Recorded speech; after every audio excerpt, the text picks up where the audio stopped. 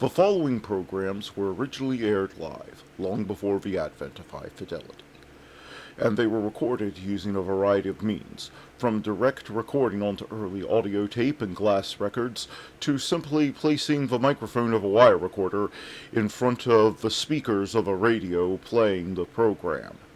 I hope, however, that any variance in audio quality will not take away from your pleasure in listening to these, some of the all-time favorite shows.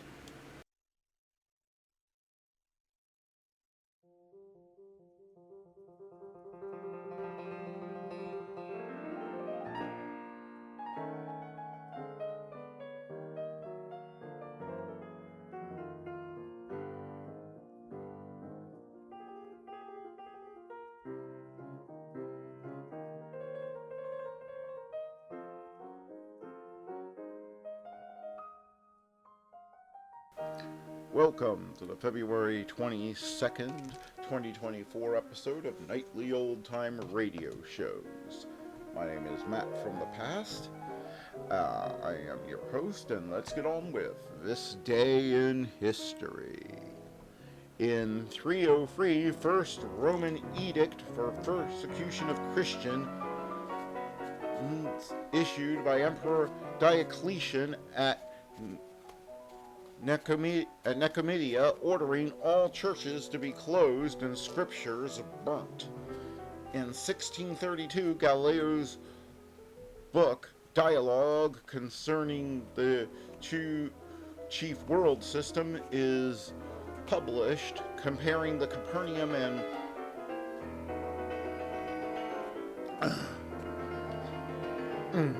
pleiometric systems and whether the Earth orbits the Sun. In 1774, British House of Lords rules authors do not have perpetual copyright. And thank goodness, too. Otherwise nothing would enter the public domain, and many, many great works of literature would be lost. In 1797, the last invasion of Britain, launched by the French during the Revolutionary Wars, begins near Fishguard, Wales. They soon discovered they were invading Wales and decided it wasn't worth it. In 1825, Russia and Britain established the Alaska-Canada boundary. In 1967, 25,000 U.S. and South Vietnamese troops launched Operation Junction City against the Viet Cong, largest U.S. airborne assault since World War II. In 1934, It Happened One Night, directed by Frank Capra and starring Clark Gable and Claudette Colbert, opens in New York City's Radio City Music Hall. Academy Award winner of Best Picture, Director, Actor, Actress, and Screenplay, 1935. If that isn't enough of a recommendation, I also happen to love that film. In 2017, Jay-Z becomes first rapper to be inducted into Songwriters Hall of Fame alongside Max Martin, Jimmy Jam, that can't be anyone's real name, and Terry Lewis. In 1888, father of American golf, John Reed, first demonstrates golf on a Yonkers cow pasture to friends.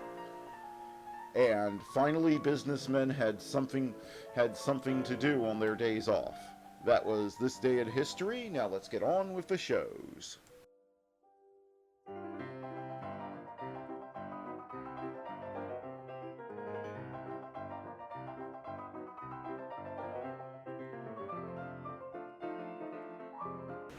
Who's on first?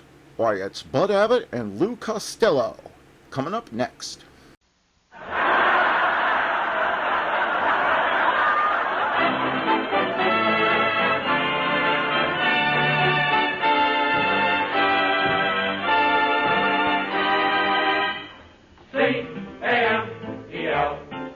The Abbott and Costello program, brought to you by Camel, the cigarette of costlier, properly aged tobaccos.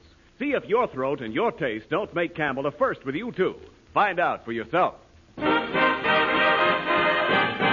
Listen to the great rhythms of Will Osborne and his orchestra, the swingy singing of Connie Haynes. And that dumpy, dumpling-head little diplomat who, when he heard that Mussolini and Hitler were dead, had this to say.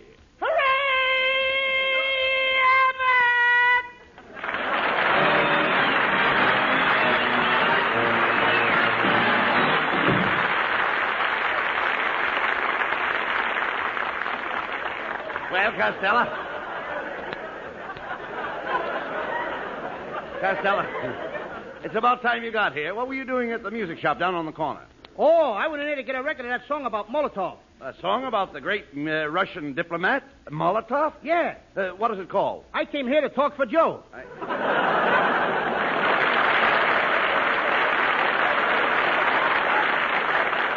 Costello, you're getting dumber every day. I think you could tell everything you know in 5 minutes. I could tell everything the both of us know, and it wouldn't take any longer. Never mind that, Costello. You've been acting very peculiar since we started our picture at MGM. This is going to kill a lot of people. Yes, I'm afraid you're getting very conceited. I am not conceited. I'm the same talented, lovable, high-class big shot I've always been. I was right. You are stuck up. Why, yesterday, you even autographed one of your own pictures, and to yourself. Well, I had to do it, Abbott. I always wanted a picture of me. What did you write on that picture? With love, from one handsome guy to another. Costello, you are a swell-headed, pompous egomaniac. Abbott, I wish you'd tell that to my scoutmaster. Why? He thinks I'm a jerk. Oh. Costello, you are becoming impossible. Everybody at the studio is talking about you. Yeah, but they're all saying nice things. Yeah, I wonder. Sylvan Simon, Martin Gosh, Yeah, Al I know, Lickman. I They're all know. speaking so nice Yeah. of me. Just yesterday, Margaret O'Brien paid me a compliment. Margaret O'Brien is just a little child, and I heard what she said to you. You did? Yes, Margaret O'Brien said you had a face that only a mother could love. Yeah, but did you ever see her mother? Costello. Banana!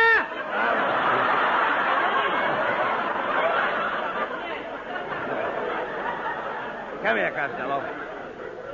You know, the way you've been chasing the girls at the studio set is disgraceful. Those actresses don't want to be bothered with you. You're not the romantic type. Oh, is that so? Well, Judy Garland, she thinks I'm a great romantic lover. She said I reminded her of Rooney. Judy Garland said you reminded her of Rooney. Well, she didn't use them words, but she said every time I kissed her, it was like getting a Mickey. Now, listen, Costello, you're a comedian. You'll never be a lover in pictures with your face. Now, what's wrong with my face? I'm getting prettier every day.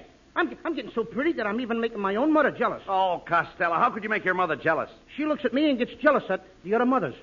Costello, nobody is jealous of you.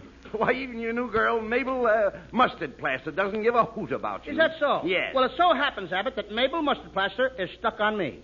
Last night, her... I don't get it. It so happens that last night, her and me sat in front of the fireplace and watched the coals turn red. Do you know what made those coals turn red? Nothing that we was doing. Now, look. Tell me, Costello, when you first met Mabel, were you infatuated? No, but she was about half plastered. Costello, you don't understand. I mean, when you started to woo Mabel, were you smitten? Oh, certainly I was smitten. We were both smitten. You don't think I woo standing up, do you? No. Oh, you idiot. I was smitten right by the I fireplace. didn't listen. Please, I didn't say sitten. I said smitten. When you held hands with Mabel the first time, were you smitten? No, sir. You weren't smitten? No, when I hold hands with a girl, I don't wear no smittens. Now, look, Costello. I'm only trying to find out how you feel about Mabel Mustard Plaster. Now, if you were smitten with the girl, you might hanker for her. Did you ever hanker for her? I even hankered with her. Oh, no, you sap. How could you hanker for a girl? Well, it happened last Sunday, Abbott. Mabel and I got in a rowboat and rowed way out to the end of the point. Yes. And we hankered there all day. Boy, did we have fun. I wasn't even wearing my smittens. It wasn't cold. No, Costello. You're confusing the issue.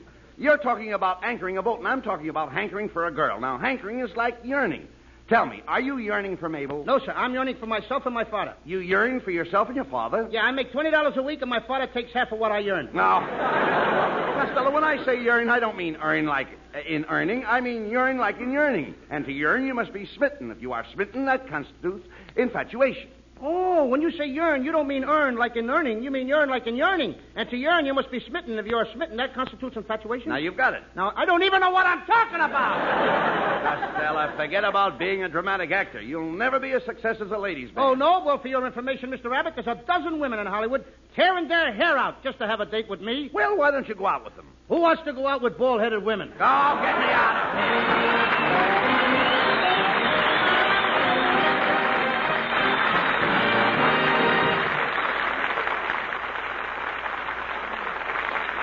A soldier in Okinawa is lighting a camel, and so is a soldier in Stuttgart, and a welder in Detroit, and a debutante in New York, and her grandmother.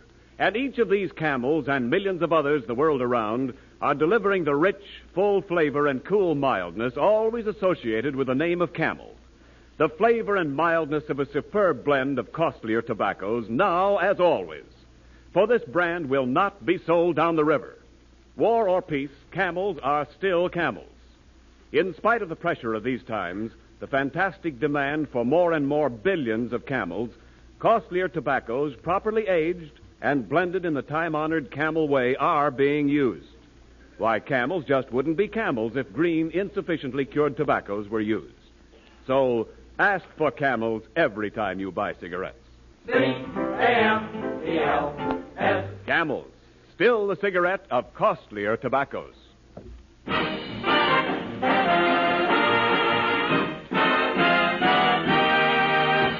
Folks, last week at rehearsal, a young fellow walked in the studio and started singing, and nobody stopped him.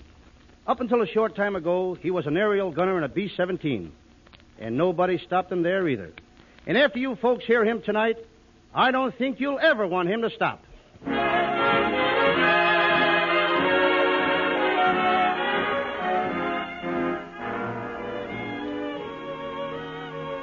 Ex-aerial gunner Bob Matthews, with Will Osborne and the orchestra, sings for our Camel fans, I Should Care.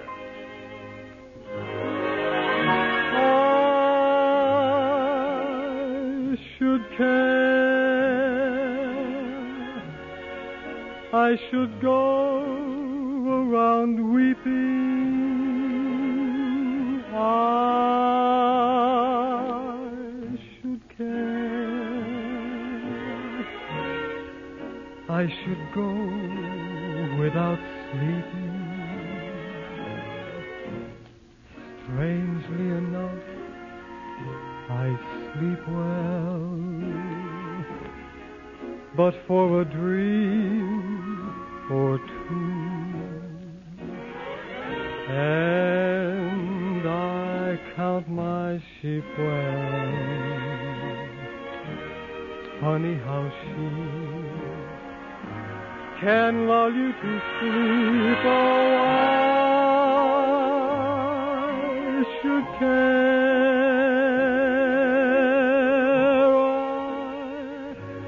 I should let it upset me. I should care. But it just doesn't get me. Maybe I won't find someone as lovely as you. Oh, I should care. And I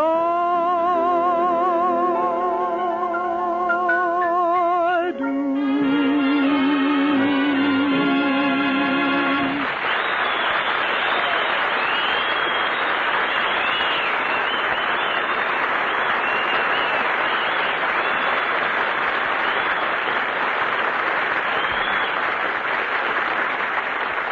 Whoa! Abbott! Now what? Habit, I've made up my mind. What do you mean? I ain't gonna act. No more comedy pictures. No more. I'm too pretty to be hanging off the back of fire wagons, getting basketballs bounced off of my head and having oysters squirting milk in my puss. Oh, calm No down. more. Calm down, All right, tell Costello. Simon, that's Never it. mind. Listen, no more of that. Now, look, you're a comedian. You can't be a dramatic actor. That takes training and background. Oh, I got that, Abbott. My whole family was high-class actors. My Aunt Minnie was a fan dancer. A fan dancer? Yeah, and one time when Aunt Minnie was doing her fan dance, a mouse ran across the stage and my Aunt Minnie dropped her fans. And what happened? The mouse fainted. Did they get rid of the mouse? Huh? Did they get rid of the mouse? No, he had a ticket. They couldn't put him out. Now, look, Costello, please, you don't understand. I'm talking about dramatic background like I've got. Why, when I was 12 years old, I was with the Abbey Players of Ireland. That's nothing. When I was 12 years old, I was with the hooky players of Patterson. Come in. I beg your pardon. Which one of you is Lou Costello, the great actor? That's me. Mr. Costello, please face my camera and give me a big smile. That's it. Thank you. Thank you, Mr. Costello. And don't forget to look in the paper tomorrow morning. Will my picture be in? No, but Dick Tracy's in a terrible mess. I'll bet that guy is measles' brother, chickenpox. Hello, yes, this is Bud Abbott. Okay, I'll tell Costello. Hey, that was Universal Studios. They said they are sorry they won't be able to complete our latest picture, The Naughty Nineties, until they are able to secure a dramatic actress to play the final scene. They said that Betty Davis, Katharine Hepburn, Joan Fontaine, and all the other dramatic actresses are busy, and our picture will have to wait. Did they realize that this is a half-hour program? Why, what's wrong? They said all that just now? Yes. We must be running overtime, brother. Never mind that. Costello, this is your big chance to prove your acting ability. I'm going to get you some women's clothes. Take you to the studio, and we'll see if you're good enough to fool the director into letting you do the final scene. But they'll recognize me. They know all the dramatic actresses. Yes, but they don't know all the South American dramatic actresses. Oh, I get it. You want me to be another Carmen Veranda. That's Carmen Miranda. With my shape, it's Veranda. Some people even think I'm a stoop. All right, look. Come on, Costello. I'll take you to Professor Melonhead's School of Spanish Acting and have him coach you for the part.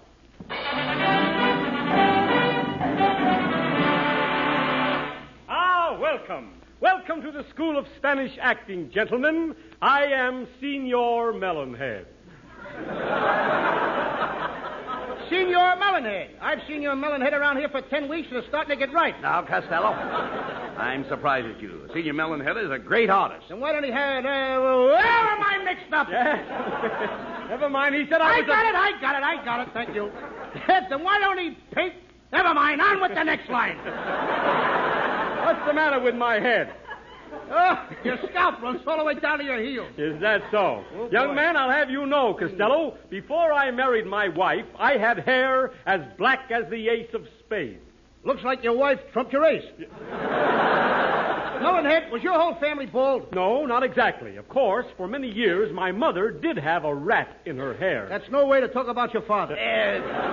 Costello, be quiet. Senior Melonhead, Costello wants to play the part of a pretty Spanish girl. Now, can you coach him? Can I coach him? Gentlemen, I am the greatest authority on Spanish customs. Why, I've even been a bullfighter. In my native Spain, I used to enter the arena like a matador. I faced the bull like a picador, and I fought the bull like a toreador. And they carried you out like a cuspidor. Shut up, Costello. Mr. Melonhead, Yes? could you start Costello's lessons right now? Why, of course, I'll start his lessons immediately. Here, on this piece of paper is a simple Spanish phrase. Read it, please. Okay. Muchas gracias, No, amigo? No, not gracious. That word is gracias. You see, in Spanish, the C is pronounced TH. Look, gracias. You see? TH. You see? Would you mind putting your head some... Get over there! In Spanish, the TH... In Spanish, it's pronounced TH, huh? That's right. It's a good thing we don't have that in English. Why? Can you imagine Bing Crosby and Gary Thooper taking Claudette Colbert in a restaurant and ordering 3 cups of toffee and 3 pieces of toasted pie? That's threat! Get out of here! Oh, come on. Who writes this? I don't know. Look, let's talk sense.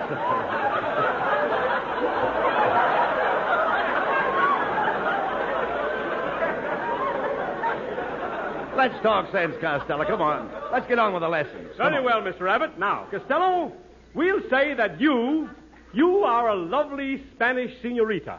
You meet a gay caballero at your fiesta. Now, when he sees you, he playfully clicks his castanets, and then he bangs his maracas together. He does? Yes? And do you know what you do? Yeah, I hit him over the head with my Fiesta. No. You do nothing of the sort.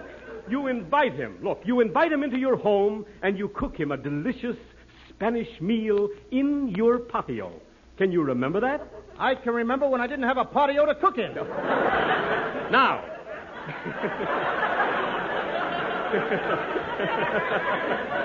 All right, now, Costello, while you're cooking the meal, the caballero strolls into your kitchen. He admires your frijoles. he slyly sprinkles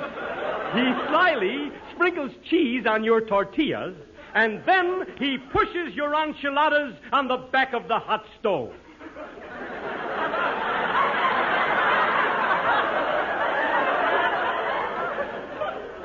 He wouldn't dare. He hasn't got the nerve. Oh, just a minute. What's the matter, Costello? Melonhead, this time you have gone too far. I didn't mind when that cab driver clicked his gasket. I said nothing when he banged his bazookas together, right in my Fiesta. But when you make him push my poor old Auntie Lottie on the back of a hot stove, you have not only impugned my good name, but you have cast a smirch on the good neighbor policy, muchas gracias, without a TH, and that's that. Oh, get him out of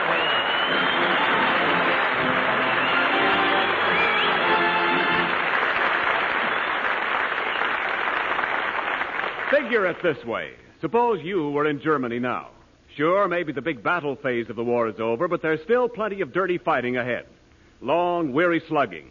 You're standing at what used to be a street corner in a smashed Nazi town, and a GI comes up to you and says, "How's for a cigarette, bud?" Would you give him one? And how you would. Why, you'd even give him the last one in your pack. And that, folks, is the thing to remember when you, cozily here at home, can't get all the camels you want. You are giving your camels to that fighting pal of yours in Germany, or wherever else on the global war map he may be. Yes, it's the service first. Army, Navy, Marines, and Coast Guard, wherever they go in their winning of the war, they have first call on camels. C-A-M-E-L-S. The service first. Lovely Connie Haynes brings her camel fans one of the most popular songs of the day. With Will Osborne and the orchestra, Connie sings... Every time, every doggone time I fall in love, I get a shoving around every time, every doggone time I try romance, I'm taking a chance on losing my mind. I'm gonna learn to be a hermit and live in a hermit's cave until I lose those blues my sweetie gave to me. I'm gonna burn my bridges behind me. I'm gonna hate all you men. You can look, but you'll never find me behind the 8-ball again. 'Cause every time, every doggone time I fall in love, I get a shoving around every doggone time. I'm gonna learn to be a hermit and live in a hermit's cave until I lose those blues my sweetie gave to me. I'm gonna burn my bridges behind me. I'm gonna hate all your men. You can look, but you'll never find me behind the 8-ball again. Every time, every doggone time I fall in love, I get a shoving around, I get a pushing around. Every time I fall in love.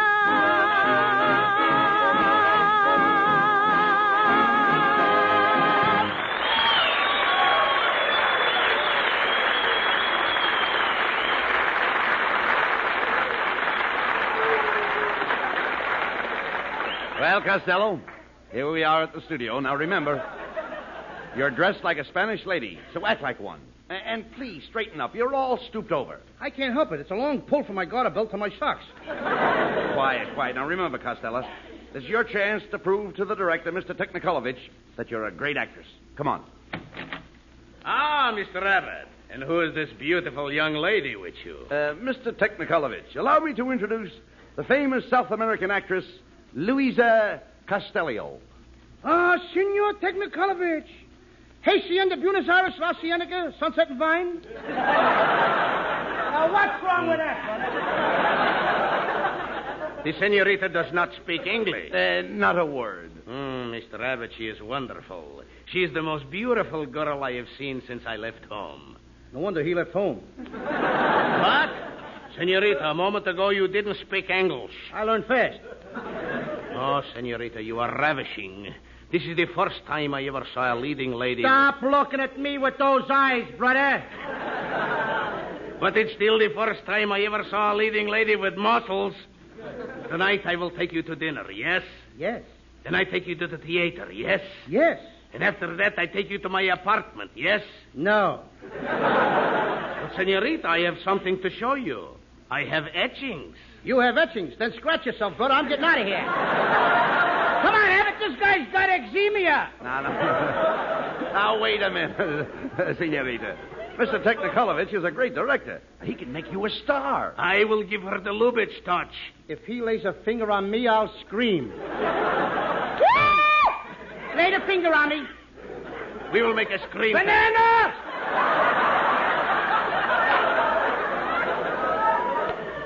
Now, we will make a screen test immediately. Hey, Abbott, this is what I've been waiting for. No more comedy for me. Nice, dignified acting. Now, quiet. Now we will take the scene. Senorita, this is a love triangle. You will play the part of the other woman. Why can't the other woman play her own part? Now, be quiet. I mean, I don't want to take some other poor woman's job away. Now, quiet, please. I mean, but after all, I'm... Now, the scene opens with you in the arms of your lover. Action. Ah, my fiery Latin beauty. Let me put my arms around your waist. You think you can make it? Ah, you are so gorgeous. You have the kind of hair I love to touch. You have the kind of eyes I love to gaze into. You have the kind of lips I love to kiss. You have the kind of throat that I love to... Cut! Senorita, you are too cold. Have you never been in love? What do you do when a man tries to kiss you? I belt him in a kisser. Will you be quiet? I mean, but I'm only trying to tell you that there's a limit. Now continue the scene. Camera, action. You big, strong man. Let me take you in my arms. Ouch! Ah! Senorita, please, don't bend the actors. But I was only... Quiet! I mean, I was just... Quiet! I mean, after all... Shut up! That is Sylvan Simon if I ever seen a guy. Now the jealous wife comes in and catches you making love to her husband. Action! Aha! So this is what goes on behind my back. You Latin cheater, where's my gun? Oh, wait a minute, Matilda. Put down that gun. The senorita and I love each other until death do us part. And I think that's what's going to part us. Hey, Abbott, please take me back to funny pictures. Oh, you're doing great, Costello.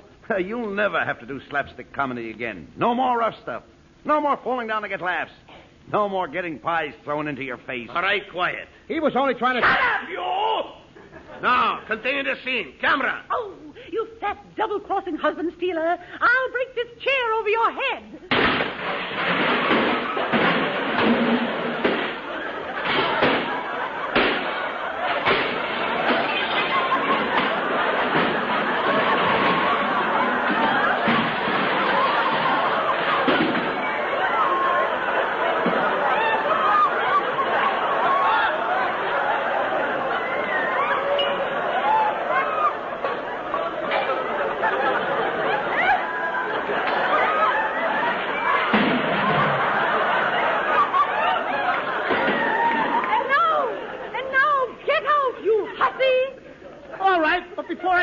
Take this lemon pie, the pie that I baked for your husband. But you use my eggs, so the pie belongs to me. It's my pie. It is not. It's my pie. It's my pie. Cut. I'll settle this.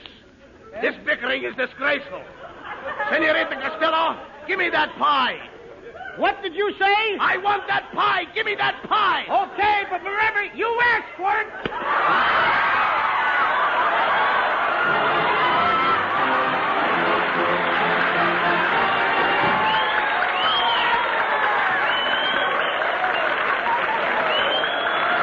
Costello will be back for Camel Cigarettes in just a moment. Thanks to the Yanks of the Week. Tonight we salute Staff Sergeant Raymond Simmons of Decatur, Illinois. In a Philippine battle, he killed 7 Japs with his rifle and wounded several others. Then he was wounded too. For 2 days, the Japs left him lying in the blazing sun, left him there as bait for rescue parties they could shoot down. On the second night, however, though critically wounded, he pulled out and escaped back to our own lands. In your honor, Sergeant Simmons, the makers of Camels are sending to our fighters overseas 500,000 Camel cigarettes.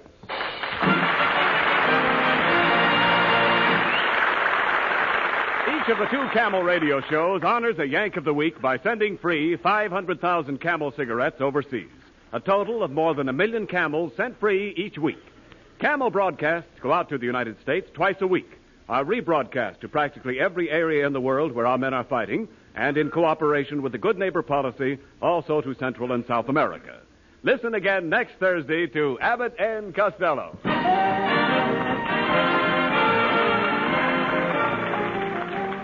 As General Eisenhower has said, every man in this Allied command is quick to express his admiration for the loyalty, courage, and fortitude of the officers and men of the Merchant Marine. Now, skilled seamen and experienced officers are needed more than ever before for the final push to victory. This is vital. This is an emergency. No beginners, but skilled, experienced men. Wire collect Merchant Marine, Washington, D.C., giving your rating, license, and address. And now, here are Bud Abbott and Lou Costello with a final word. How did you like your experience as a dramatic star? Abbott, you can have that dramatic stuff. I'll stick to skooking. What's cooking? Nothing much. What's cooking with you? Oh, get him out of here. Good night, folks. Good night. Good night, everybody.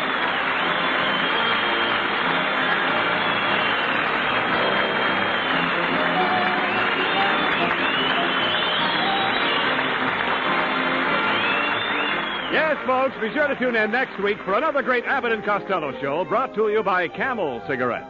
And remember, Camels are worth asking for every time. See for yourself how Camel's mildness, coolness, and flavor click with you.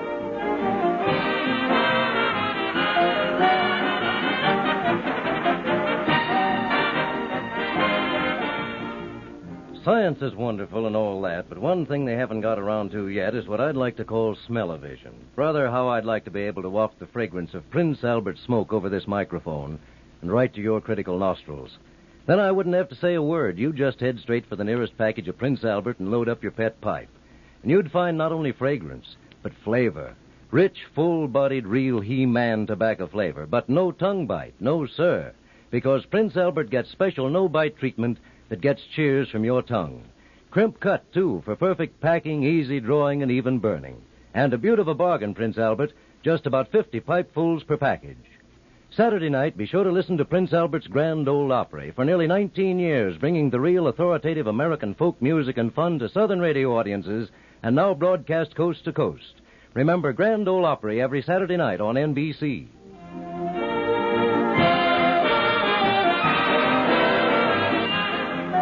The Abbott and Costello Show for Camel Cigarettes will be back at this very same time next week. Don't miss it. This is Ken Niles in Hollywood wishing you all a pleasant good night. This is the National Broadcasting Company. Now let's join a true legend of American comedy who also entertained troops for nearly 60 years, Bob Hope.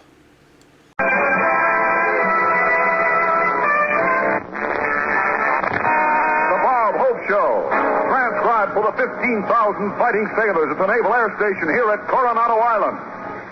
With Les Brown and his band of renown, yours truly, Hy Averback, our special guests, Frankie Lane and Hedy Lamarr.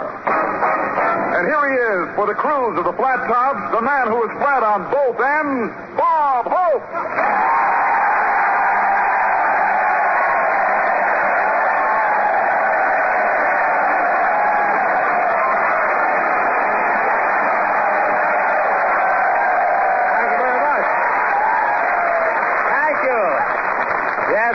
That's the band at the Naval Air Station here at Coronado. I drove down here from Los Angeles this afternoon, and I never had so much trouble getting to a base in my life.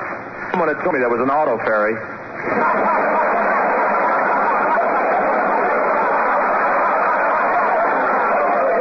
I just thought the fog was a little damper than usual. And you should see the speed of those ferry boats. They move about as fast as Crosby picking up a check.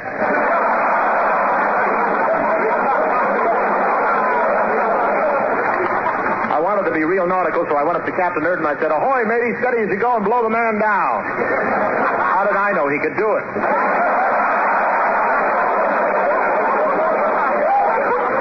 I won't say Captain Erdman's a strict disciplinarian, but the tide can't come in until he gives it permission.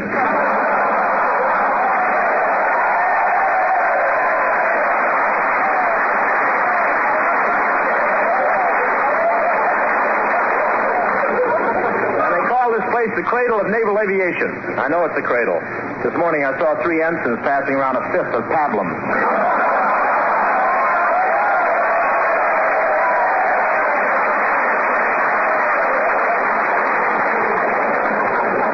They sure have some young kids in the Navy.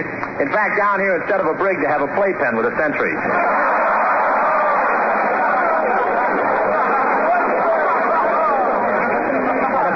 Get a weekend liberty. My picture's playing locally. I went to a preview the other night, and while the audience was watching the picture, I was busy getting reactions. I hope that usherette doesn't talk.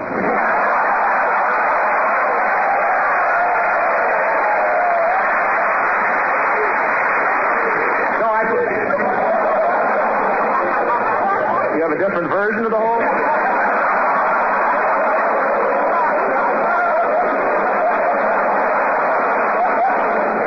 Crosby was supposed to be in the picture, too, but Marilyn Maxwell looked so much better in a plunging neckline.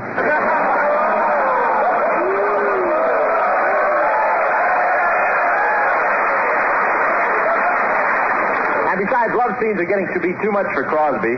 The lard head is so old now, before he can kiss a girl, they have to get him to whistle and then quit freeze as pucker.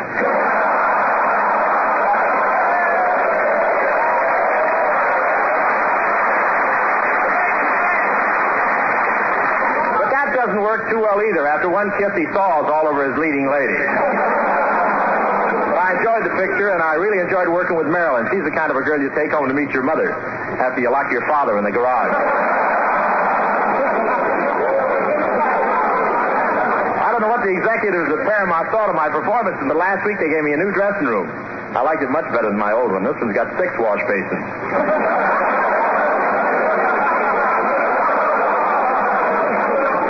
A lot of love scenes, but I didn't mind. I've been a great man with women since I was born. That's a fact. Instead of the doctor, the nurse had to slap me.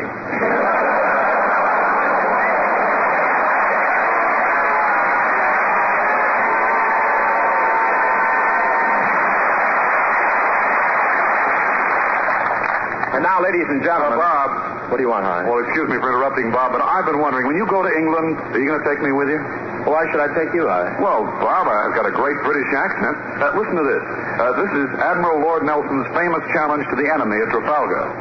You scoundrels!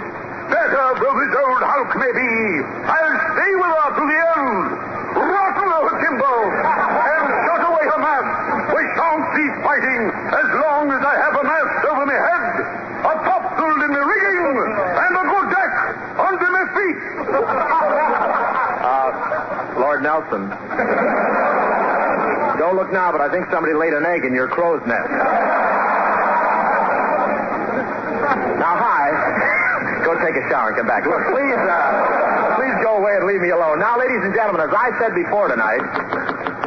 Oh, come in. Hiya, Bob. Well, it's Frankie Lane.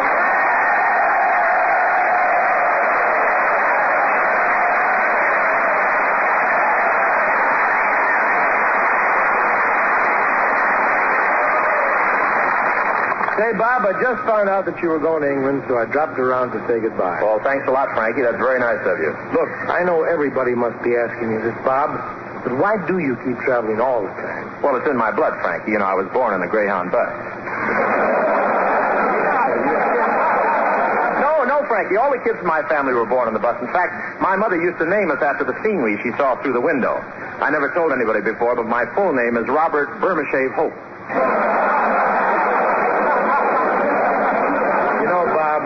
I feel sorry for you, practically growing up in a bus. Well, later on it got better, Frankie. Pa bought a car. A car? Yeah, but Pa didn't even know how to change a tire. He had to call the auto club for everything. We kids didn't even have diapers, just old inner tubes.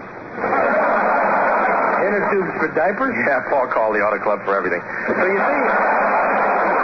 you see, I can't help traveling, Frankie. It's just that I can't make up my mind to settle down. Well, you'd better hurry because your body is beating you to it.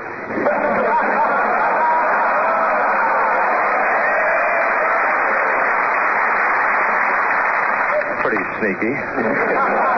You look like you've been eating pretty regularly yourself, Frankie. What used to be a lane is now a boulevard.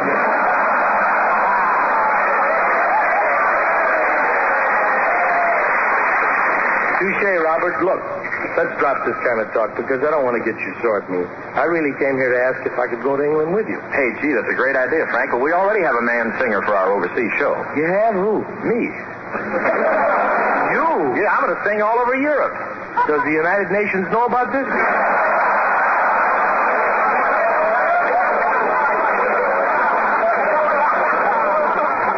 Please, no cracks about my voice. I can sing just like Mel Tremay if I get sick enough.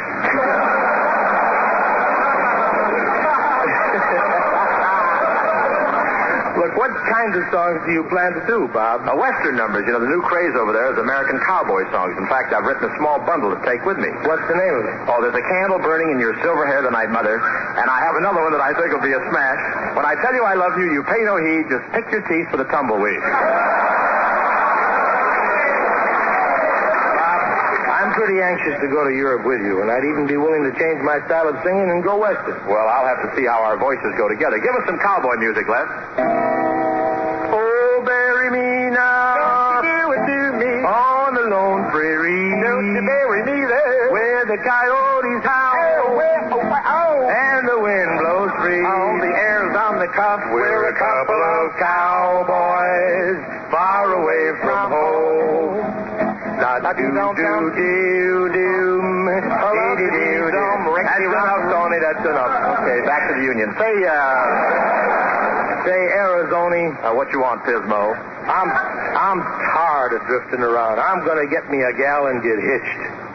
A girl? Yeah, you know what you dream about at night. Lizards? Look, I gotta finish dressing. Hand me my 38. Here you are. Now hand me my 38. Here you are. Well, that takes care of our shorts. Where's our gun?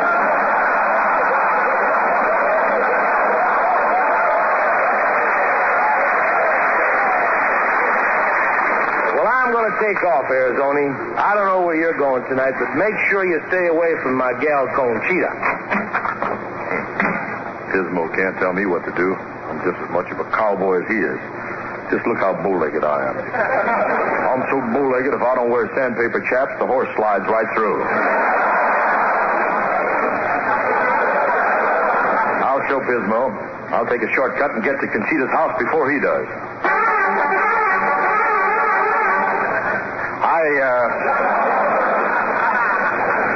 I ain't never seen... It's a jet horse, isn't it? I ain't never seen Conchita, but this is where she lives. I'll play my guitar and imitate Pismo and see if she comes out in the balcony. To spend 1 hour with you in our rendezvous and reminisce with you. That's my desire.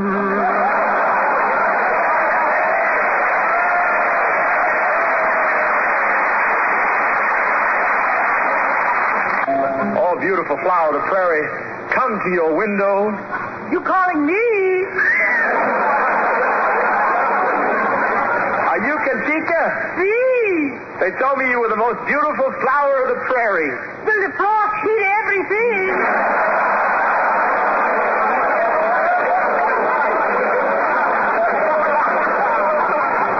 Are you really what they call a Spanish muchacha? Well, yes, but lately I'm getting short of mucha and I'm all out of cha-cha.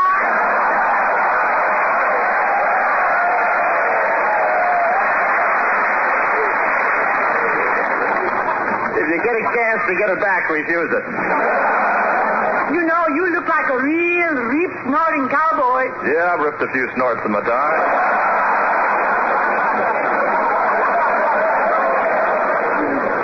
Well, what's going to happen, Conchita? Oh, I like to come out and my father's very strict. let me step one foot out of the house? Why not? Afraid you'll eat the gopher bait? To spend 1 hour with you in our old rendezvous. Whoa! Say, Conchita, I didn't see you over at the dance. No one asked me to go. Well, shucks, ma'am. If I'd have known you'd have wanted to have gone, I'd have come and fetched you myself, or at least I'd have seen that you got to get to go.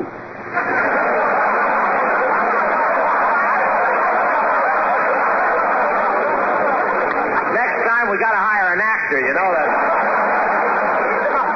Give this one guy one line, he sounds like he swallowed Roy Acuff.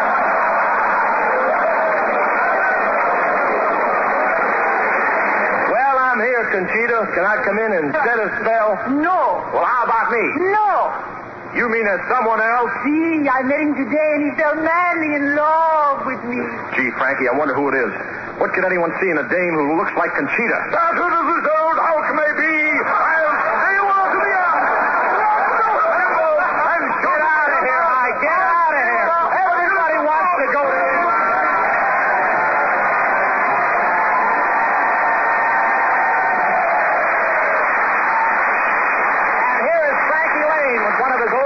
favorites. Frankie boy, sing it. If you're troubled by the blues, wise up before you reach the end. Oh, don't be so unhappy, my friend. Be like me. I'm gonna live till I die.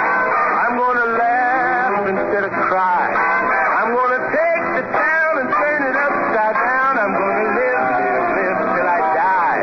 They're gonna say what a guy. I'm gonna play for the sky.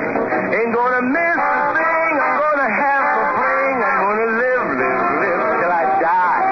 The blues will lay low. I'll make them sing low. They'll never trail over my head.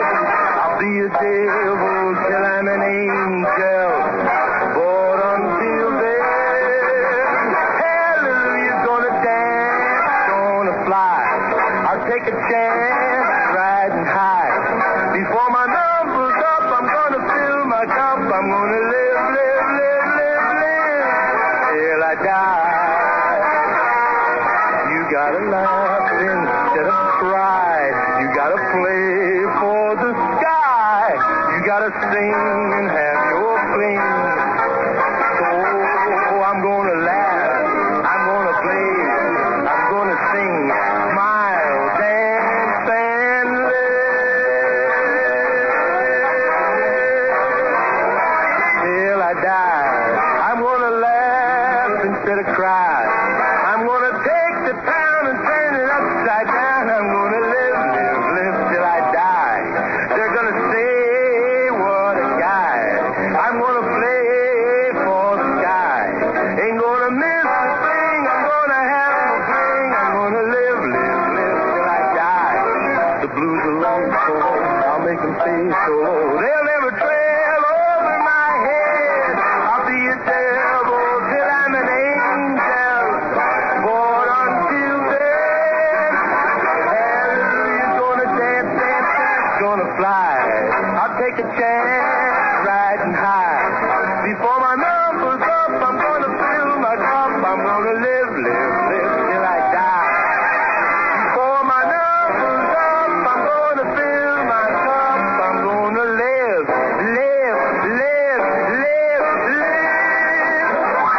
until I die.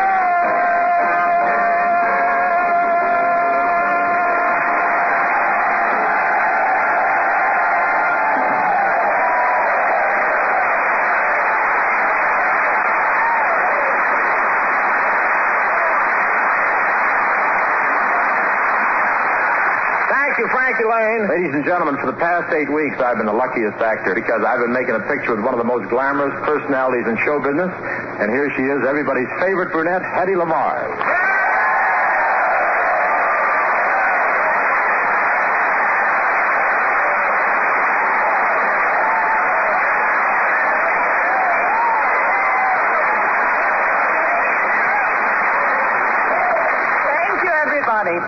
you, Bob. It's wonderful having you here tonight, Hetty. Well, it was nice of you to invite me, but I really don't understand why. Well, what do you mean? Well, for the past 2 months, we've been working together, seeing each other every day. How can you stand the sight of me? Sit down. This may take a little time.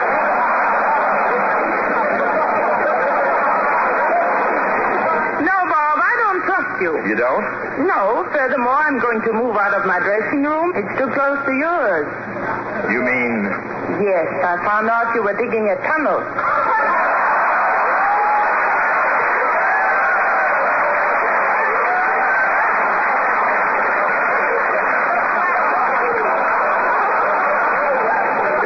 That I'm digging that tunnel to get in practice. Practice? Yes, my next contract is to dig a tunnel from the main gate here to the Mexican village.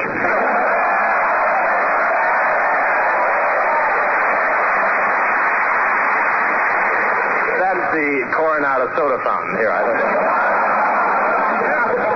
You know, now that we're through making our picture, I'll miss you, Bob. Really? Bob, remember the time we did that love scene in the rain? Yeah. Oh, and you let me stand under your nose so I wouldn't get wet?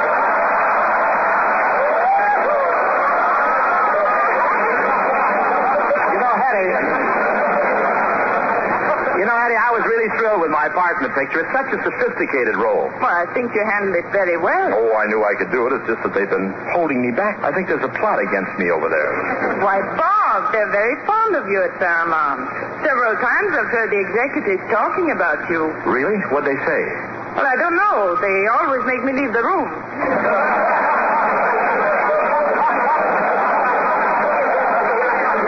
You think that's bad? They always make me stay. But, Hetty, you've really lived. You've had Charles Boyer make love to you, and now me. Well...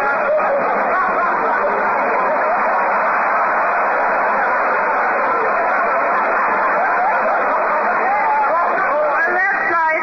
Comedy and tragedy.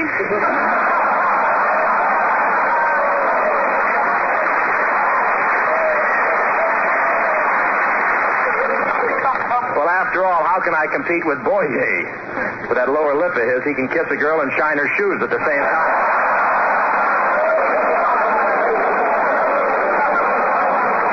Say, Hetty, do you think we can arrange our schedule so we can do another picture together? Oh, I don't know, Bob. I think one is enough. But, Hetty, I've already got a script for another picture. It's even more sophisticated than our last one. Shall we run through a scene or two? Well, I'd rather not, Bob. Oh, but, Hetty, you're such a brilliant actress. Flattery won't help. Look, Hetty, if you do this scene, I'll give you a great big kiss. Threats won't help either. Wait a minute, gal. Why, if you were a man, I'd feel miserable. All right, Bob. Let's do the scene.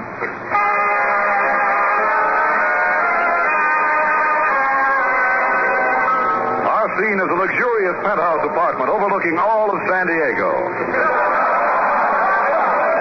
It is the apartment of the beautiful Countess Maria von Trebisch, and one of her many suitors, Robert Van Westgate, enters. Robert. Precious. Beloved. Darling. My own. Dearest. Sweet one. Pet.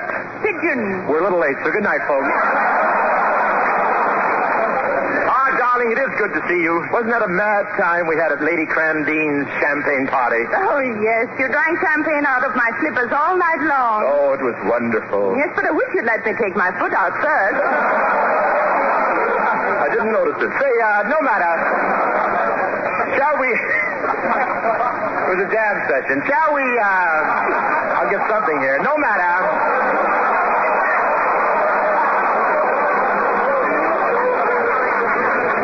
To take that line back, huh?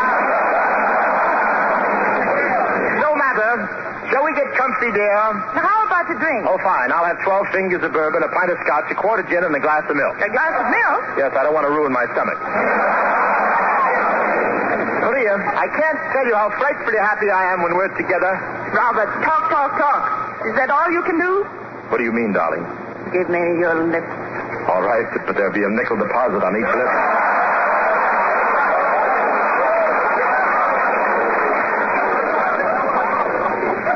See here, Maria, I came here to talk tonight.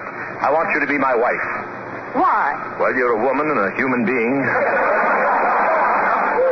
combination, and therefore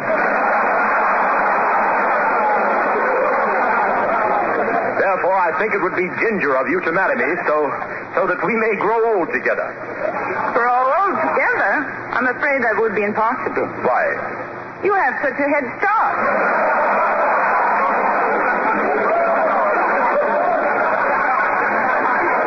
Well, my dear, what's your answer?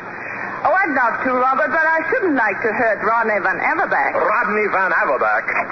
Yes, you shall never have Maria. Rodney. I knew there was something going on here. What are you doing? We were just having a drink.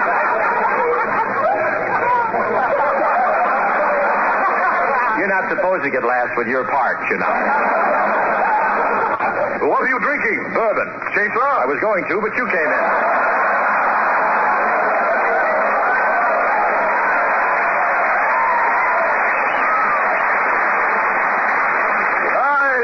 What are you up to, you scallywag?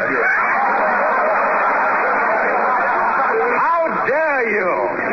My scally doesn't wag any more than yours.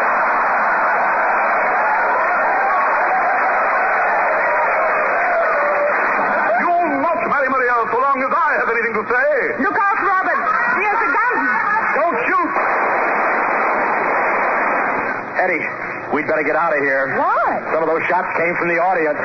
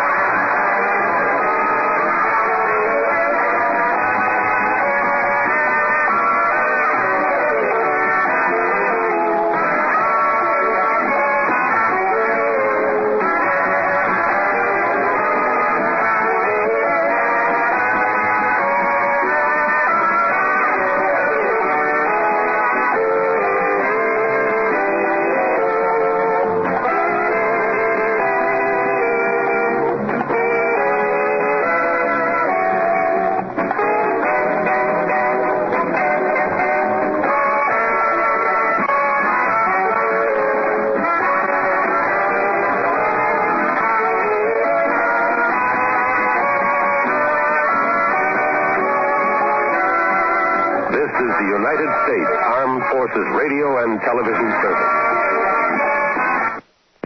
Hey, honey, I'm cleaning the floor for you.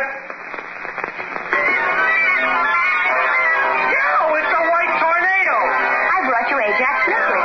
Gleams like a white tornado. But I got this green stuff. It's got ammonia. Smell much ammonia? No. Smell Ajax. Yeah, strong. Well, sure. Ajax has lots more ammonia. And where ammonia counts, Ajax means less work. Smart girl. Orson Welles and his supporting cast of Academy Award-winning actors present yet another classic tale in The Campbell's Playhouse, coming up next.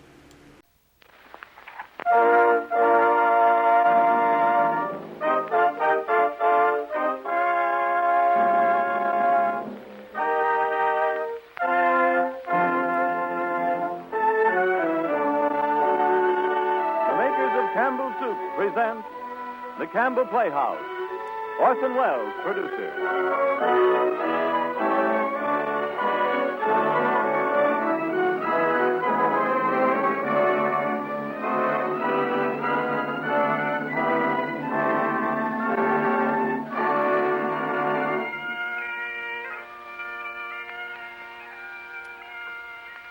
Good evening. This is Orson Welles. The play tonight, What Every Woman Knows. Our guest, Miss Helen Hayes. Except that Helen Hayes is now so regular a visitor to the Campbell Playhouse that we're bold to call her a member of the family. But I think I've told you she's promised to appear with us, and only with us, as many times this year as she can manage. Last week she was busy getting ready a new play which opens soon on Broadway.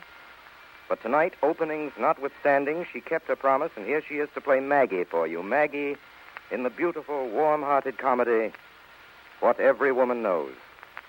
J.M. Barrie wrote no better play. And if you saw Miss Hayes in the play or the moving picture, you will never forget it. I'd like to tell you more about it. I'd like to talk about Barrie, about Miss Hayes, too, but I'd rather give the time to the show itself. And I hope when it's over, you'll agree with me.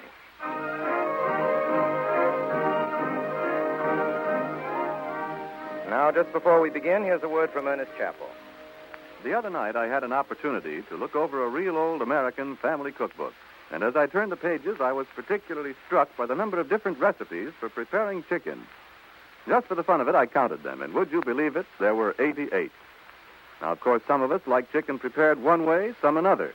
But however we prefer it, roasted to a delicate brown, crisply fried in Southern style, or tenderly fricasseed, there's just no denying that we in this country do like our chicken. Now, I think it's because we like chicken so well that Campbell's Chicken Soup continues to grow so steadily in popularity. Here, indeed, is a chicken that is chicken, through and through. From your first appreciative sip of the golden gleaming broth to the last delicious drop, you'll taste real chicken. And there are whole pieces of tender chicken meat in it and fluffy white rice full of the flavor of the chicken to add still more to your hearty enjoyment of this homey, old-fashioned chicken soup. And so I say, just as sure as you like chicken, you like Campbell's Chicken Soup. Won't you have it for dinner, perhaps tomorrow night? And now Helen Hayes and Orson Welles tell us what every woman knows.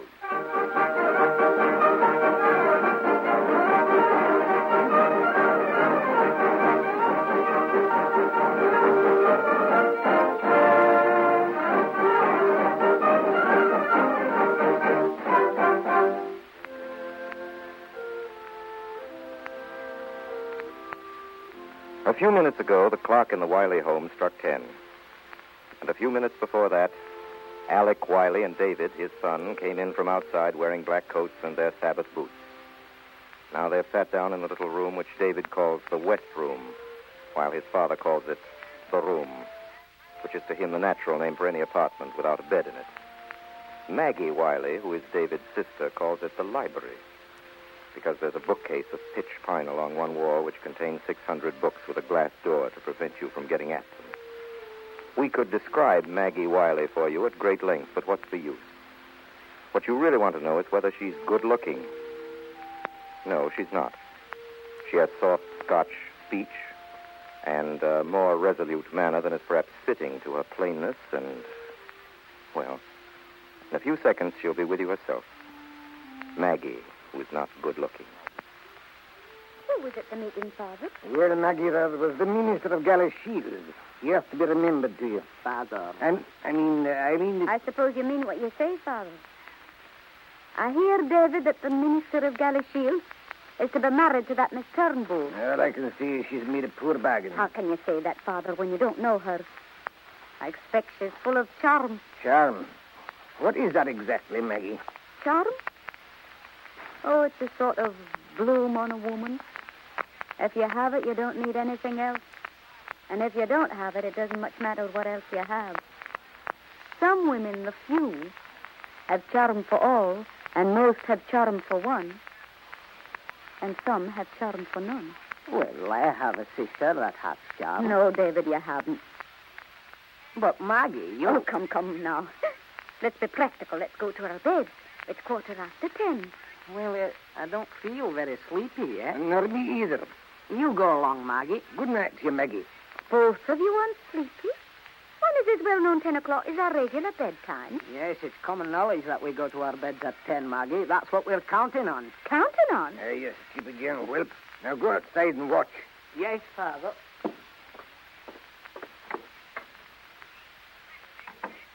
There's something up. You've got to tell me, Father. Maggie, there are burglars about. Burglars?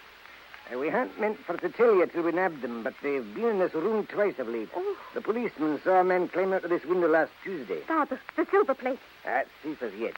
But we were thinking that very likely he'd come again tonight. So now, if you'll go to bed, Maggie. Me? And my family in danger? There's just one of them. The policeman just saw one. I'd be very pleased if there were 2 of them. I would be very pleased if there were 3 of them. And I watch with you. Father, he's there. I saw him sliding down the garden wall close to the rhubarb. Oh, what's he like? He's an ugly customer. That's all I could see. Slunk into the rhododendrons, and he's there now, watching the window. We have him. Out with the lights. Maggie, you go upstairs. I will not. Then into the hall with you. I'll stay there behind the door. David, you go into the kitchen. I'll be in the hall with Maggie. There's a stick, Father. Behind the door. Quick. He's coming.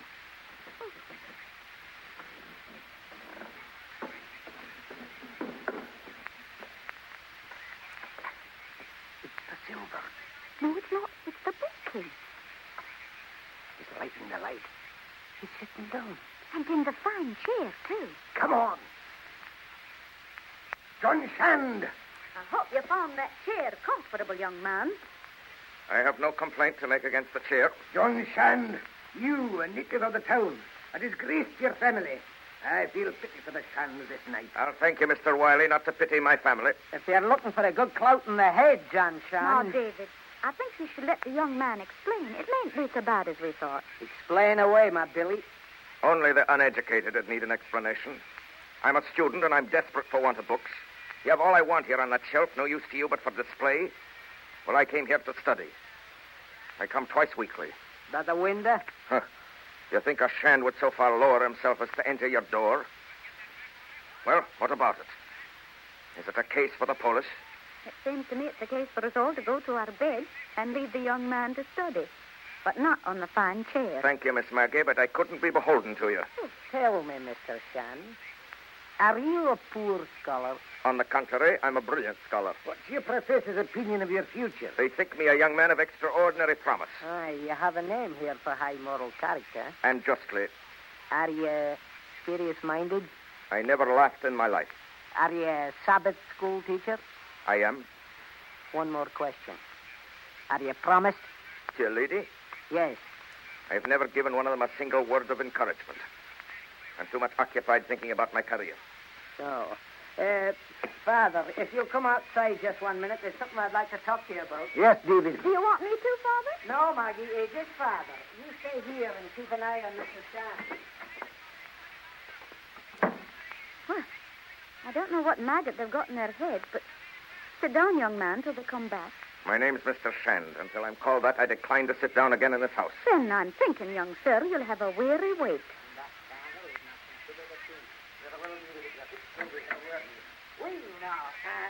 Sit down, Mr. Shand, and pull in your chair. You'll have a thimbleful of something to keep the cold out. Glasses, Maggie. You're not a totaler, I hope. I'm practically a totaler. Well, so are we. How do you take it? Maggie, will you get the glasses? Yes, David.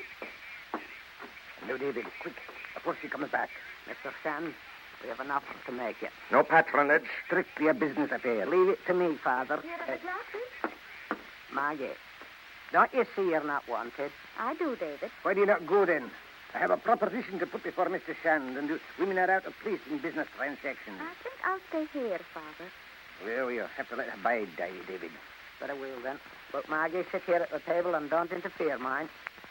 Mr. Shand, we're willing, the two of us, to lay out £300 on your education. Take care. On condition that 5 years from now, Maggie Wiley is still unmarried, can claim to marry you should such be her wish.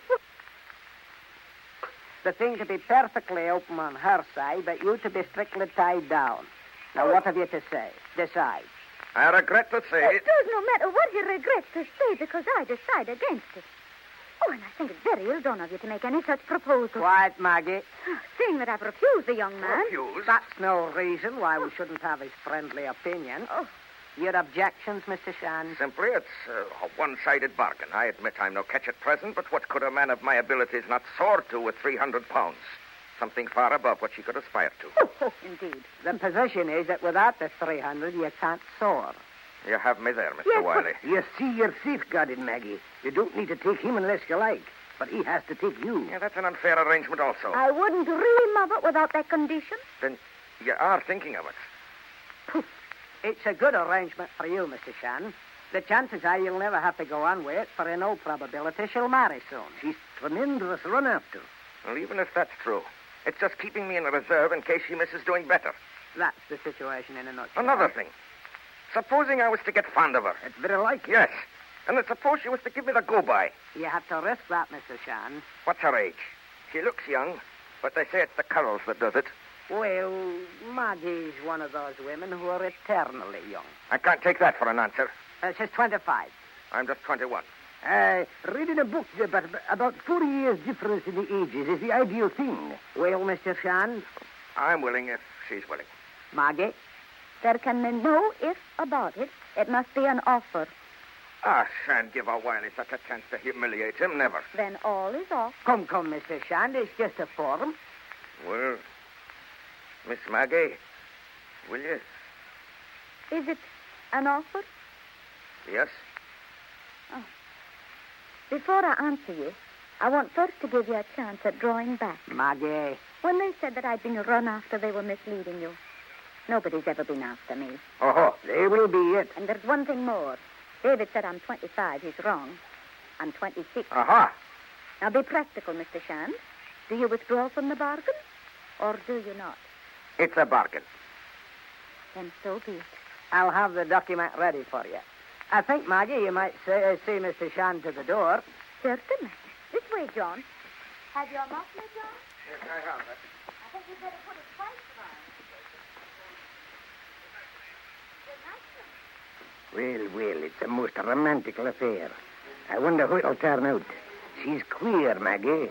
I wonder how some clever writer has never noticed how queer women are. It's my belief you can write a whole book about them. It was very noble of her to tell him she's 26. But I thought she was 27.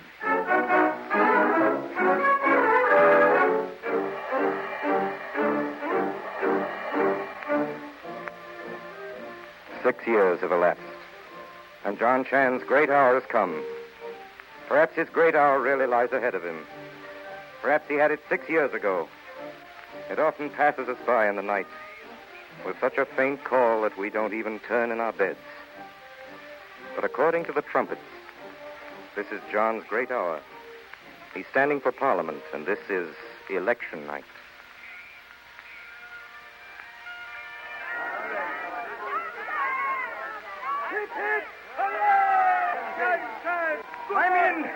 I'm in. I'm elected. Majority 244. I'm John Shand, MP. Majority 244. I've beaten the baronet. I've done it, Maggie. And not a soul to help me. I've done it alone. Yes, John. I'm as hoarse as a crow, and I have to address the Cowcaddens Club Will yet. you stay right there, John, and rest yourself a minute? What are you frowning at? I was thinking of the Peregrine. Just because I beat him, he took mean advantage and congratulated me in French. Oh. Would it help you, John, if you were to marry a woman who could speak French? Not at all. Mon cher John, laissez-moi parler français. Je suis la sœur française de ma famille écossaise. Listen to her, John. Listen to her. She's been learning French without knowing it. Very good, Maggie. Very good. Wait a minute, John. Look at me. Look at me. This is London. And this is our first reception, and Mrs. John Shand is receiving at the door. How do you do, Sir Peregrine? J'espère que vous êtes très bien. So sorry we beat you at the polls. I'm thinking the baronet would sit on you, Maggie. I've invited a lord to sit on the baronet. Maggie, you're done. Mr. Shand! What is it? It's some swells. They're outside, a carriage and pair. Two ladies, and they asked to see you. Do you know who they are? One of them is Lady Sybil Tenterden. Lady Sybil, eh? Who's she, John? That's the sister of the baronet. A married woman? No, Maggie. And there's an older lady. Foreigner, she sounds like. What am I to say to them, Mr. Shand? Say I'm very busy, but if they care to wait in here, I hope presently to give them a few minutes. Good heavens, Mr. Shand, you can't do that. You heard what I said? Yes, Mr. Shand. Come on now. I'll go up and let the crowd see me from the window. Help him, I'll be back in a moment, Maggie. Yes, but John, what are we to do with these ladies? Your reception, Maggie. Oh, but John, David. Oh, Father, I'm afraid. I don't This way, my lady. Yes, my lady. Mr. Shand said for you to wait. Oh, did you really insist on seeing him? Yes, I do, Sybil. I insist on seeing the great man. Oh, dear. Will you have a chair, my lady? Oh, thanks. Ah, so these are Mr. Shand's headquarters, eh? They are. Ah, how fascinating. If you'll excuse me, ladies, I'll go and tell Mr. Shand you're here. Oh, really, there is no hurry. I'll tell him now. He seems so agitated. Perhaps he is some relation of Mr. Sands, eh? Sybil, I believe you're asleep. No, I'm not, Auntie. Sybil, don't you love a strong, self-made man, huh? I never met one. Ah, neither have I. But if you did meet one, would he wake you up? How do you say he'd find there were two of us? Yes, I think he would. Ever been in love, you cold thing? I've never shot up in flame, Auntie. Think you could manage it if Mr. Wright came along? Yes? Mr. Chandler will be right down directly. Oh, thank you. Lady Sybil and I were wondering, is this Mr. Sand a married man? No, he's not married. But he will be soon. Oh? Is she a friend of yours? I don't think much of her. Well, in that case, tell me all about her. There's not much to tell. She's common, stupid. Oh, but it is not that sad. Oh, figure to her yourself how many men with greatness before them have been shipwrecked by marrying in the rank from which they sprang. I've told her that, but she will not give him up. No. Why should she if he cares for her? What's her name? It's Maggie. Well, that is very, very sad, is it not? I am afraid this Maggie will be the ruin of John. Oh, that's him now. He's coming down. Sorry to have kept you ladies waiting. Lady Sybil. Oh, Mr. Chan, this is my aunt, the Countess La Bruyere. Countess. What a triumph, Mr. Chan. Oh, pretty fair, Countess. Pretty fair. Lady Sybil, I hear you think I'm vulgar. Oh, my dear Mr. Chan, what absurd. I was told you said that after hearing me speak. Well, it's quite a mistake. Is it not true? Well, you seem to know, Mr. Chan.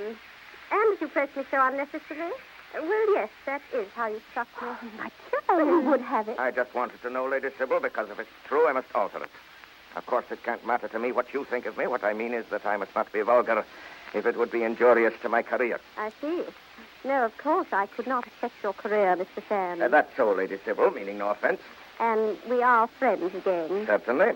Then I hope you'll come and see me when you're in London. I'll be very pleased. Any afternoon, about 5. Much obliged, Lady Sybil. Goodbye till then. Auntie, I do think we'd better be getting back to the hotel. Very well, my dear. Maggie, the ladies are going. Oh, goodbye, Lady Sybil. Goodbye, Countess. Lady Sybil, if you'll allow me to see you through the crowd, I think perhaps... Thank you, Mr. Chan.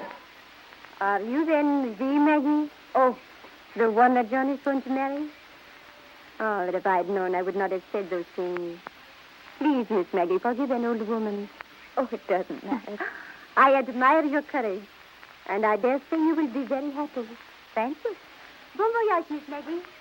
Goodbye, Countess. Countess! Well, that's that. Have you more speaking to do, John? I must run across and address the Caucasians Club. Oh, yes. I wonder if I am vulgar, Maggie. Oh, no, John, of course you're not. John, you couldn't stay and have a little talk a few minutes, huh? Yes, if you want me, Maggie. The longer you keep them waiting, the more they think of you. When are you to announce that we're to be married, John? I won't be long. You've waited a year more than you'd need to have done, Maggie. So I think it's your due I should hurry things up now. That's noble of you. Is it terribly hard to you, John? It's not hard at all. I can say truthfully, Maggie, that all and nearly all I've seen of you in these 6 years has gone to increase my respect for you. Respect? And a bargain's a bargain. If it wasn't that you're so glorious to me, John, I would let you off. In my opinion, Maggie, it will be a very happy pair. Yes, John. But can you look in my face and deny that there's surging within you a mighty desire to be free? Leave such maggots alone. If I were John Shand, I would no more want to take Maggie Wiley with me through that beautiful door that's open wide for you than I'd want to take an old pair of shoes. Why don't you bang the door in my face, John? A bargain's a bargain, Maggie. You say one word about wanting to get out of it, and I'll put the lawyers on you. Have I hinted at such a thing? The document holds you hard and fast. It does? You'll miss the prettiest thing in the world, John. And all owing to me. What's that? Romance. Poof. All cold and gray without it, man. Those that have had it have slipped in and out of heaven. You're exaggerating, Maggie. You've worked so hard, John. You've had none of the fun that comes to most men long before they're your age. I never was one for fun. I cannot call to mind, Maggie, ever having laughed in my life. No, you have no sense of humor. Not a spark. Mm-mm. I sometimes thought if you had, it might make you fonder of me. I think one needs a sense of humor to be fond of me. You feel sure, I suppose, that an older man wouldn't suit you better, Maggie? I couldn't feel surer of anything, I'm afraid. You're just my ideal. Yes, well, that's as it should be. David has the document, too. It's carefully locked away. He would naturally take good care of it. John, I make you a solemn promise that in consideration of the circumstances of our marriage, if you should ever fall in love, I'll act differently from other wives. There is occasion, Maggie. John, David doesn't have the document. He thinks he has, but I have it here. Look. If that's it. Well, do I mind the look of it, Maggie? You don't ask why I brought it. Oh, why did you? Because I thought I might have the womanliness and the courage to give it back to you. Will you never hold it against me in the future, John, that I couldn't do that? I promise you, Maggie, I never will. No, to go back to the house and take up my life there, when all these years my eyes have been centered on this night. To go back there and weazen and dry up, when I might have been married to John Shan. And you will be, Maggie. You have my word. Never, never. Maggie. Never. Maggie, what have you done? I've torn up the document. That's what I've done. Maggie. Oh, I'm a fool. I'm a fool to let you go. Oh, John, you'll rue this day. I could have helped you in your career. In no circumstances, Maggie, would I allow any meddling with my career.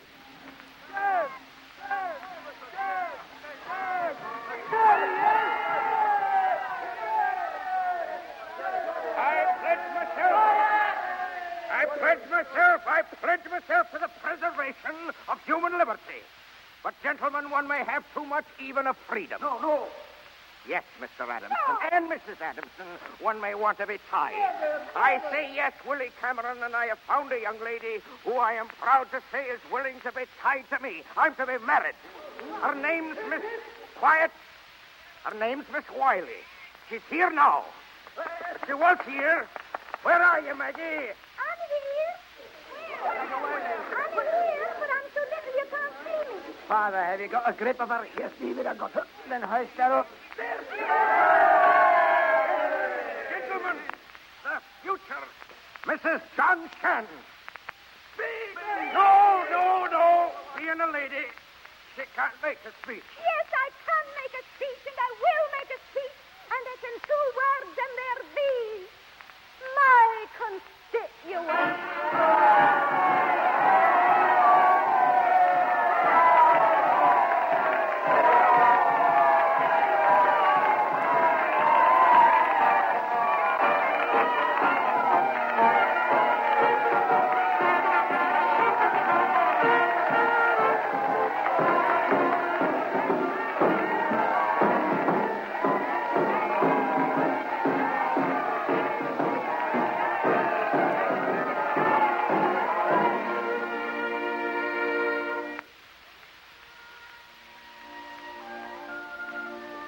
You are listening to the Campbell Playhouse presentation of What Every Woman Knows, starring Helen Hayes and Orson Welles. This is the Columbia Broadcasting System.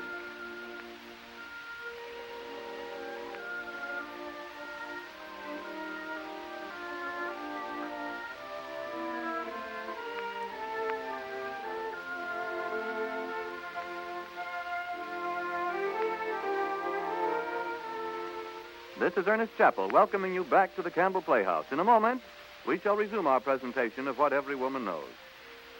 I want to take just a minute to talk to the best home cook in the world. I don't know who she is, but if she lives at your house, I hope she's listening to me. She's the good home cook whose boiled frosting, for instance, is just right every time, and whose years of cooking have taught her how to make a cream sauce that's a miracle of smoothness. Naturally, we all honor her for the pride she takes in preparing her fine dishes. And so it's to her especially that I want to say this about Campbell's soup. All the skill, the patience, the careful tending of the kettle that you would give to the making of soup, we at Campbell's give to the blending and cooking of our soups. Years and years devoted just to soup cooking have helped us learn how to make them as fine as soups can be. You'll understand why we're proud of our soups and why we'd like to make soup for you. Will you give us a trial? Try, for example, Campbell's chicken soup, a soup with deep, rich chicken flavor clear through. Or try Campbell's vegetable soup, a soup that's almost a meal in itself. If you'll do this, I'm almost certain you'll join the many, many other good home cooks who put away their soup kettles for good. I believe you'll let Campbell's make soup for you, too. Now we resume our Campbell Playhouse presentation of What Every Woman Knows, starring Helen Hayes and Orson Welles.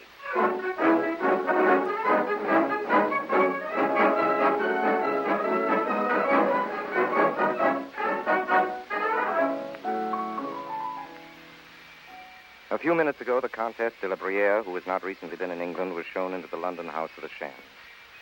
She had presumed that the Shand scheme of decoration would be as themselves. She is agreeably surprised. In a small but charming room, she is now engaged in listening to Mr. John Shand, M.P., read the peroration of a speech he is going to make before the House of Commons.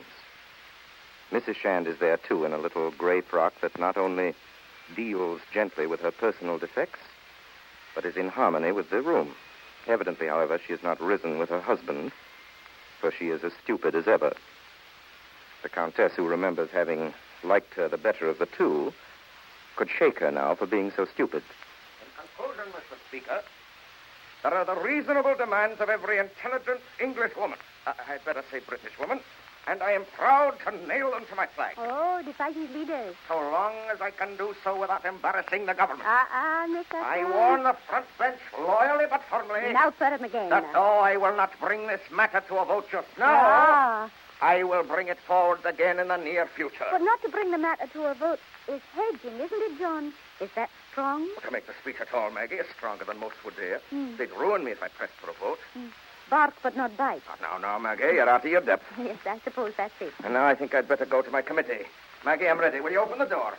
Yes, John. Good afternoon, ladies. Good afternoon. And now, Mrs. Smithers, if you'll kindly call this meeting to order. Well, Miss Maggie.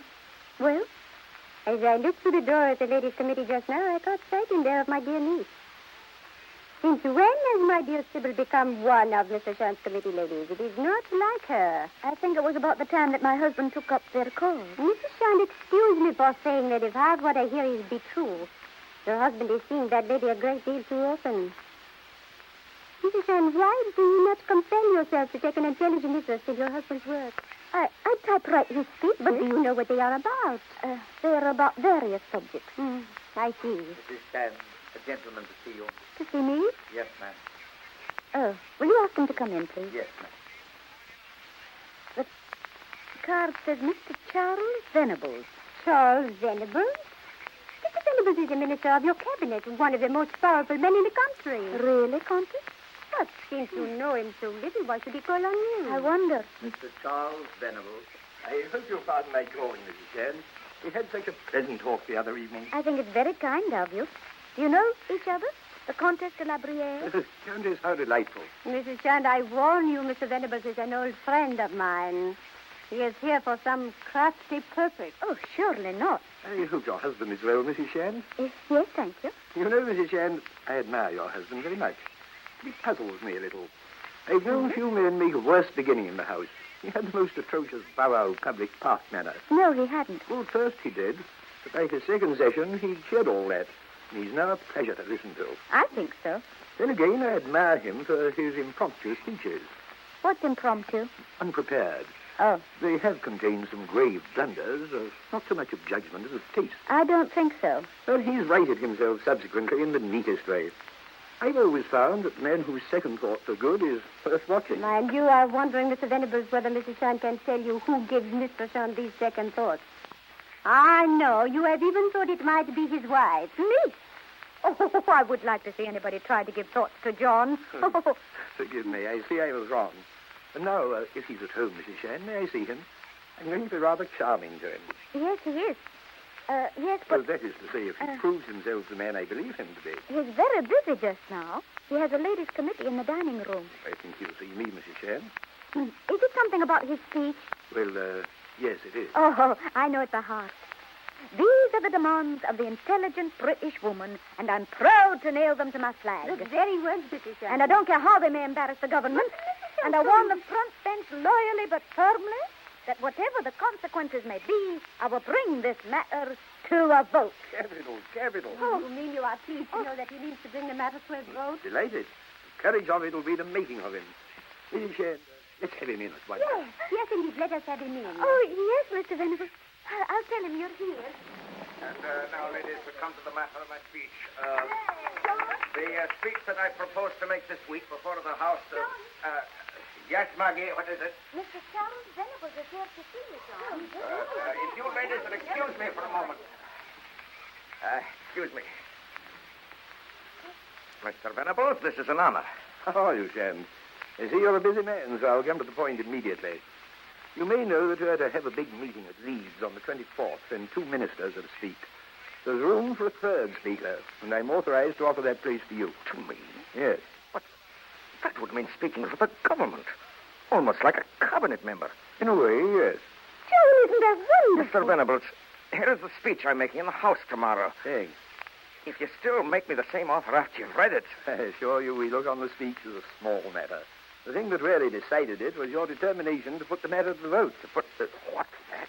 And the government agrees to that, too. You agree to put the matter to a vote? Yes, they agree. But you've been threatening to excommunicate me if I dare. All done to test you, Shand. Test me? Yes, Shand. Had you been intending to talk big in this speech and then back down through fear of the government, we'd have had no further use for you. I understand. Well, I'll take the speech along. What isn't really necessary to, sir. There's only one copy, John, you know. Let me make a fresh copy, Mr. Venables, and send it to you in an hour or two. Oh, I couldn't put you to that trouble, Mrs. Shand. Really? I'll take good care of it. If anything were to happen to you on the way home, Mr. Venables, wouldn't whatever is in your pocket be considered the property of your heirs? No, there's all, Shand. I think after that you'd better take your speech back immediately.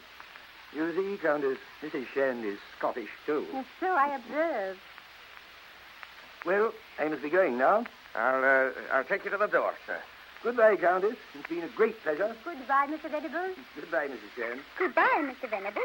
You see, Mrs. Shand, one never knows until a man takes the definite decision that... So, madame. I beg your pardon? Mm-hmm. I said so, madame. I don't know what you mean. Yes, you do.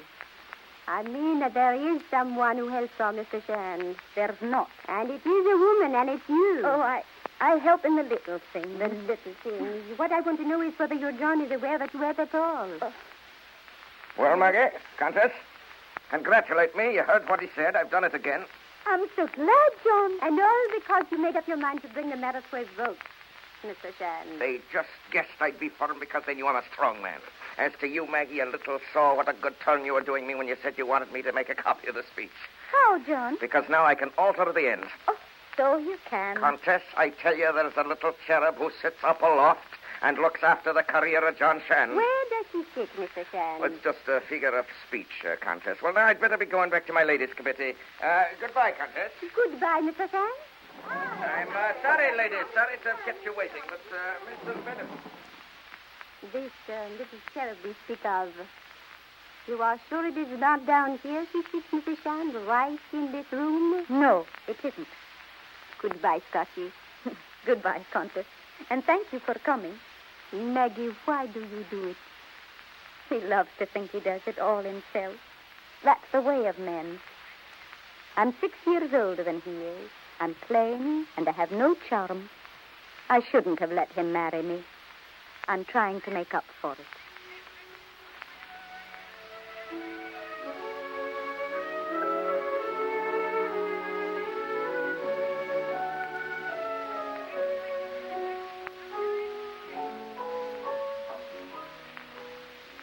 Lady Sybil.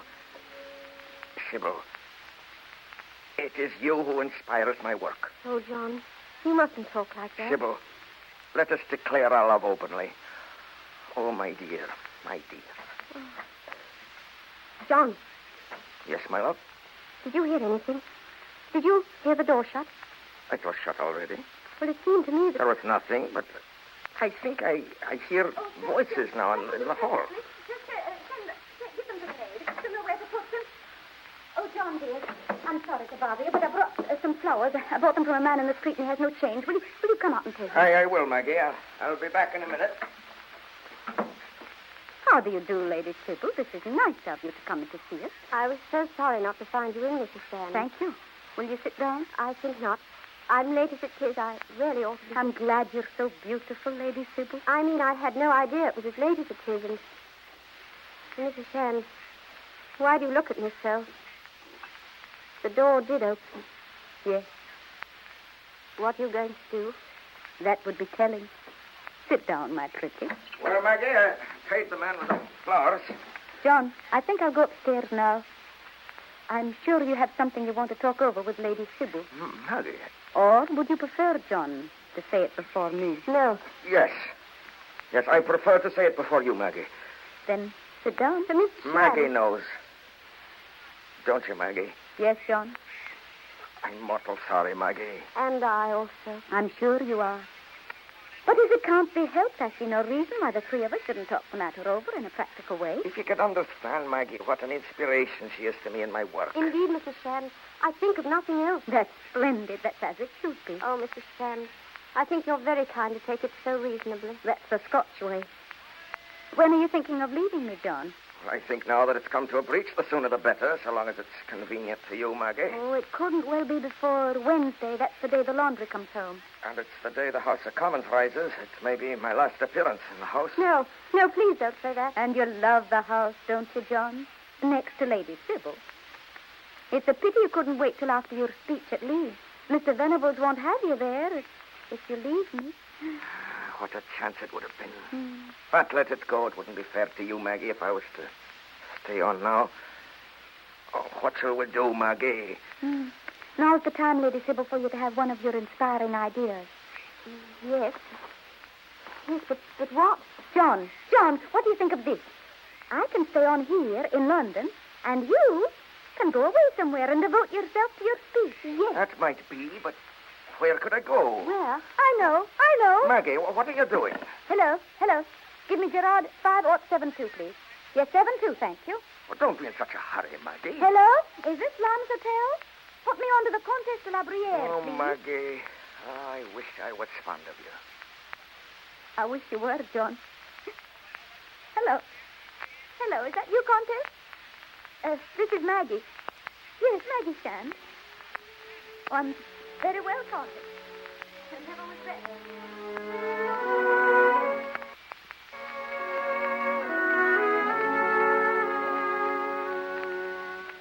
Why, Maggie Shand, you dear abominable one. Why did you not let me know you were coming? It's a surprise visit, Connie. I walked up from the station. Well, how is everybody? Yes, quite well. But, my child, he seems to me to be a most unhappy man. Really, Countess? What does that please you, oh heartless one? I won't tell you. Oh, I could take you and shake you, Maggie. Here have I put my house at your disposal for almost 2 weeks now for some sly Scotch purpose, and you will not tell me what it is. No. Very well, then. At that game, two can play as well as one. Maggie, I have a nasty surprise for you.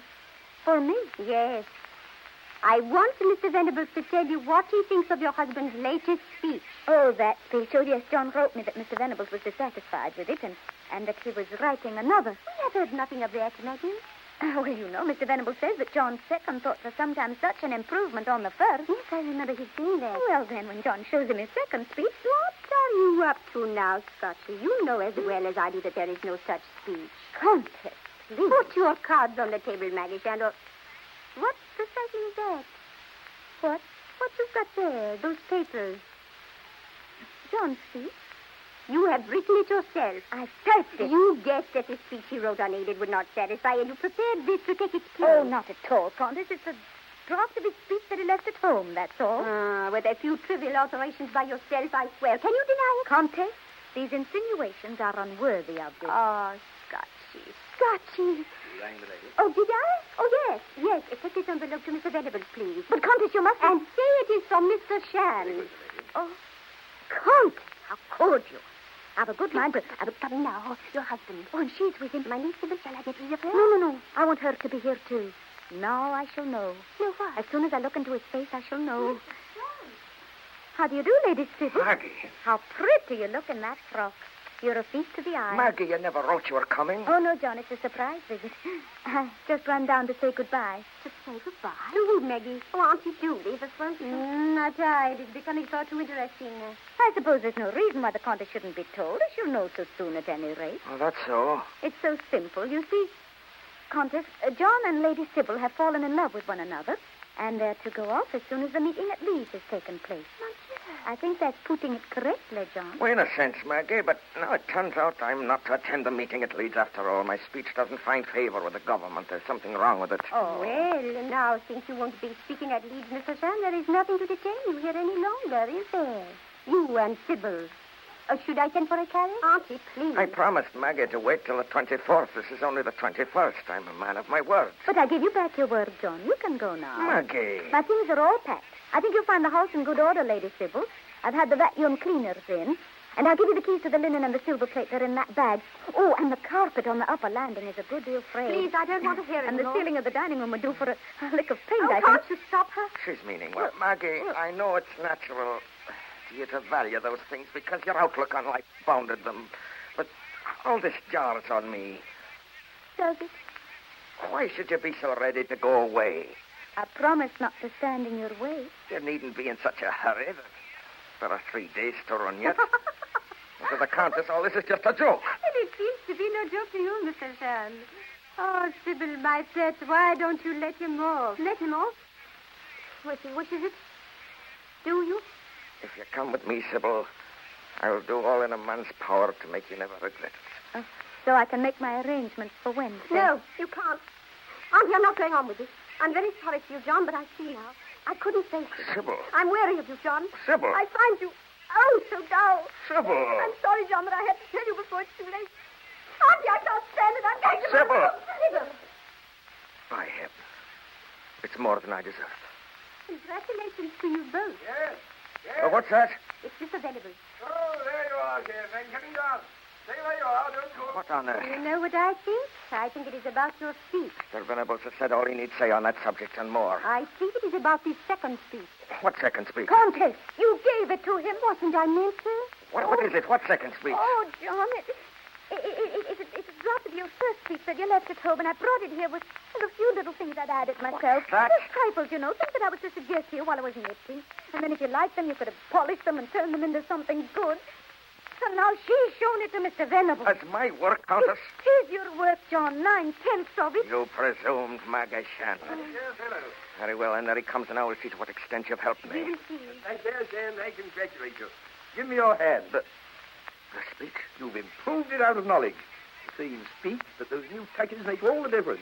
Mrs. Shand, be proud of him. I am, John, I am. Oh, Shand. Oh, this will go with the government. You always said that his second thoughts were best, Mr. Venables. Didn't I? Excuse me, Countess. I'm off to read the whole thing again. It's amazing the difference a few touches. I too would like to read the speech, Mr. Venables. I will go with you. You heard what he said, John. It's a combination. You and me, John. Oh, is it so terrible to you to find that my love for you has made me able to help you in the little things? Little things? It seems strange to me to hear you call me by my name, Maggie. It's as if I looked on you for the first time. Look at me, John, for the first time. What do you see? I see a woman who has brought her husband low. Only that? I see the tragedy of a man who has found himself out. I can't live with you again, Maggie. Oh. Why did you shiver, John?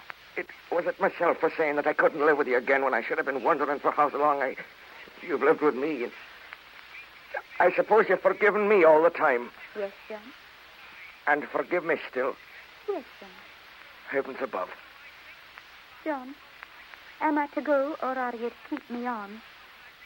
I'm willing to stay because I'm useful to you. It cannot be for a better reason. Oh, it's nothing unusual I've done, John. Every man who's high up loves to think he's done it all himself. Every woman knows that. It's our only joke. Oh, John, if I could only make you laugh at me. I can't laugh, Maggie. Oh, John, look at me. See how easy it is. Laugh, John.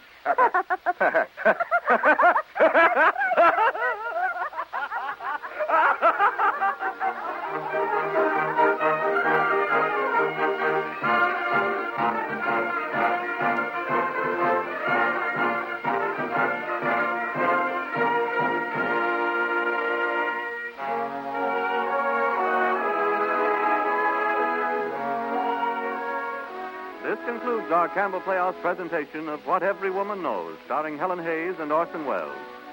In just a moment, they will both return to our microphone. But first, if you could make the trip with me to Campbell's Kitchen to see them make their chicken soup, I know you'd need no urging from me to try it. You'd see that Campbell's use not merely some, but all the good meat of carefully selected plump-breasted chicken. You'd see them patiently simmer the broth long and slowly in true old home kitchen style till every fragrant drop gleams with chicken richness, deep and full and golden. And then you'd watch them add whole pieces of tender chicken and measure in snowy white rice to make this chicken soup really nourishing as well as tempting. But after all, when it comes to judging a chicken soup as downright good as this, tasting is even better than seeing, so why not plan to have it tomorrow? Once you do try it, I think you'll want to have it time and time again.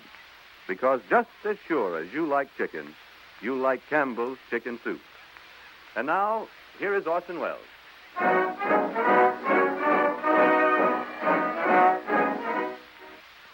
In a very short time, ladies and gentlemen, at the Martin Beck Theater, a bouquet's throw from these microphone emplacements, there's an opening. This means the Broadway season has really begun. Also, it means our star will want to get to bed early these nights because it's Helen Hayes' new show that's opening. The name of a new play, Ladies and Gentlemen. I saw it this summer when she tried it out on the West Coast, and I'd like to tell you about it, but she won't let me. Oh, it's not that I don't want to have the story given away, Orson. It's just that somehow one hates to talk about an opening until it's open. Sometimes even then you don't talk about it, unless you can help it. I know just what you mean. Well, I hope you break a leg. Oh, thank you very much, Orson. But maybe you better explain that to our listeners, I mean. I wish you your biggest hit. But you asked me to break my leg. I think we should make your intentions quite clear. Ladies and gentlemen, our producer isn't rubbing his hands and chuckling fiendishly in the hope that I'll end up in the It's hospital. an old backstage ritual. We're superstitious about wishing our friends good luck in the theater, so we wish them the opposite. A compound fracture is likely to interfere slightly with a good performance, so broken bones are the favorite sentiment. They used to kick me in Ireland. Orson, who kicked you? All the Irish actors, Using this good luck business for a pretext? almost invariably. And now, Miss Helen Hayes, before we say good night, allow me to extend in the best tradition of these things our worst wishes. Your new comedy, ladies and gentlemen, needs no such mumbo-jumbo, but we throw it in to keep up appearances. Please fall down a deep, dry well. Have hay fever from the flowers you'll get, and may the runs in your stockings be as long as Victoria Regina. You'll break records. Your radio producer and all of us on the Campbell Playhouse entreat you to break a leg.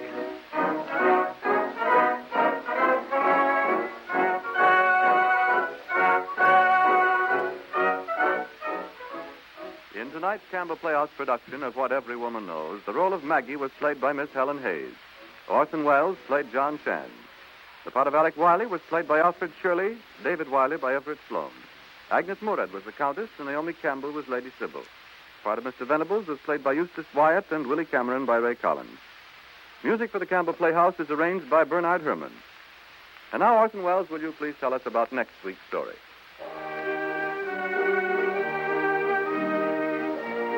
Well, next week. Ladies and gentlemen, I'm ad-libbing this.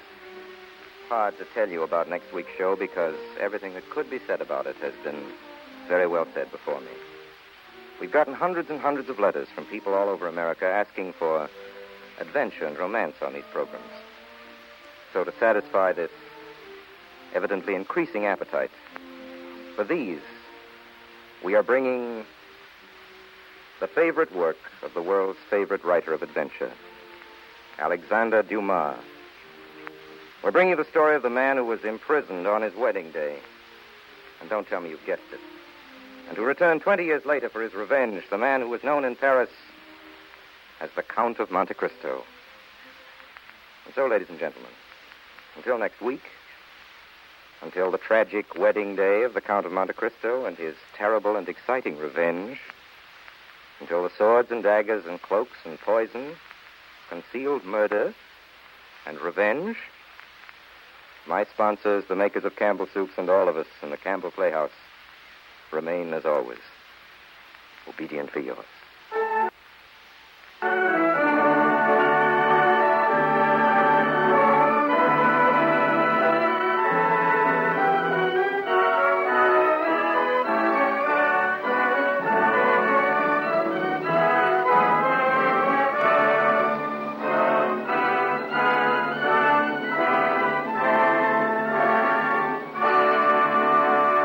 The makers of Campbell Soup join Orson Welles in inviting you to be with us at the Campbell Playhouse again next Sunday evening when we bring you Alexander Dumas' masterpiece, one of the most colorful and adventurous stories in all romantic fiction, The Count of Monte Cristo.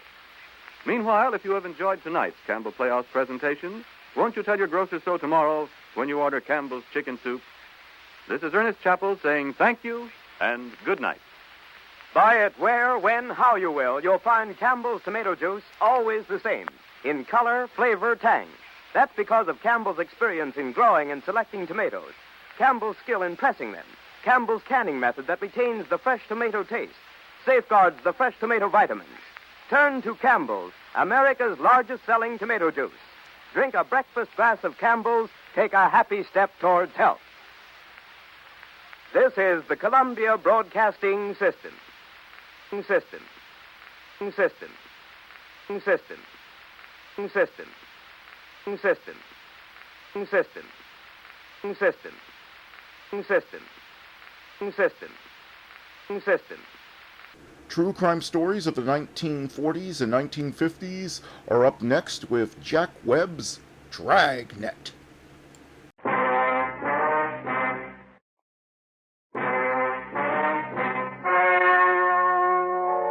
The story you are about to hear is true. Only the names have been changed to protect the innocent. Fatima Cigarettes, best of all long cigarettes, brings you Dragnet.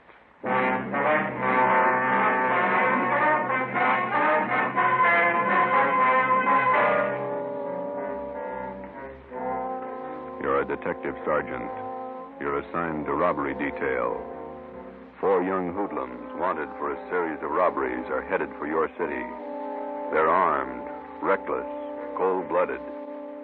Your job, get 'em. If you want a long cigarette, smoke the best of all long cigarettes. Smoke king-size Fatima. Fatima is the long cigarette which contains the finest Turkish and domestic tobaccos superbly blended to make Fatima extra mild.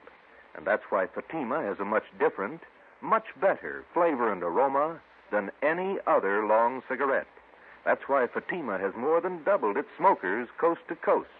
So, enjoy Fatima, the best of all long cigarettes. It's wise to smoke extra mild Fatima. It's wise to smoke extra mild Fatima.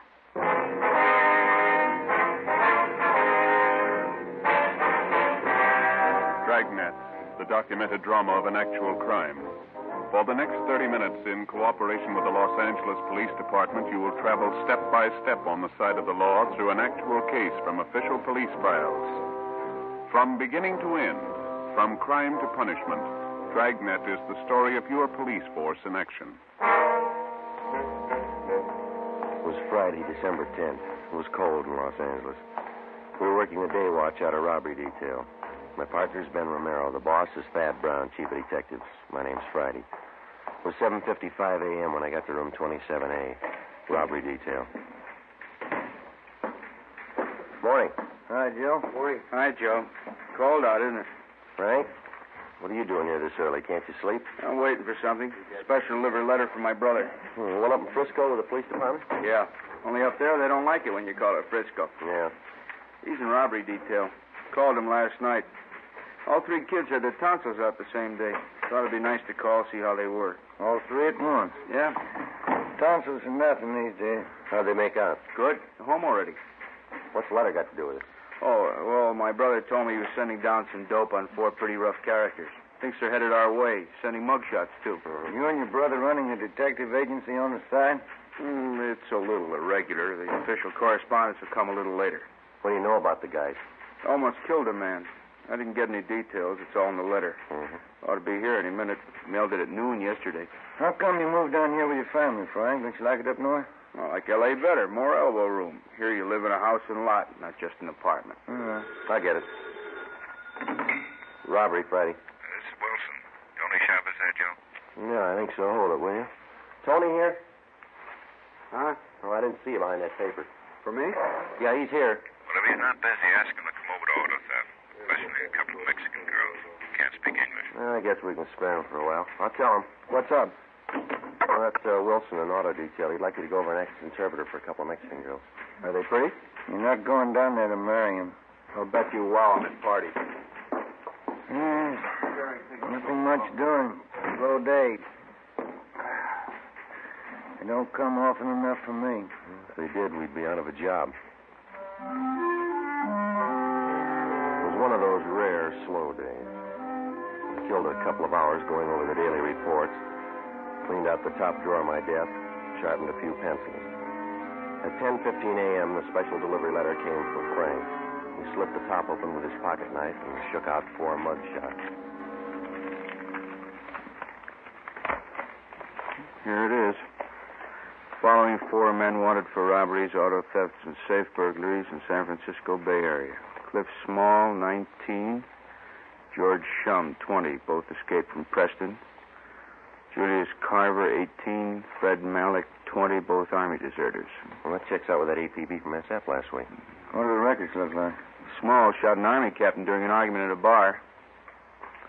On 2 capers, these men shot it out with us and escaped. Information shows all 4 left for Los Angeles several days ago. Driving stolen car, blue Chevrolet, probably using cold plates. Let me see those mug shots. Here. Well, now we know who we're looking for. Brother, tell us where? Just a couple of nice girls that got mixed up with the wrong guys. Hey, take a look at these pictures, will you, Tony? Oh, the mugs from San Francisco. Yeah. Says they're in a stolen car, cold plates. That's how these girls were picked up, in a hot car. Huh? They went for a ride with a couple of guys they met at a movie. When the car ran out of gas, the boys dug, the girls got picked up. Did they have a lead on the guy? No, not a thing. The young guys? Around 20. You think these might be the ones from Frisco? Well, let's talk to the girls. Come on. Frank, you want to cover the office? Oh, yeah, sure.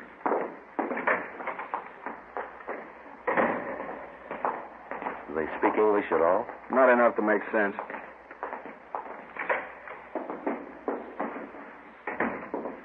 That's Dolores, and this one is Marie. Wednesday. Señoritas, estos señores son empleados del robbery detail. Desean hacer a ustedes algunas preguntas. Nosotras no hicimos nada. Nada. She says they didn't do anything. I suppose they told you all they know already, huh? They're not much help. They say they don't know anything about the fellows they were with. Show them these. Ask them if they've ever seen them before. Yeah. ¿Conocen estos individuos? Sí. Estos son los muchachos. Sí. Sí. These are the guys who took them out last night? Ask them. ¿Quieren decir que estos dos son los que los llevaron anoche? Sí. Ellos son. Carver and Malik, the Army deserters. Ask them to describe them, will you? ¿Cómo eran los muchachos? Ya les dijimos. Estuvimos en el carro todo el tiempo. Estaba oscuro. Pero parecían muy guapos. Y hablaban bien. She says they sat in the car all the time. It was dark. But they looked very handsome and they talked nice. Where did the fellas pick them up? They told me in front of the Jubilee Theater, 2nd and Broadway. Yeah. And then what? The girls couldn't understand English, but they understood when the boys motioned them to hop in. ¿Han aceptado ustedes paseos con extraños antes? Por supuesto que no. María creo haberlos visto en la iglesia el domingo. She says no. Marie thought she recognized them from church Sunday. Pero estaba equivocada. But she was mistaken. Must have been some date. The boys couldn't talk Spanish and the girls couldn't talk English. Where'd they go on this ride, Tony? They don't know the streets. They just know they got to the beach and then they turned around and were about halfway back when the car ran out of gas. Ask them again. See if you can get Marie here to talk. María. Sí. ¿Qué camino tomaron para ir a la playa? Yo no sé. Ay, María. Primero, paramos cerca de un hotelito. Esperamos mientras los muchachos llevaron a un perito y lo dejaron en su cuarto. She doesn't know, but she remembers they stopped near a little hotel. The girls waited while the boys took a little puppy out of their car and put it in their room. A puppy? Well, if they don't know where the hotel was, maybe they can tell us when it was near. ¿Qué edificios había cerca del hotel? En la esquina había una estación de gasolina. And she says there was a gas station on the corner. What else? ¿Qué más? Del otro lado de los rieles había 2 o 3 garajes. 2 o 3? Creo que sí, 2 o 3. She says across the car tracks there were 2 or 3 big garages. Yeah. Oh, could be in the Westlake district. Lots of garages and second-rate hotels around there. East 1st Street?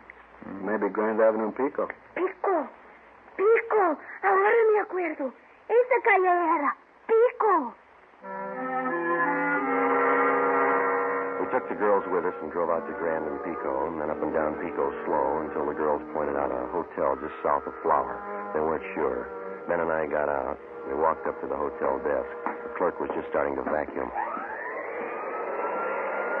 We're looking for Julius Carver and Fred Malik. Are they staying here? What's the names? Can't hear you over the vacuum. Julius Carver and Fred Malik? Nope, not here. Police officers. You take a look at these pictures? Well, could have been 2 of the boys that checked out this morning, but they didn't look as tough as this. How many were there? 4. Here are 2 more pictures. You have a look, please? Could be. About the right age. How long did they stay? Just 2 nights. Did they have a pup with them? What? I said they have a pup with them. Puppy dog? Yes, they did. Just a little collie pup. Did they pay up? No, they skipped out, owing me 2 days. Can we see how they registered, please? Shut off this dang vacuum. Person can't hardly hear himself think over that racket. Now, you want to see the register. We use cards here. All right, sir. Let me see. Here they are. Bob Reynolds, Jack Sharp, Jim Smith, and William Grant, Las Vegas, Nevada. I must have picked those names out of a hat. They say where they were going? No forwarding address. Do they write these cards out themselves? You bet they did. That's the law. You mind if we borrow them for a while? We'll have them photostated and returned to you. We're supposed to keep them, you know. You'll get them back. I like to do everything legal. Those boys in some kind of trouble? They leave anything in their room? They did. It's all in the vacuum. If I happen to come back, give us a ring, will you? Here's our card. Robbery detail. Who'd they rob? They took you for 2 days' rent. It was 2 p.m. when Tony Chavez picked us up. He had Frank O'Donnell with him. We stopped at a dairy lunch, and I called the office, and we split up into 2 teams. While Tony and Frank checked parking lots in the neighborhood for stolen cars, Ben and I ran down the other hotels. In the next 3 hours, we talked to a dozen desk clerks and rooming house managers.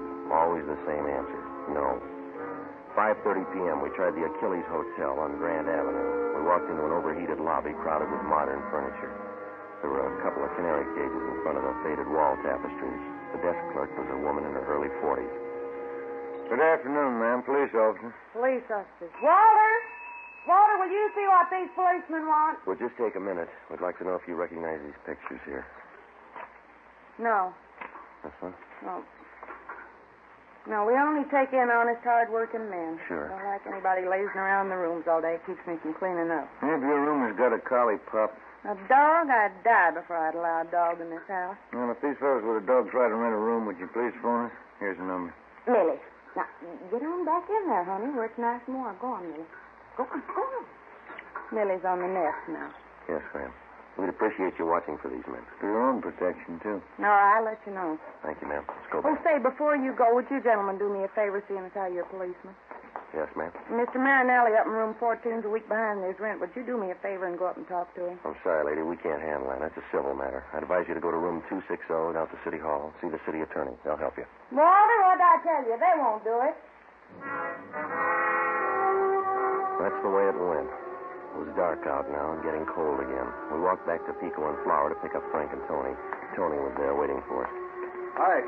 Come on up to the next corner. Frank's up there. He's got a hot car staked out. Yeah? Just half a block from the hotel where the guy checked out. You had any luck? No. You find anything in the car? Key's still in it, nothing else. Well, they could have stolen it last night after they left the girls, huh? I called in and checked. It was taken in front of 1192 Doheny Drive between 2 and 4 this morning.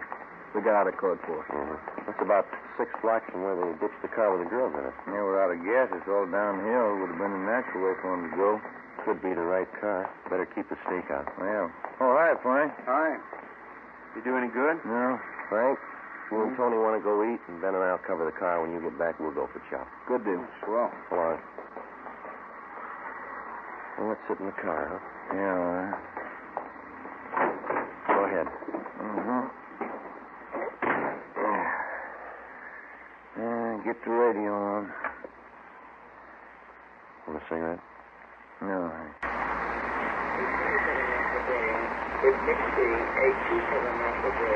What do you think? Well, I don't know. Maybe it's the same guys, maybe not. Same neighborhood. Couple of things might tie in. Can't be sure. We're really making headway. About all we know is they're in town. Yeah, and it's a good-sized town. Right now, it's the biggest in the world. 7 p.m. We knew the 4 gunmen were in town. We knew they'd been seen. We figured there was no reason for them to skip town until they pulled a job or heard that we were looking for them. Time was in their favor. Time to rob, time to kill, time to get away. The check on the hotels continued. We left Frank O'Donnell and Tony Chavez on the stakeout, and Ben and I picked up the hotel routine. One place after another. 8:30 p.m. We walked down a long, narrow lobby to a little bald-headed man at the desk. He was wearing glasses and reading a magazine called Astrology. When we walked in, he tried to hide the bottle. Police officer. Oh. Would you take a look at these pictures, please? What for? See if you can identify them. No. No, they don't look familiar to me. They may be carrying a collie pup. Collie pup? Let me see those pictures again. All right. They look familiar now? They had a pup with them, all right. Yes, I think so. I study faces. Yes, the same. Are they here? I don't know. Mean they're out for the evening? I don't know. Are they registered here? Yes, they are. What room? Are they expecting you? Now, listen. This is important. Just answer the questions. What did they do? What's their room number? Second floor, room 22. Do you have a key? Just a sec. Here. Thank you. Come on, Ben.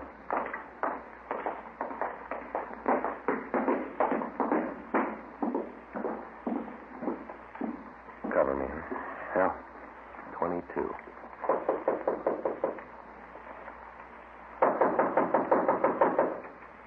Give me the key. Yeah. Now watch it. Well, maybe we're home. Clothes, shoes, all the stuff's here. They'll be back.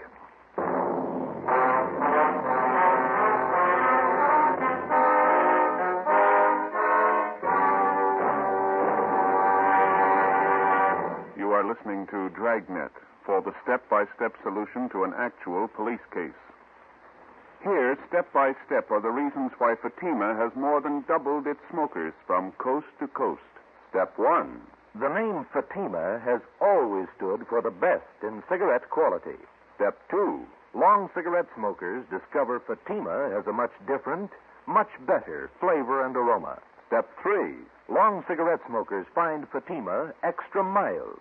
Fatima is the long cigarette which contains the finest Turkish and domestic tobaccos superbly blended to make Fatima extra mild. And that's why more and more smokers every day agree it's wise to smoke extra mild Fatima. It's wise to smoke extra mild Fatima. Yes, the name Fatima on that gold and yellow package is your insurance of an extra mild smoke. So enjoy king-size Fatima, the best of all long cigarettes.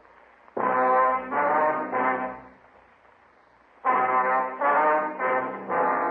the files of the Los Angeles Police Department, there are countless case histories that never got space in the daily newspapers.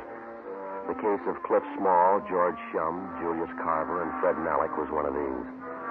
4 young hoodlums wanted for a series of robberies and petty burglaries. These men were armed, and they'd shown that they wouldn't hesitate to shoot. By comparison with the sensational crime headline, the news value of this story rated an inch of type on the 4th page of the 2nd section. Yet the line separating these 4 young thieves from banner headlines and back page space is much thinner than the average citizen realizes. The danger in a criminal case isn't always determined by the space allotted to it in the newspapers. Many a peace officer's name has appeared in the obituary column of the same newspaper that allotted 1 inch of back page space to the crime story that was considered unimportant. I phoned the office and asked for 2 men to cover the stolen car. As soon as the replacements arrived, Frank O'Donnell and Tony Chavez left the stakeout on the stolen car and joined us at the hotel. It was 8:55 p.m. Well, when do they due back? Any idea? No, sir. I told these other officers. I did tell you, didn't I? Yeah, you said they were out for the evening. That's it. I knew I told you something. Was it you two? Or was it you two? It was this fella and I. Oh, yeah. I don't remember things I say so good, but I know faces, things. You're the manager here? Oh, no. This place belongs to Claude. Claude who? Tinney. Then you're in charge now. Only when Claude's not around. This is one of his places. Where are we going to stake out, Joe? Not enough room to turn around in this lobby. That's what I've been telling Claude. Claude Tinney. This is one of his places. Yeah, maybe you better leave that bottle alone till we get this straightened out, huh? Oh, no. I don't hit it heavy anymore. Just a little nip now and again. Drafty in here. Any idea where we can wait for these fellas and keep an eye on the lobby? No, not enough room in this lobby to turn around in. I've said that to Claude. Yeah, we know. Hey, clerk, where does this door lead to? No, don't go in there. Is there a light in here? I save old bottles. Ragman gives me a penny each for them. Is that a storage room? What's that? That room over there. Oh, that's the linen room. We keep all the linen there. That's about the only place there is, Joe. If we want to wait out in the corner. All right, we'll wait in there. There's a couple of chairs in there. I'll send the boys back when they come in. Be better if you tell them nothing. How are they going to know you're here? We'll tell them. You just don't say anything. All right, sir. Now then, if I can just have your names, I'll see that the boys get the message. Now, look, mister. You just sit there and read your magazine. Don't say anything. You got that? Okay. That's the way you want it. Come on, let's go.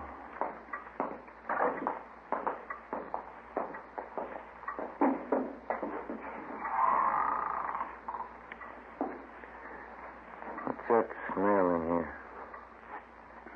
Bleach, Charlie. Strong. What time is it? Can't see. Frank, you got a luminous watch. 9:28. Evening, Mac. Evening, Mrs. Sweeney. Give me an 8 o'clock call. Yes, sir. Night. Good night.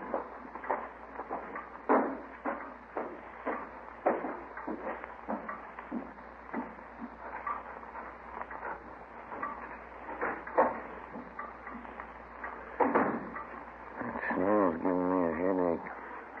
Yeah, it's bad in here. Yeah.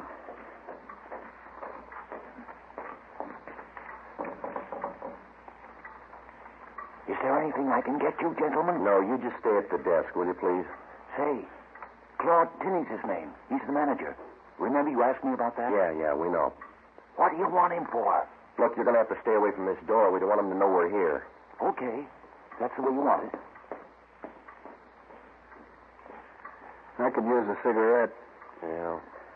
That's all we need in here now. Smoke. What time is it, Frank? Oh, Never mind.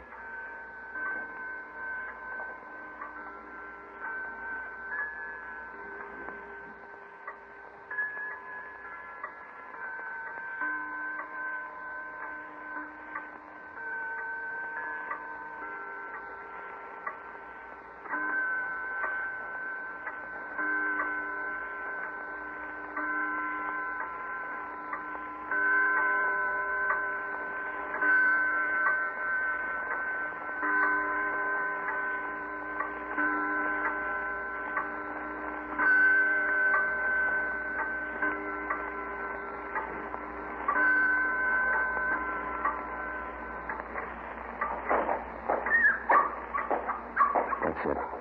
There's two of them. Ben, you come with me. Frank, Tony, stay here. right. All right. We're checking out tomorrow. Carver and Malik. Let's go, Ben. Yeah, come on. Now, get your hands up. Hey, what's going on? Stand still. Okay. What's the beef? Frisk 'em. Mm-hmm. There's a .380 automatic on Carver, 38 caliber revolver in this hip pocket. Oh, another 38 on Malik. I'll hold it. That's it. Put out your hand. Let me have your cuffs, Joe. There you go. Where are your pals? What pals? Cliff Small and George Shum. We know you're running with them. You know that? You know where they are? How old are you? 18. What's your name? Fred Malik. 20. Tony. Yeah. You and Frank want to take them downtown? Right. We'll see you down there. Let's go, Frank. Say, You got him, huh? Got two of them. We're going to wait for the other two now. You just play it straight and stay away from that linen room. How long are you going to be in there? Chambermaid starts making up the beds around 7 a.m. She'll have to be getting out that linen in there. It's only 10:30. Lots of time. We change the sheets 3 times a week in this hotel. Not a worry in the world. Just get back in there.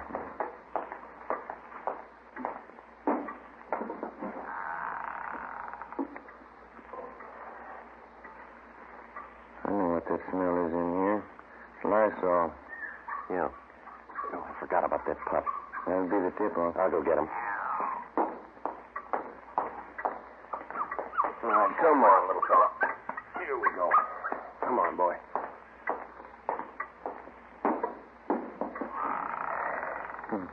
He's hungry, Joe. Yeah, but I'll put him down on the floor. Don't step on him.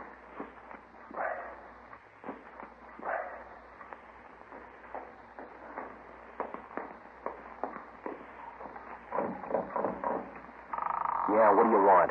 Are you going to wait for the other two boys? Yeah, will you get away from the door? Say, I want to help you all I can. Yeah. That fuzzy little pup of theirs, he's running all around the lobby. Yeah, we've got him in here. Yeah, you better go out there and get him. He's barking. It'll tip him off. Yeah, all right. Now go on back to the desk. All right, then you stay in here. I'll see if I can catch him. He comes around here again, he'll have to wait in here. Can you see your watch? No? Must be around 11. Yeah, must be.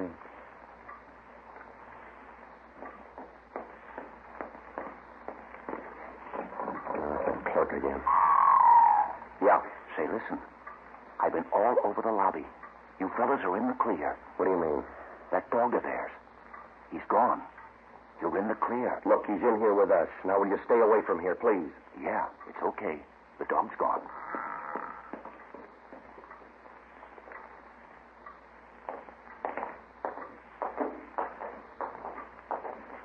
Hey, Pop, give me the key for room 22. Yes, sir. That's their room. Come on. Yeah. Get your hands up. Watch him, Joe. Wait a minute, you. You hold it. Get your hands Come off on, me. get your hands up. Now, you didn't have to slap me. You didn't have to pull that gun. All right, now over here. Stand still. 38 revolver on this one. Here it is, 45 Colt. What's your names? I'm Cliff Small. He's George Shum. How old are you? 19. Cops? If we weren't, you'd be in a lot more trouble than you are. That's all of them. Yeah. Now let's feed that pup. 12:15 a.m. We took the prisoners down to the city hall to the interrogation room. Tony Chavez and Frank O'Donnell were there with the other two, Carver and Malik. While Ben helped question the suspects and made out the necessary reports, I went across the street to the Federal Cafe. I picked up 2 10-cent bottles of milk and a few slices of bread. Look at him go. He was hungry. Yeah. How'd you come out? Well, I got it all here. Let's see. 4 stolen cars, 8 known robberies in San Francisco they copped out to. 3 jobs in Portland they admitted. You remember that Bakersfield liquor store hold up about 4 weeks ago? A Watson job? They pull that? Yeah, probably a lot more. They haven't told us all of it yet. Got out an APB. We'll probably get a lot more warrants on them. Well, that's it. None of them are even old enough to vote yet, but they've committed practically every crime in the book. Just one thing more left to work out. What do we do with the pup? How about the SPCA? They'll find a home for him. No, not this little guy. Why don't you take him, Tony? You got kids. You got a deal. Aquí, perito. Tu madre era cole, pero de hoy en adelante eres pero policía. Translation. Your mother was a collie, but from now on you're a police dog.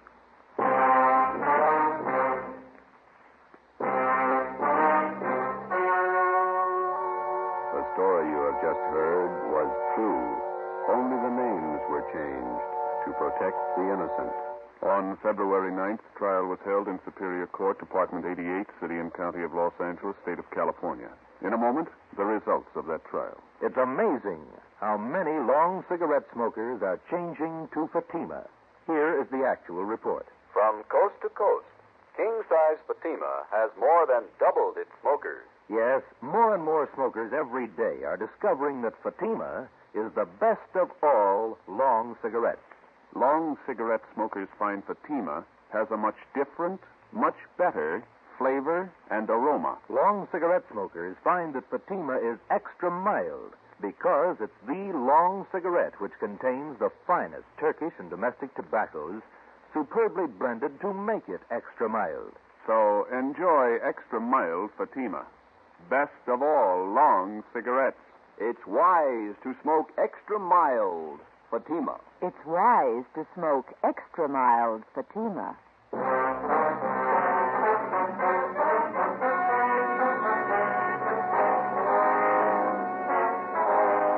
Clifford Small, George Shum, Julius Carver, and Fred Malik were released to San Francisco authorities where they were tried and convicted on 8 counts of robbery in the first degree.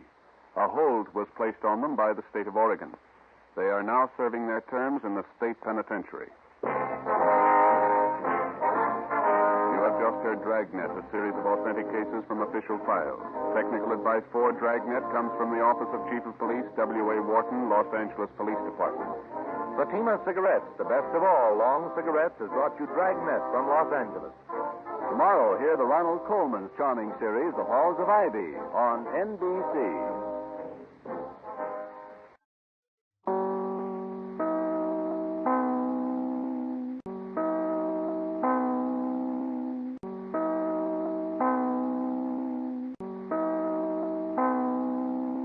Now it's time to pay a visit to Duffy's Tavern.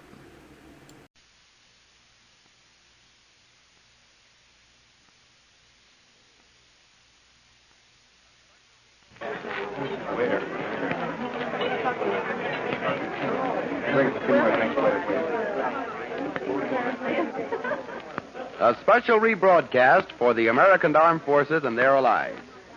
You're invited to drop in where the elite meet to eat. Duffy's Tavern.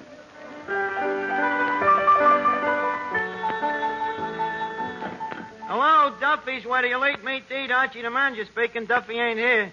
Hello, Duffy. Huh? The crowd here? It's a pretty horrible-looking ensemble. Huh? Yeah, I think Eddie must have stood out in the gutter and swept in. Well, you know who's coming here tonight, Duffy? Dinah Shore. Yeah, the female chanteuse. Huh? What? Well, all I can say is if Crosby had a shape like that, he wouldn't have to worry about Sinatra. Huh? No, she ain't a soprano. She's a sort of a mezzo barracuda. Yeah, down in Nashville, down in the South, you know, where she comes from, they call her the mezzo belle. No, Duffy, not matzo ball. No, Metzabel. Yeah, she's gonna sing a song that I'm writing. I call it, Leave Us Face It, We're in Love. Hello? He hung up. Eddie, Yes, Mr. Arthur. I gotta finish this song of mine. Now, what's the word for when two people's in love, you know, and then they die, and then they're in love again in another life, and then they die, and then they're in love again? Same two people? Yeah. Monotony. Oh, Eddie, wait a minute. It's on the tip of my tongue. Reincarcerated. Yeah, that's it. Now, Eddie, what rhymes with eyes? Eyes? You mean like eyes of blue or eyes regusted? No, regular eyes. You know, the optional ones. Oh, eyes. Flies, spies, dies, prize, guys, sighs, skies, buys. Eddie, if it was as easy as that, you'd be a songwriter, too. You a songwriter. Oh, yeah? Well, wait till you hear Dinah Shore sing me song. Then I'll get Bing Crosby to plug it, and Kate Smith, Fred Allen. No, not him, no. Frank Sinatra, Ginny Sims, Dennis Day. Eddie Green. Eddie Green. You'll plug it? Sure. By that time, I'll be singing at the Metropolitan Opera House. And them big shots ain't gonna ruin their program singing your song. They ain't, huh? What'll you bet? I'll bet you a week's tips. Okay, it's a bet. Okay. Here's my dime. Where's yours? All right, here's mine. They'll all plug this song, and I'll start with Dinah Shore. Maybe your start, but it'll be her finish. How you going to be able to get her to do it? Very simply, Eddie. Personal magnetism. I just say, Dinah, lift your lovely voice in song while I put my arms around you and kiss you and caress you. Oh, well, if you're going to threaten her. Look, Eddie, stop trying to re-welch on me. Now, let's finish the song. Let's see. What rhymes with pork? Horse. Oh, hiya, Finnegan. Yeah, what you doing? I'm writing a song. Writing a song? Anything I know? No, Finnegan, this is an original song. It has never been wrote before. That's pretty dumb. Writing a song that nobody knows. As long as you're writing a song, why don't you write an old favorite? Like Chloe. But, Finnegan, if it's an old favorite, it means that somebody has already wrote it. Then write an old favorite that nobody wrote yet. So, what's the name of your song? I call it Leave Us Face It, We're in Love. Oh, who's in love? Me and Dinah Shaw. That's your bum title. I got a better one. The Dinah, is there anyone finer in the state of Carolina? But, Finnegan, that's owned by another songwriter. Then change Carolina to Oklahoma. But Oklahoma don't rhyme with Dinah. Then make a margin. Archie. Oh, yes, Miss Duffy. Do you think that Dinah Shore sings better than me? Miss Duffy, she sings better than you with both vocal cords tied behind her back. If you think Dinah sings better than me, why don't you go to work for her father? Her father ain't got a Dinah.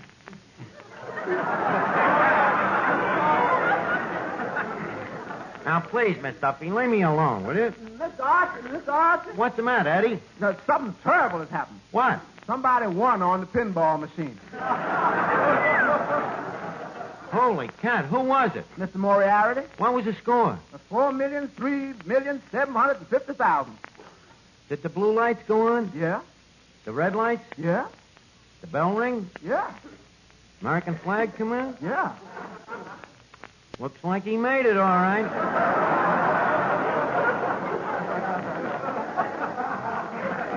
Well, look here. What'll we do? Well, what else can we do? I'll go over and pay him his nickel. Yeah, better go and check up on that machine. You know, it's the second time it's been hit this year. I'll be right back, Eddie. Yeah. Eddie, what do you think of Dinah Shore singing? Mighty fine. What do you think of my singing? Mighty fine. Well, who do you think is better? Mighty fine.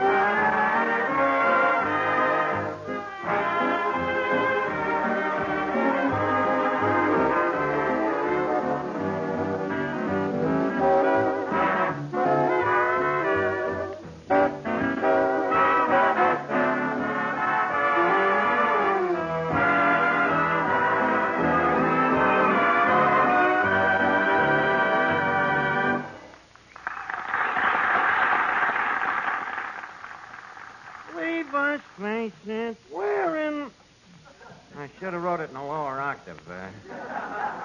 Leave. No, the first one was right. Leave us faces. Hey, Miss Archie, there's a lady over there looking for a package. Where? Eddie, that ain't no lady. That's Joan Davis.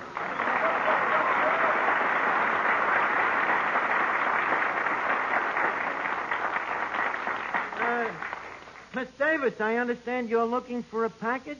Oh, well, yes, I am. Say, you're pretty cute. Blue eyes, curly hair, and where'd you get them muscles? Where did you get yours? I asked you first. About this package. Oh, yes, it's very important. Oh, what's in it? I don't know. Who gave it to you? I'm not sure. Well, what does it look like? I don't know. Now we're really getting somewhere. You are sure that it is a package? Oh, yes, it's a very important package. Well, why is it important? I don't know. I bet you I know what's in a package. What? A straitjacket. Oh, no, I got one of those. Oh, well, wear it in good health. Well, thank you. Say, by the way, what are you doing later?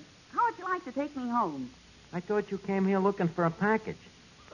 Well, I haven't found it yet, and why should I go home empty-handed?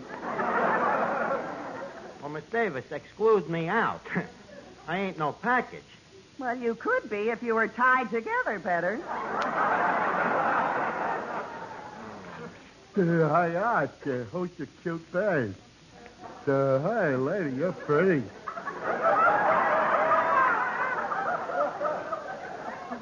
Brother, you're crazy. Yeah, could be. Okay, Miss Davis, we'll look for your package now. In the meantime, why don't you go in that booth over there and sit down, huh? Well, I don't want to sit all alone. What do you mean all alone? There's 7 sailors in that booth. For me, that's alone. Look, why don't you come back tomorrow and look for this package, huh? Oh, I can't tomorrow. I'm looking for it on Eddie Cantor's program. Oh, well, then there's only one other way out. What's that? The back door. Come on, Davis. Right back, Eddie. Boy, this place is so full of radio stars. The dawn is really jumping tonight. What do you mean, Eddie? Well, there goes Davis through the old back door, and in through the front comes Dinah Shore.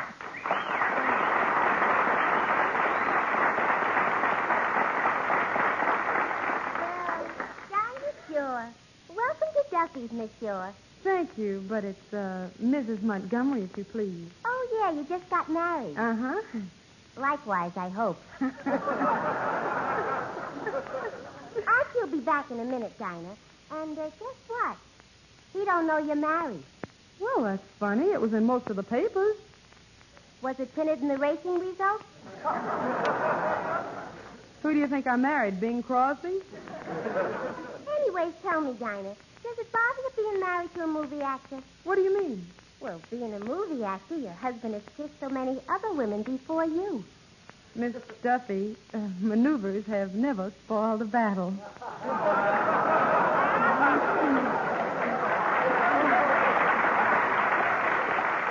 Miss Duffy, have you ever thought about getting married? Ever since the age of 9. Not that I haven't had chances. Oh, goodness. The brilliant, talented men I could have had. Battleship painters. Vacuum cleaner salesmen. Wealthy sandhogs. But I just couldn't give up my career. What is your career? I sing. Oh. Well, it was very courageous of you to give up all those men for your singing. They insisted on it. You see, my singing teacher... Oh, who is your singing teacher? Yasha Panyaslavnik. Gesundheit. Thank you. Hello, Dinah. Oh, hello, Archie. Well, Dinah, glad to see you again. What's new? New? Well, I've got myself a new roommate. Oh, that's fine. Nice? Lovely. Oh, fine. Nice. A girl has a nice roommate, you know. Wearing each other's clothes. Taking turns making the beds. Going Dutch on the rent. Smoking each other's pipes. Must be very good tobacco. You ain't looked lovelier in a long time. Well, Dinah, enough of this shop talk. How's about rendering us with a number? Okay, Arch, I'll render you with No Love, No Nothing. It's one of the big current hits. Oh, yeah? Well, there may be another one out soon that's even current hit. Oh? I'll talk to you about it later. Paul, wake up the Philharmonica for Dinah, huh?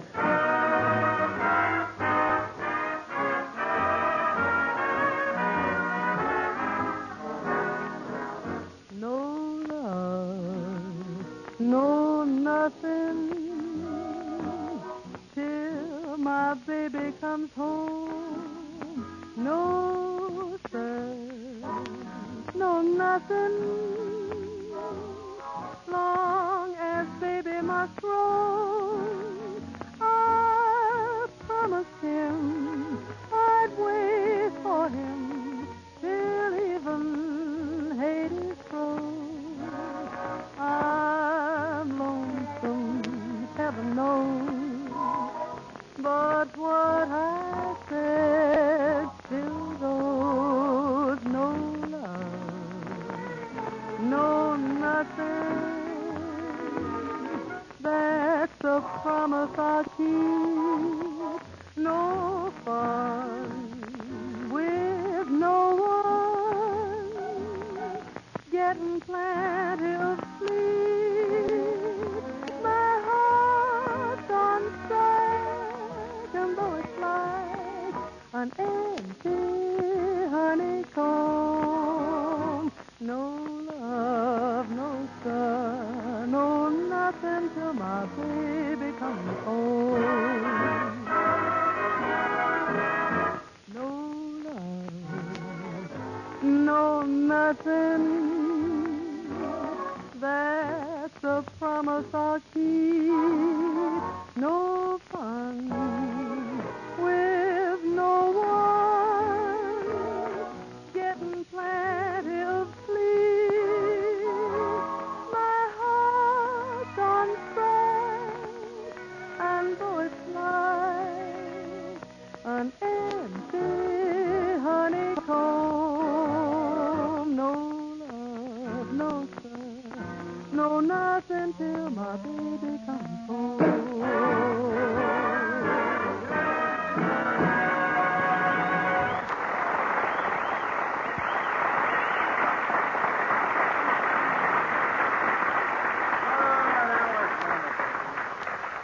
Really wonderful, you know? Thank you. It was on key all the way. You sang that in B clef octave, didn't you? B clef octave. You know, 2 quarter notes with the umlaut. You see, my song, on the other hand, is written in... Your song? You seem astounded. Of course, my song. Well, I had no idea you were so musical, Archie. Musical?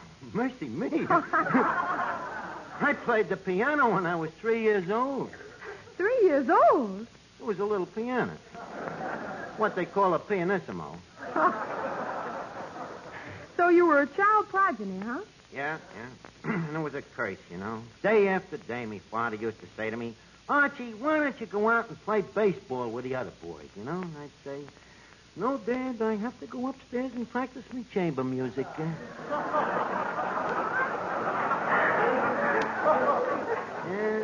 Yep, day and night I practiced until finally they sent me to the observatory. Archie, which keeper did you study under? They call them maestros up there. Yeah. Very conservatory observatory. Anyways, that's where I studied the old masters, you know. I loved them. Tchaikovsky, and Debussy, Puccini, Bach, Tchaikovsky. Archie, that's Tchaikovsky. So I mispronounced one of them. Yeah, and that, Dinah, is the background that produced this. Oh, is this the song? Let's see. Leave us face it, we're in love. Lyrics, words, and melody by Archie. You wrote the words, too? Well, the words is easy. All you got to do is make them rhyme, you know. It's a knack. Say something, anything. Radiator. Hot tomato. You're fantastic. Gastric. Go ahead, hit me again. Sweet Lilani. Hot pastrami. Georgia peaches. Donna Meaches. You see?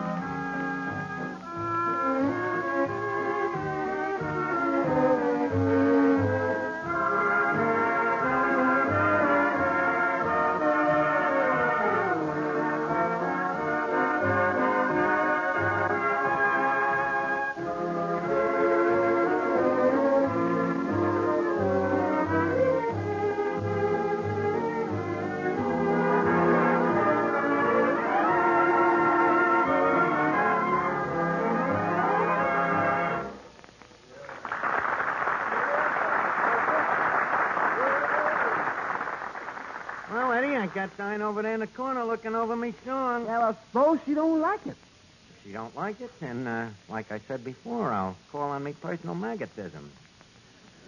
This Miss Shaw, maybe she's married or something. Don't be silly. How can she be married? I ain't even asked her yet. You leave me handle this, Eddie. Oh, Dinah. Oh, yes, Archie. Dinah, did you look over the song? Yes. You're carried away with emotion, huh? Yes, the kind of emotion I feel on the ocean. Well, okay. Dinah, dear, look at me. Personal magnetism coming up on the outside. Look, Dinah, don't sing this song for just plain Archie, but for the Archie whose feet you have swept off. Look, Dinah, here you are living alone with your roommate. An empty life. Well, with me... Just a second, Archie. Is this a proposal? It could be construed. My roommate would pin back your ears. Listen, the dame don't live that I can't lick. Come on, Dinah, sing it, huh? Archie, I'm afraid I don't know it. Archie, I can't sing it. You see, it's not in the right... Well, don't sing it then. We'll just have the band play it, and you'll just accompany the band. Paul, trumpets, please. Thank you. Ladies and gentlemen, Miss Dinah Shaw will now sing me own original composition, Leave Us Face It, We're in Love. I stand in good old Duffy's where the elite meet to eat. Me red corpuscles racing, I await for you, my sweet. In my hand is a diamond unfurled. We should holler it out to the world. Leave us no longer pretend that you are merely a friend, for it is rose in the stars above. So we have tried to act cold, suddenly low, and get hold. Leave us faces, we're in love. Leave us not blush with no shame if people bandage our name. Shoes and old rights are worth dreaming of. Stories like In Our Two Eyes could win the Pooh-Stiller Prize. Leave us faces, we're in love. Somehow I know many ages ago in an old French chateau we was mated. Now thine love is mine, just as mine love for thine has been reincarcerated.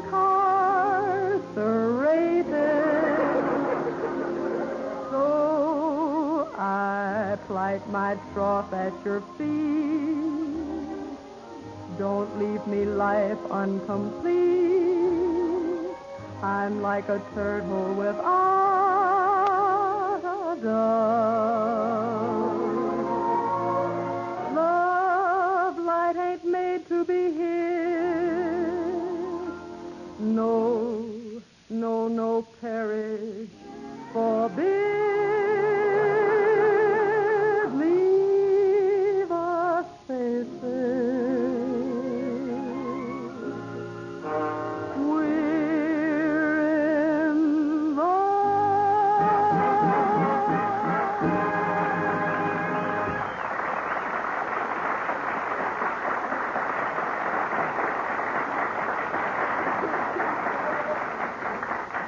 Well, Dinah, what do you think?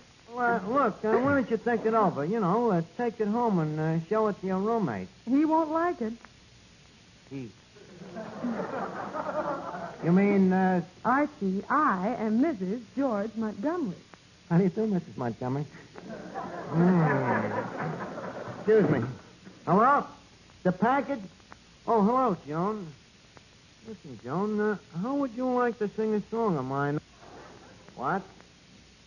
What am I doing Wednesday night? Nothing. Brother, what you got to do to get a song plugged? How does it go? Well, it's... leave us no longer pretend. I better whistle it.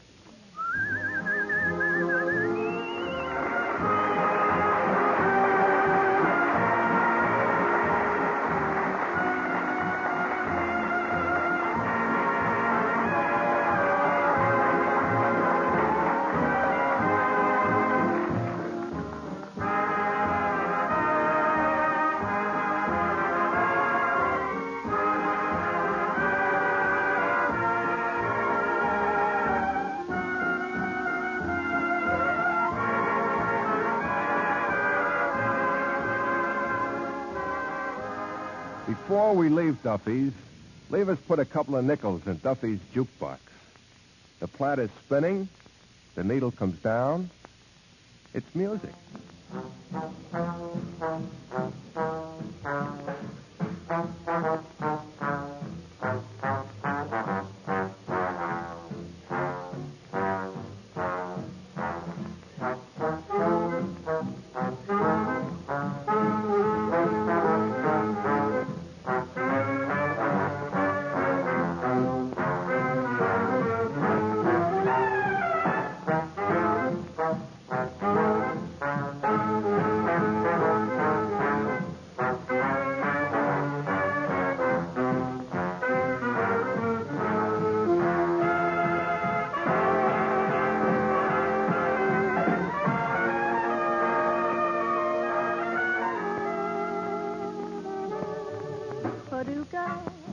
Paducah. If you want to, you can rhyme it with bazooka.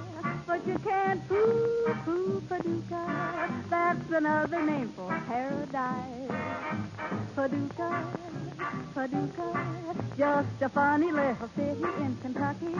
But to me it rhymes with lucky when I'm looking into two blue eyes.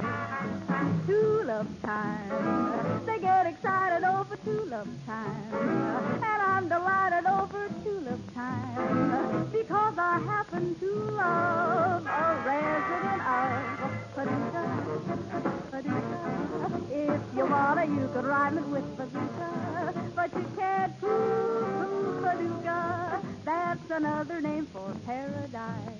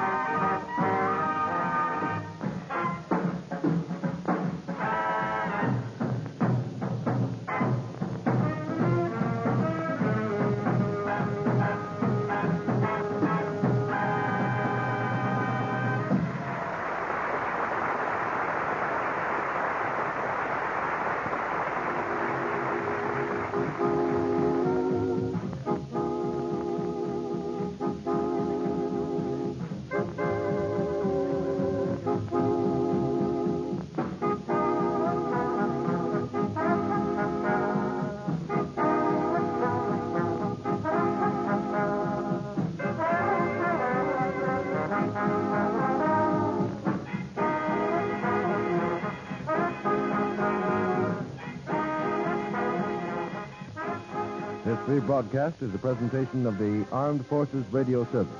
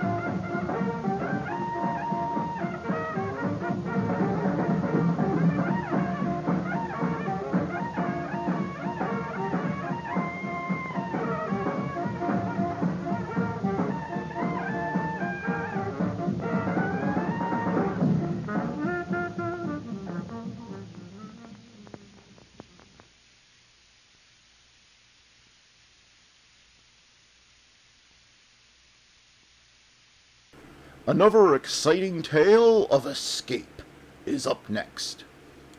Time to escape.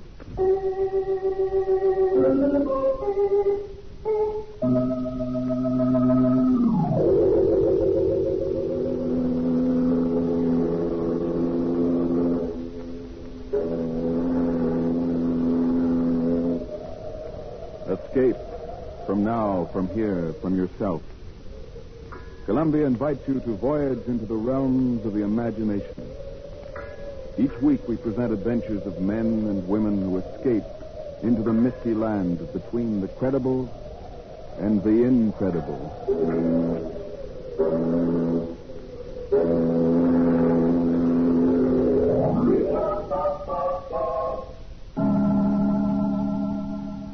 Tonight's story of escape tells of a dummy with a wooden head and wooden arms and even a wooden heart who served a master until one day this master heard him say, I've had enough of you.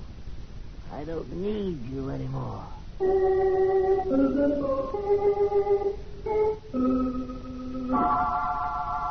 Escape now into the strange adventure of Eric Hickson and his dummy, Toby.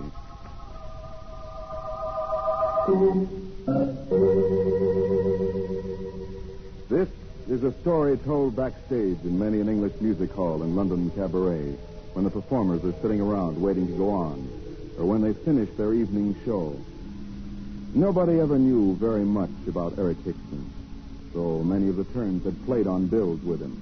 Mostly small-time acts, for it was only at the end of a long, difficult trail that Hickson reached the fashionable West End. It was the night after Hickson's opening at the Kit Kat Club. The act which preceded his was just finishing.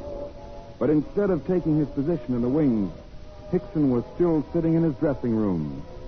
On his knee was his partner, Toby, a small wooden ventriloquist dummy with a painted face.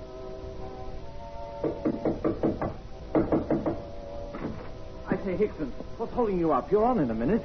Are we? Of course you are. We've got a splendid house out there, and I want to introduce you. Wait, Bigelow. Well? We can't go on. What? We can't. It's quite impossible. What nonsense is this? You hear the dances are going on. You It's follow Toby, them. Bigelow. Toby. He refuses to talk.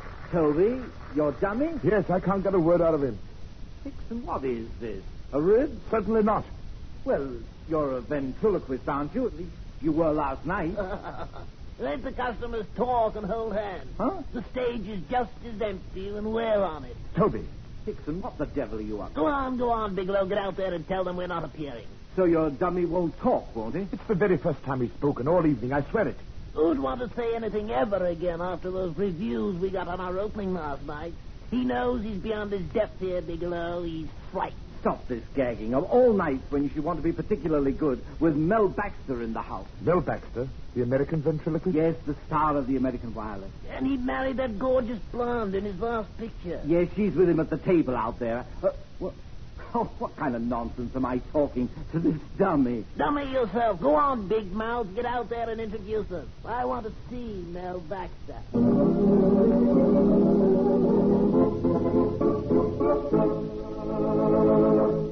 And now, ladies and gentlemen, before I present to you our next feature turn, I'd like to call on a distinguished artist who's here tonight.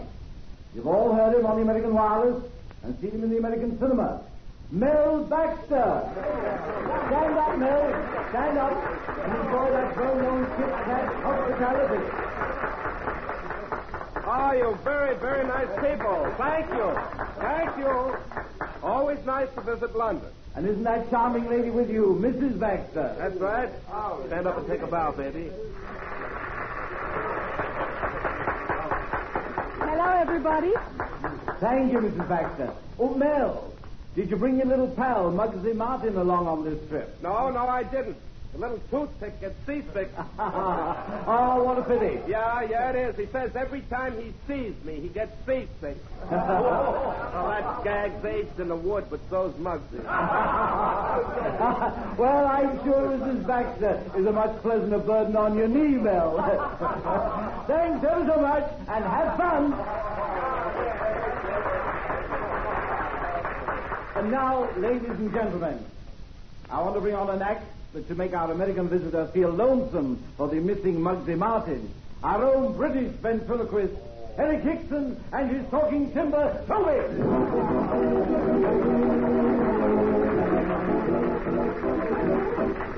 Good morning, good morning, good morning. Hey, Hickson, go easy on that good morning stuff. Why, Toby? That man over there looks like the truant officer. Oh, that shouldn't trouble you, Toby. You've been a very good boy, haven't you? Oh, yes, but I'm not in school. You mean to say you've left school? Oh, yes, appendicitis, you know. You left school because you have appendicitis? Don't have it. Can't spell it. You know, Toby, I saw a very strange sight the other day. Oh, dear. Must we go on? Toby, I said I saw a very strange sight the other day. All right. I'll go along with the gag. Talk about Muggsy Martin's jokes being aged in the woods. Toby. Let's get on with it. You saw a very strange sight the other day. What was it? 12 men standing under one umbrella, and not one of them got wet. And why not? It wasn't raining. Did you hear that laugh, Hickson? They're forcing themselves to laugh. Do you blame them, Mr. Baxter? Toby, leave Mr. Baxter out of this. Leave me alone, Hickson. What about it, Mr. Baxter? Don't you feel sorry for me having to play along with Hickson's old jokes? Well, now, Toby, I don't know. I have great respect for old jokes. Old jokes are not to be laughed at. In fact, one of my favorite jokes is the old one about the man whose name was Joe Hitler, and he wanted to change his name. So the judge asked him what he wanted to change it to, and he said George Hitler, because he was tired of people saying to him, "Hello, Joe, what do you know?" Dear me. Is that strange sound laughter, Hickson? Yes. Thank you very much for your valuable contribution, Mr. Baxter. Oh, not at all, Mr. Hickson. I was just standing here with 11 other guys waiting for you to borrow another umbrella. I suppose all your gags are original, Mr. Baxter. But of course, it's a gift. Now, no doubt that you hang up your stockings for them every Christmas. Sure, and I always get sock gags.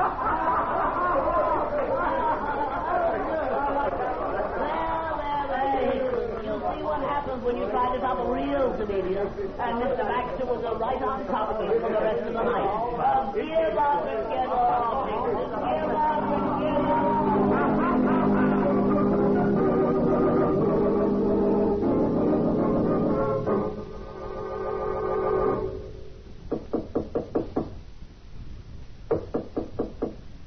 Anyone in there?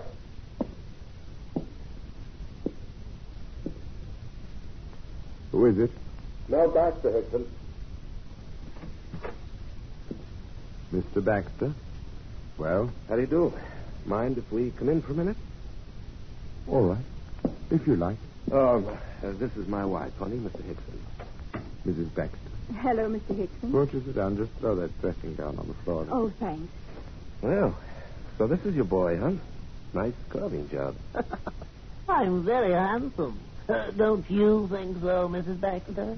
You're a dream man, Toby. Who made him for you? Don't put your hands on him.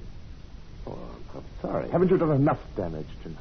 Oh, now look, Hickson, you asked for it out there. I asked for nothing. It was Toby got me into that. Toby? Oh, now, Toby, aren't you ashamed? I asked you not to touch him. Mr. Hickson, you don't think Mel would steal him, do you? I can take no chances. Well, you're taken seriously, don't you? Well, relax. I do all right with Muggsy, my own dummy. So I've heard. Yes. And you sure surprised me with that little act out front. Your own part in it surprised me. My part? Well, you wanted some kind of comeback, didn't you? You asked for it, Mr. You needn't Hickson. explain anything. You see, Mr. Baxter, Hickson's attitude requires a certain amount of sympathy. He's quite aware he's not our equal. Oh, now, look. Keep quiet, Toby. Mr. Baxter, just why did you come to my dressing room? Well, professional courtesy. If you've come here to make some sort of a bargain to buy Toby, it's no use. You can never have it. Now, wait, Hickson. Yes, wait, Hickson. I won't have it, Toby. Never, never. Whatever the Baxters have to say to me is my affair. Why don't you pretend you're a gentleman and make a graceful exit? Oh, really? Toby, if you're trying to make me look ridiculous... I'm succeeding. Yes, I know. Now go on over behind the screen and get your makeup off. Very well. But I warn you. Beat it. Pay no attention to him, Mrs. Baxter. No, I don't understand. This fellow's amazing. No, not at all. He's stupid, really. Constantly interfering in my affairs. Mrs. Baxter, now that we're alone, may I tell you something? Something I'm sure you've heard before. Well, what is it, Toby? You're very beautiful. I'm very fond of you, Mrs. Baxter. And whatever Hickson thinks, you're really a very nice woman. Oh, now look here. Mel, I don't like this. Hickson. Yeah? Come out here. Well? What is it? Just how far do you want to carry a gag? A gag? Either you apologize to my wife... Apologize for what? Really, Mr. Baxter, I don't know what you're talking about. Mel, let's leave. You're not going to leave me, are you, Mrs. Baxter? Please don't. Oh, you're a very funny guy, Hickson. Take me with you, Mr. Baxter. I just want to be near her. If you're afraid I'll make love to her, you needn't worry. I will. Okay, Hickson, you asked for it. No, Mel. Don't hit him. Don't hit him. Oh, Mel. Mel, why did you do it? Here now. Well, what's going on? I don't know what's eating this guy. A gag's a gag, but he doesn't know when to stop. He looks a bit done in. Well, he had it coming to him. Glad he didn't break the dummy when he fell. Yes, that would have been a shame. He's such a cute little fella. Oh, and you do care what happens to me. I love you, Mrs. Baxter. I love you.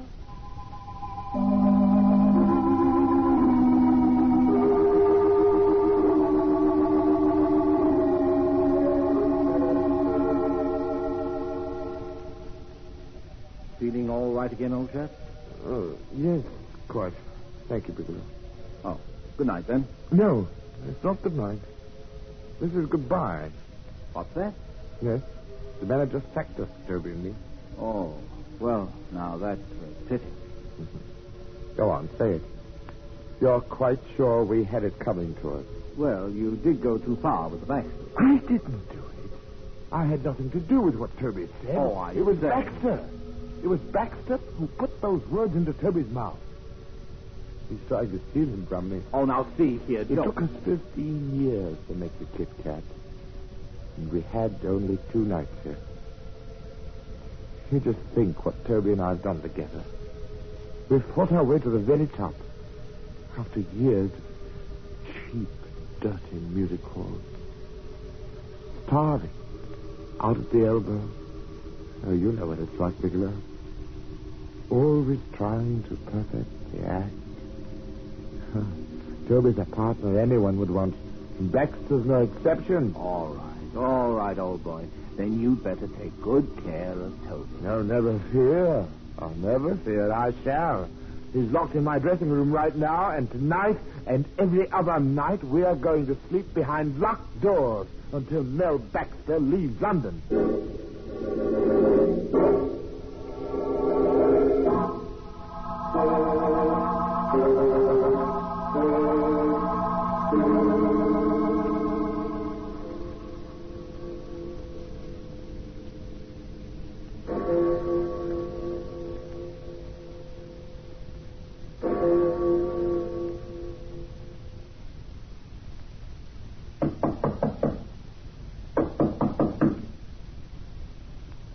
Who's there? Baxter, I want to talk to you. Mel, be careful. It's Hickson. And the door isn't locked. Where is Toby? Get out, Hickson. I've come for Toby. Where is he? You've stolen Toby from me, and I've come to take him back. I haven't seen your dummy since we were in your dressing room tonight. You lie. You came and stole him from me whilst I was asleep. Sure. I never travel without my burglar tools. Now, listen, Hickson, I only knocked you down before, but this time I'm going to finish the job. Mel. I'll handle this my way, baby. No, Mel, look. On the floor. What? On the floor at the foot of my bed. Toby, what? Oh, Claudia, how did... Toby, there you are. I found you. Oh, poor little Toby. He kidnapped you. Now, look, Hickson, I haven't the slightest idea how your dummy got here. Toby, Mel, look how he's shaking that awful thing. Wake up, Toby. Trying to wake it up. Oh, come now. You're not deceiving me. You know I'm here. Go away and leave me alone. I'm through with you, Hickson. I can't stand it, Mel. Easy, baby. Now, look here, Hickson. Maybe you're ill or mad or Ill? You took Toby away from me, and you say I'm ill? I didn't take him. You brought him here. You must have. Maybe while you were walking in your sleep. Nellie's got a gun. He won't shoot. Come with me, Toby. We're going home again. No, Hickson, I won't go with you. I'm going to stay here forever. What? This is some trick. Baxter, you've influenced him against me. You're putting words into his mouth. Oh, look, Hickson, will you relax? I tell you, I had nothing to do with this. I couldn't have. Nothing to do with it? You're a devil, Baxter. You tried to steal Toby away from me, and now you're trying to drive me mad. Hickson, will you listen to reason? No! No, I won't listen to reason. I won't. Please, Pick up this gun before it hits somebody with it, baby. I've got it now. Now, stay where you are, Hickson. What? Oh, no. Oh, no, I'll do nothing of the sort. You're insane. Hickson, you're the one who's sick. I'm trying to help you. Help me! You're trying to take Toby away from me. Look, will you let me get a doctor for No! You fool! You'll never get Toby away from me. I'll take him where you'll never see him again. Never! Hickson! Claudia, that man's desperately ill. We've got to get a doctor.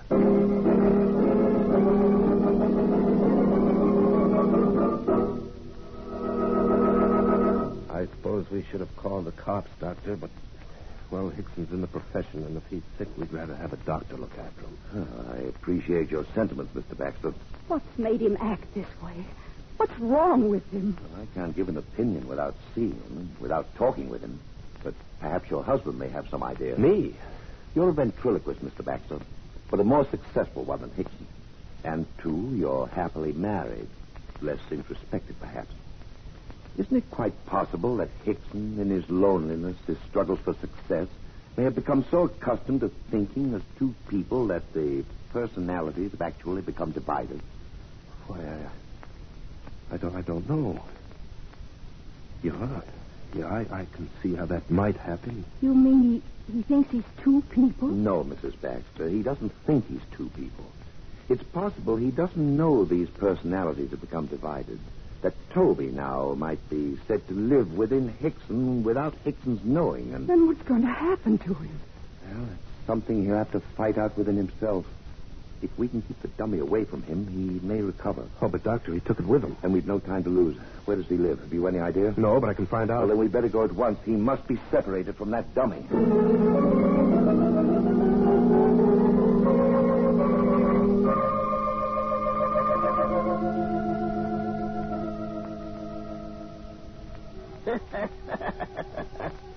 Oh, here you are, Hickson, right back where you started. Be quiet, you fool. Be quiet. You can't keep me quiet. You never could. Where would you have been if I'd kept quiet? How can you be so ungrateful? I made you what you are.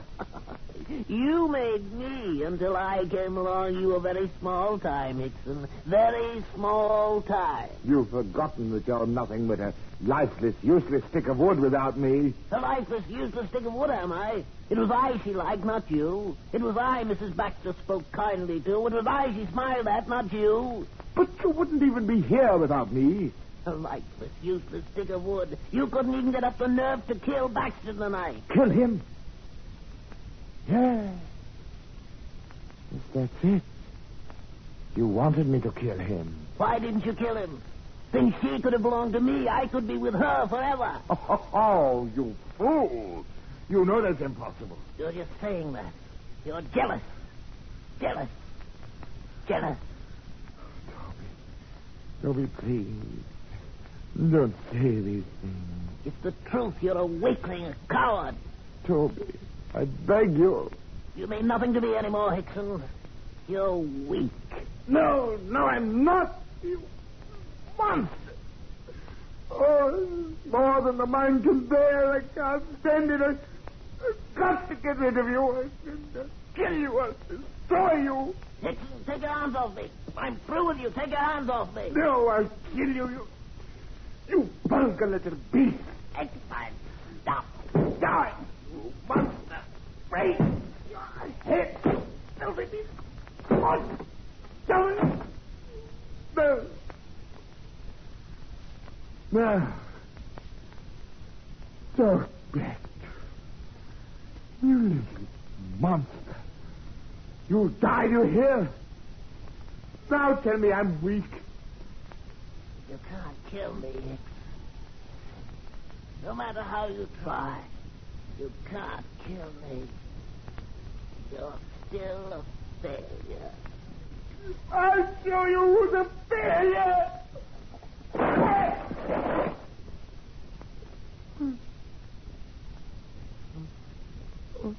Toby.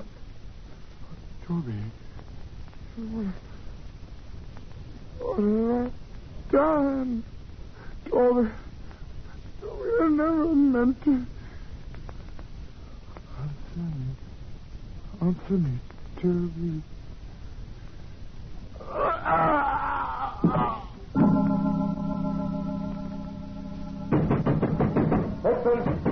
Hexton, are you in there? Sounds like now. Try the door. Oh, there we are. Okay, friend. Oh, there he is, Doctor. Man, we're too late. Now, easy now. Perhaps he's only fainted. Doctor, look. The dummy. Smashed to bits. I can't believe it's real. Easy, honey. Take it easy. Hickson's breathing. He's just out for a minute. Oh, Mel. What'll happen when he comes to? And he realizes what he's done to Toby. Oh, how are you, Hickson? Steady now. You're coming around all right. You see, honey, he's all right. He's opening his eyes. No, don't try to sit up, Hickson. No. Just lie back and be still for a moment. He's looking for Toby. Yeah. When he sees him. No. Don't try to sit up, Hickson. Your dummy's a bit cracked up, but I guess he can be fixed. Fix that. He said he'd kill me. But I told him he couldn't. Mel. Doctor, it's Hickson speaking in Toby's voice. He said he'd kill me. As if he could, Mr. Baxter. Doctor, what about Hickson? Hickson himself. I've never seen anything like this. Oh, Hickson, speak up, man. Quick, Baxter, put that dummy together again. Well, it's pretty badly smashed. I don't care. Hold him together if you have to. I'll do what I can. What good would it do, Doctor? It's our one chance to help this man. See, Hickson? Here's Toby. See, he's all right. Here he is. Hickson won't appreciate what you're doing, Mr. Baxter. Now you're giving me... Back to him. He thought you were trying to steal me away from him. Mr. Hickson. Hmm? Oh. Yeah, it's you, Mrs. Baxter.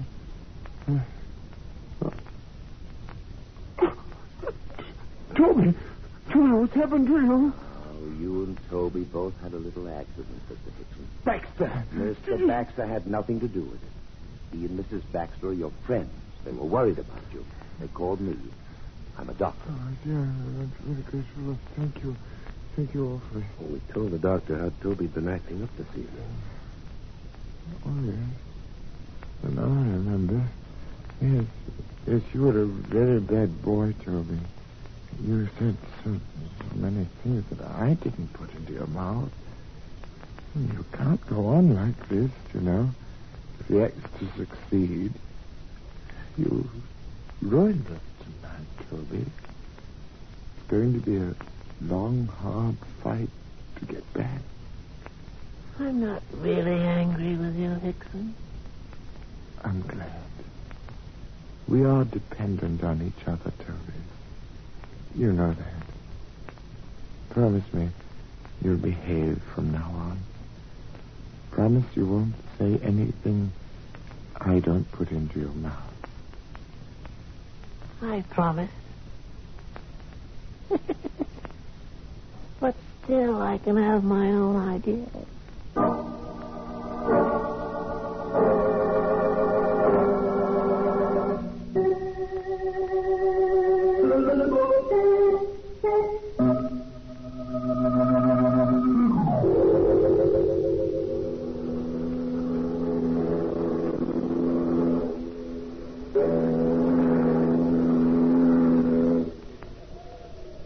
Tonight's voyage of escape into the realms that lie between the credible and the incredible has ended. But we hasten to invite you to voyage with us at the same time next week when we will bring you the strange adventure of a man who searched the Brazilian jungles for a diamond as big as the Ritz. Your ticket for the voyage is merely your desire to join all hands aboard when CBS again presents Escape.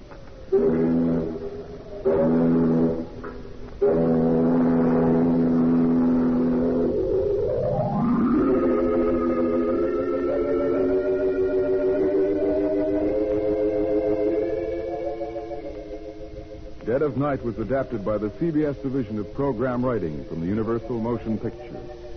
Barry Kroger appeared as Eric Hickson, Art Carney as Toby the Dummy. Escape is a CBS feature production directed by John Mosman. This is CBS, the Columbia Broadcasting System.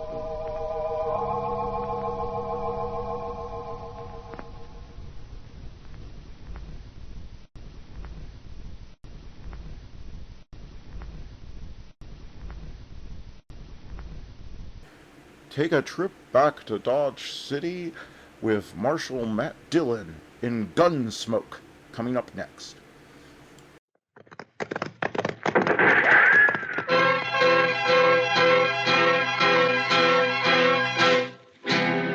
Around Dodge City and in the territory on west, there's just one way to handle the killers and the spoilers, and that's with a U.S. Marshal and the smell of Gunsmoke.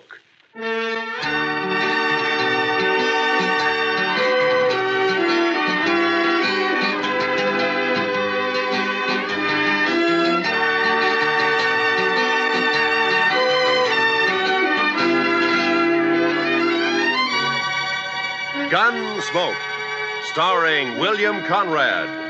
The story of the violence that moved west with young America. The story of a man who moved with it. Matt Dillon, United States Marshal.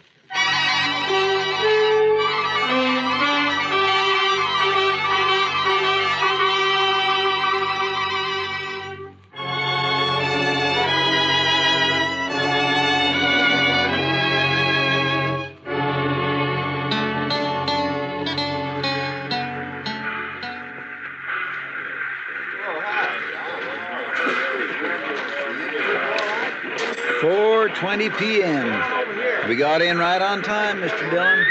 Yeah, the railroad's getting better every month, Chester. Looks like they're going to civilize this prairie yet. Well, I'm glad to hear it. All right, let's go.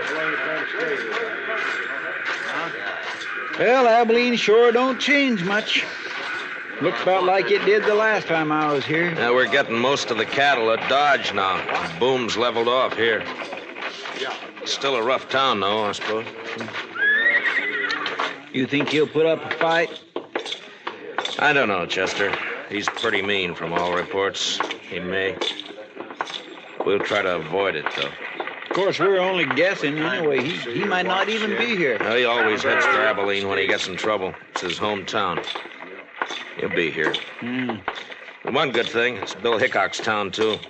At least we'll have the local sheriff on our side for once. Yeah. I suppose that's some help. Some help? I'd rather have Wild Bill along than anybody I know. I suppose. Chester, what's the matter with you? You're acting like a man at his own funeral. Mr. Dillon, I've had an uneasy feeling ever since we left Dodge. Kind of a hunch, you might say. It's nonsense. They're going to pick up a killer and take him back for trial. That's all. Maybe. And maybe not. Look, Chester, any man who lives by a gun knows down inside that he's going to die by one someday. But if he's got any sense, he keeps from thinking about it. Of course, he can't help getting a hunch now and then. I had plenty of them myself. Mostly wrong. Come on, Chester, let's walk down to the Last Chance and I'll buy you a drink. As a matter of fact, I'll buy us both a drink.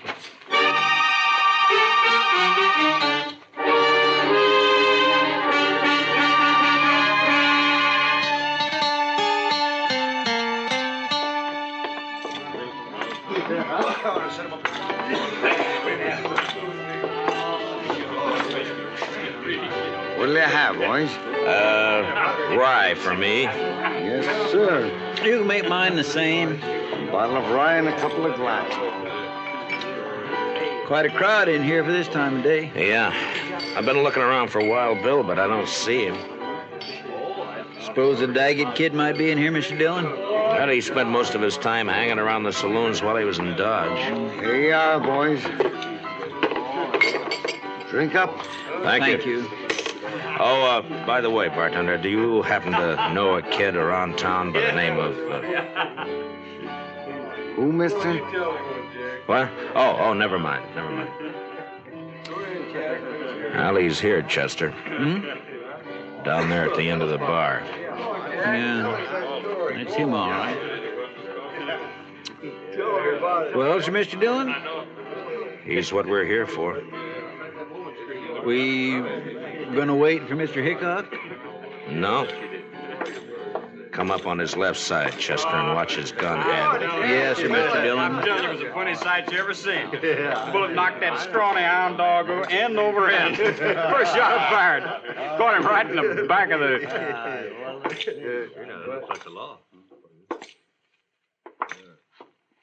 You're Jack Daggett, aren't you? That's right, mister. What about it? My name's Dillon, U.S. Marshal from Dodge. You're under arrest. You're kind of out of your territory, aren't you? Marshal's territory's anywhere. I'll take that gun of yours now.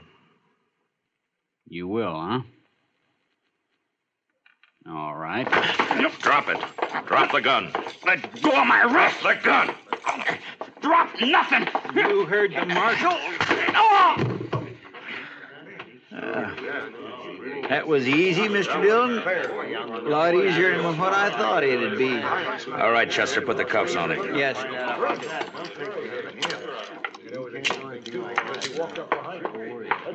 Seems to me your partner acted a little high-handed there, Marshal. It does, huh? Now, he had no call to slug that boy in the head that way. Would you rather I'd have put a bullet in his belly? Chester saved his life, that's all. He was drawing on me. Well, now, if you'd come around and seen me before you started anything, you wouldn't have had this trouble. My name is Rourke. I'm the town constable here. I see.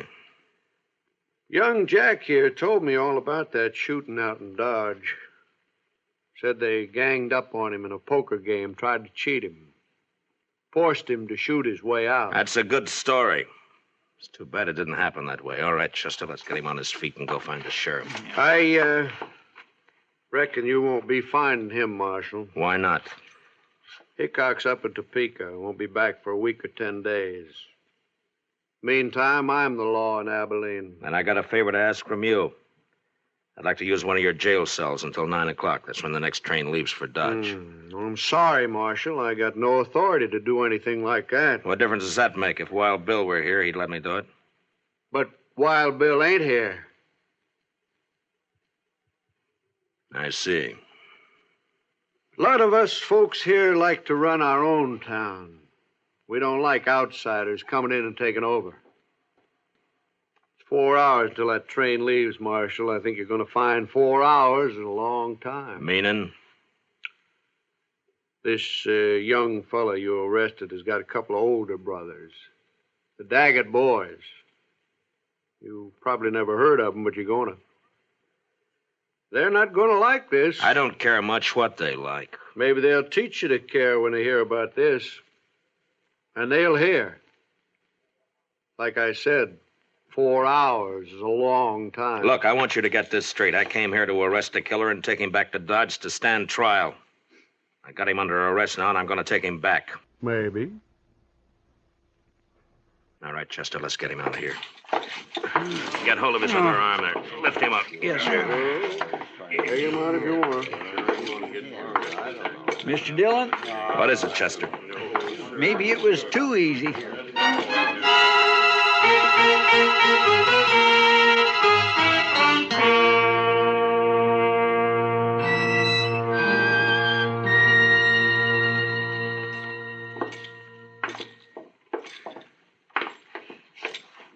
Yes, gentlemen. What can I do for you? We'd like to get a room, please. Well, I have a very nice one right at the head of the stairs. if you'd care to look at it. That won't be necessary. We'll only need it for about 4 hours until the train leaves for Dodge. Mm-hmm. Well, if you'll just sign the register here. Thank you. My, your friend seems to have suffered quite an injury. Yes, sir. He bumped his head. Oh, really? Well, it's certainly a bad cut just to have had. Boy, that's one of the Daggett boys. Young Jack Daggett. Yeah, that's right. I got him under arrest for murder. Now, where's the room? You arrested Jack Daggett? Right here in Abilene? Yeah.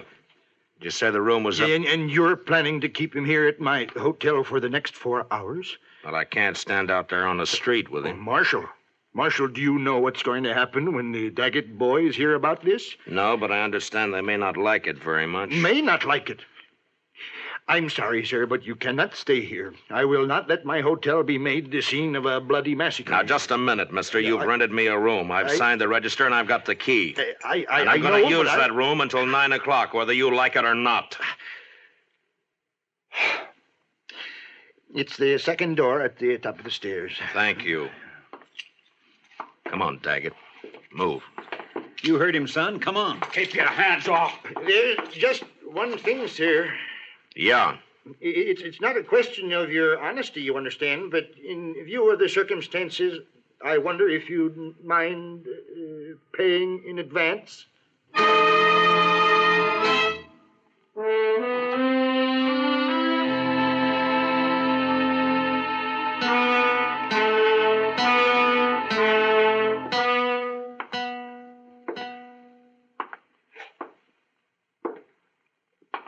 What time is it, Chester? It's 6:23, Mr. Dillon. I thought it was later than that. Yes, sir, I know. He goes pretty slow when you're waiting for something like this. I swear I wished it was 9 o'clock. I wished we were leaving on that train right now. You're not leaving on no train. Not alive. You got a one-track mind, Daggett. So have my brothers, Dillon. What they think about all the time is hands off the Daggetts. That goes for you or anybody else. Reckon we ought to stuff a pillow in his mouth, Mr. Dillon? Might not be a bad idea. You won't think it's funny when they come around. But maybe they won't come around. Maybe they decided... Cover the door from the other side, Chester. Yes, sir.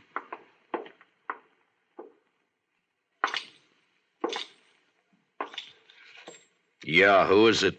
It's me, sir. The clerk. What do you want? It's the Daggett boys. They're across the street at the Last Chance right now. And you're hoping I'll go over there instead of waiting for them to come here, huh? Well, All right. I'd rather jump them than have it the other way around. Chester, I guess we'll go over and have a talk with him. What about him? Well, he's cuffed hand and foot to a pretty solid iron bed. I don't think he's going anywhere. Bet on it. You ready, Chester? I'm ready whenever you are, Mr. Dillon. All right, let's go.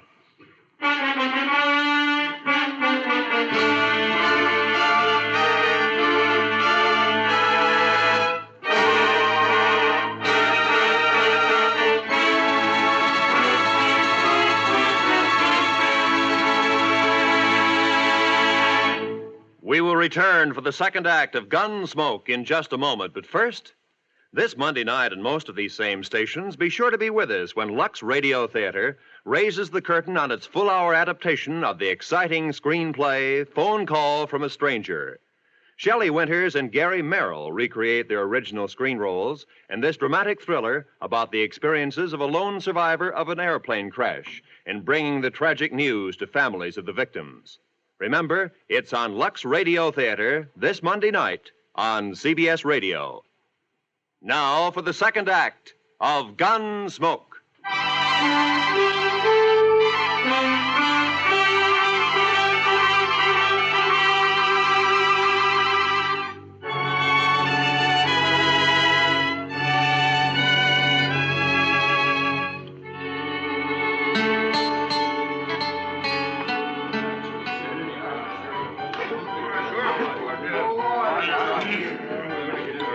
That must be them, Mr. Dillon. Across the room there. Yeah, I guess so.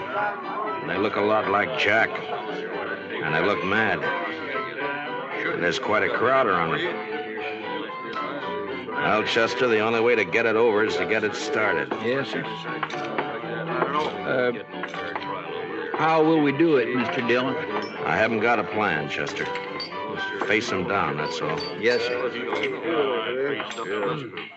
Don't mean nothing to him. Go ahead, it's your deal. You the Daggett brothers? What if we are? This is him, Jim. This is a fellow I was... Shut up, Rourke. You've been glad enough to stay out of this so far. Stay out of it now.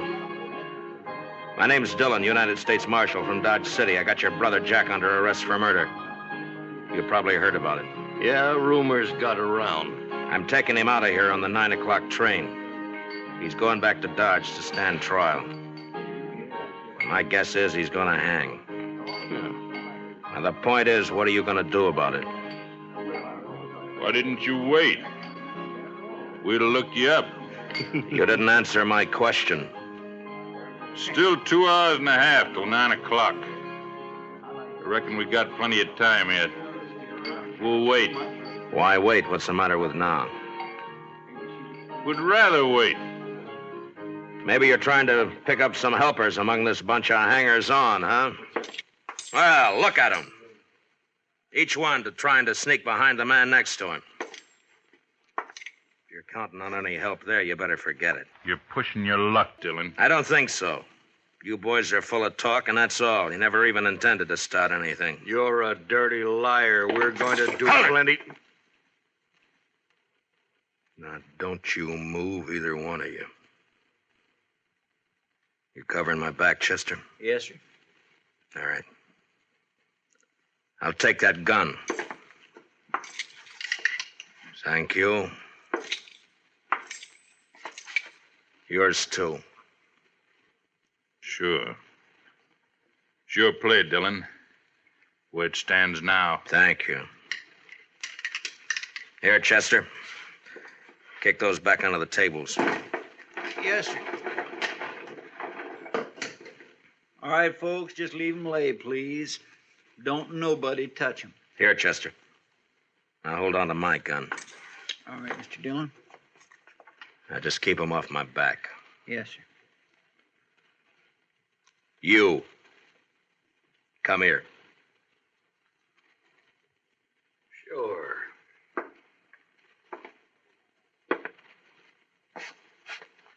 You called me a liar, didn't you?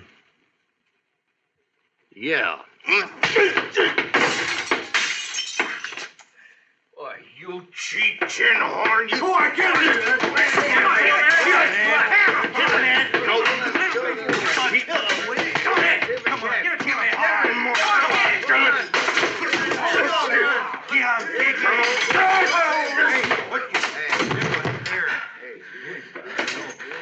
I thought you Daggetts were tough. Hey, watch this. Watch. All right, you. You're next. I'll wait, Marshal. I'll get to you later. You're a no-good coward, Daggett. All right, Chester, I'll take my gun back now. Here you are, sir. Thank you. All right, boys, the show's over. Unless, of course, one of you'd like to take up where the Daggetts left off. Any one of you still figuring on helping them try to take my prisoner away from me? No? Well, I didn't think so. You're all fine, upright citizens now, huh? A pride and joy to Constable Rourke here. That's enough, Dillon. I thought I told you boys the show was over. All right, get out. Go on, get out, all of you. Move! All right, let's get out of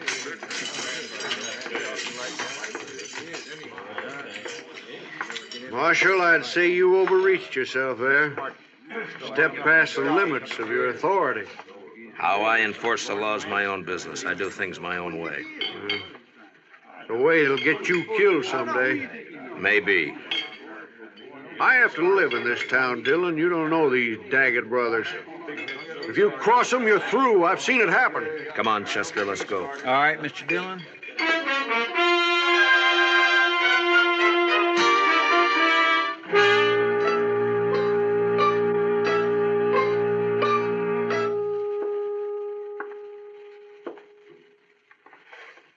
What time is it, Chester?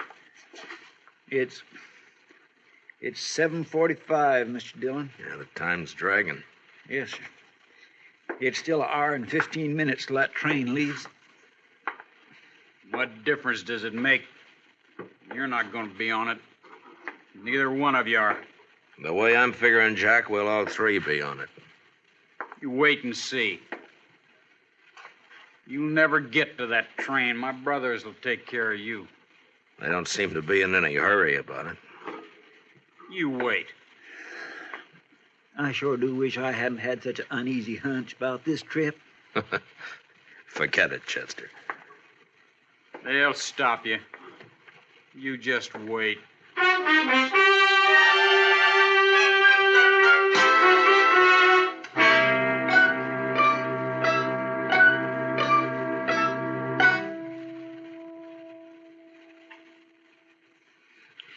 It's only 8:15. Mr. Dillon seems to be going slower all the time. Yeah, adds up, though. It won't be much longer now. 45 minutes, if the train's on time. And if we're lucky enough to get on it. Chester, you're wearing yourself out. Why don't you sit down and relax, huh? I just can't seem to set my mind to it, Mr. Dillon. No Daggett will ever leave this town wearing handcuffs as long as the other two are alive. Well, I'd think that's up to them, Jack. Sure. And they'll take care of it, too. I swear and declare, Mr. Dillon, I almost wish they would try something and get it over with. The waiting's always the worst part, Chester. You find out what the worst part is. I could slug him, Mr. Dillon. No, let him talk. Let him talk, Chester. He's only got a few more weeks to do it in. They'll never hang me. I'll never even stand trial. You wait and see.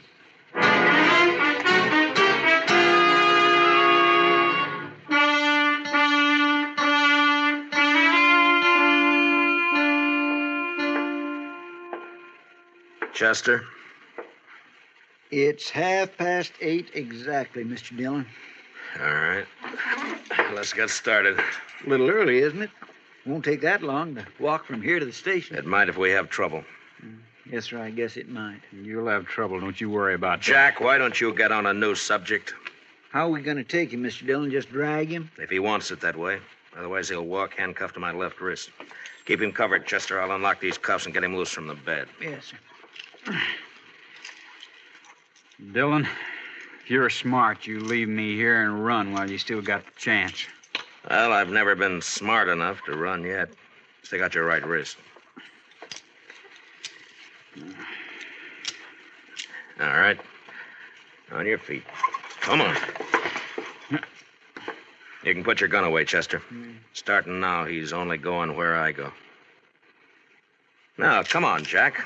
We got a train to catch.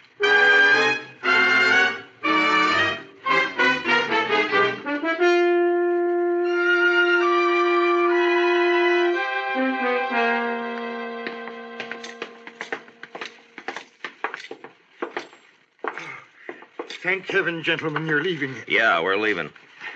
And I want to thank you for your wonderful hospitality. I'll be glad to recommend your hotel to anybody who plans to stop over in Abilene. Oh, I hardly know what to say, Marshal. You simply don't understand. You don't know these Daggett brothers. No offense personally, Jack. I have to live in this town, and I... Come on, Jack. Now, you boys must run quite a bluff. You got everybody in town jumping sideways. You'd be smart if you did, Dillon. Good luck, gentlemen. Best of luck to all of you. All of us. Well, that's hedging his bet. Look there, Mr. Dillon. Not a soul on the street. Quiet as a graveyard. Yeah. They're going to make a play, Chester, somewhere between here and the depot. We can count on that. Yes, sir, I kind of figured they would. Especially after getting beat up over there at the saloon. Well, they would have anyway. And jumping them like that did one good thing. It scared the pack off. At least we only have to worry about the Daggets, not a mob. You'll think it's a mob Shut by up. the time... Now, from here on, you keep your mouth shut. If you don't, so help me, I'll slug you and drag you to the depot. All right, now let's go.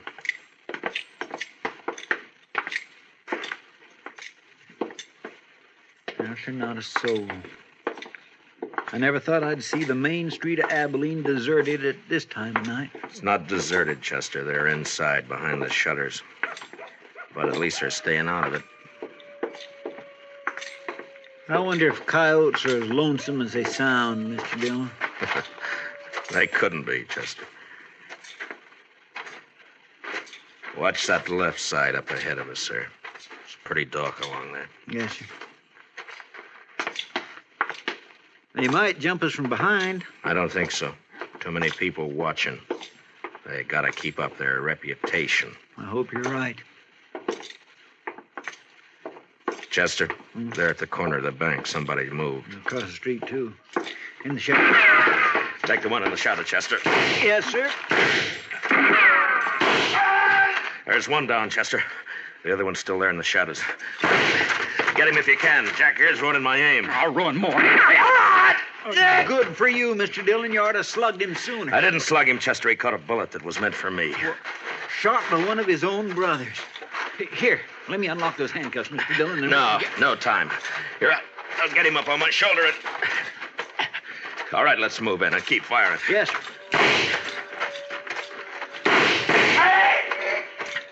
Hold it, Chester. Well, I guess we got the other one. Here, let me get him off my shoulder. Get these handcuffs off.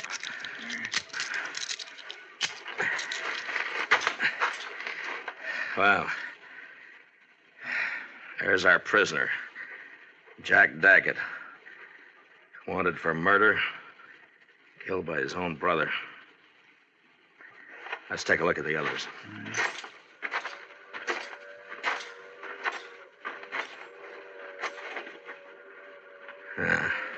Three men dead.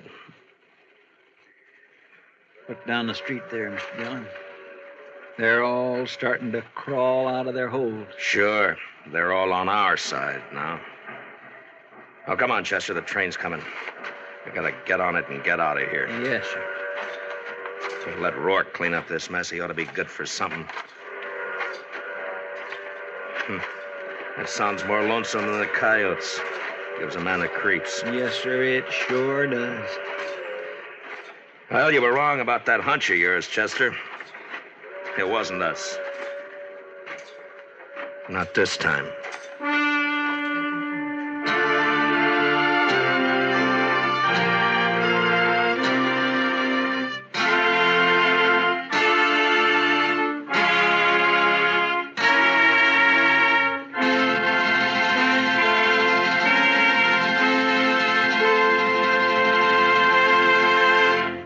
Gunsmoke, under the direction of Norman Macdonald, stars William Conrad as Matt Dillon, U.S. Marshal. Tonight's story was specially written for Gunsmoke by Les Crutchfield, with music composed and conducted by Rex Corey. Featured in the cast were Sam Edwards and Barney Phillips, with John Daner, Tom Tully, Larry Dobkin, and Jim Nusser. Parley Bear is Chester. Gunsmoke is heard by our troops overseas through the facilities of the Armed Forces Radio Service. Join us again next week as Matt Dillon, U.S. Marshal, fights to bring law and order out of the wild violence of the West in Gunsmoke.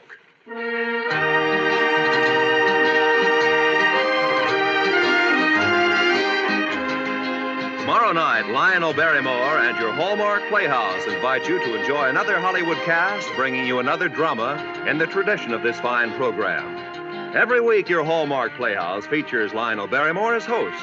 Frequently, Mr. Barrymore stars as well.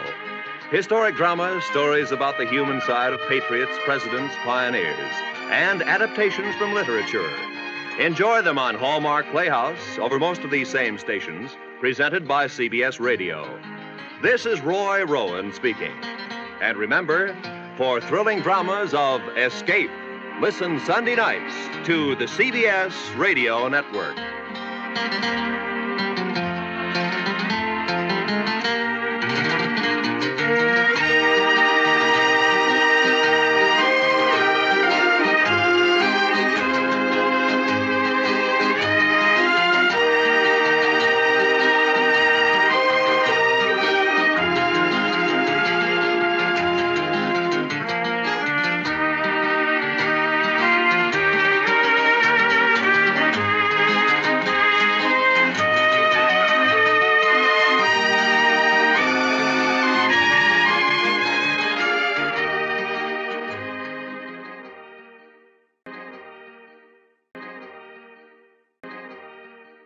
America's Favorite Miser is coming up next. It's the Jack Benny Program.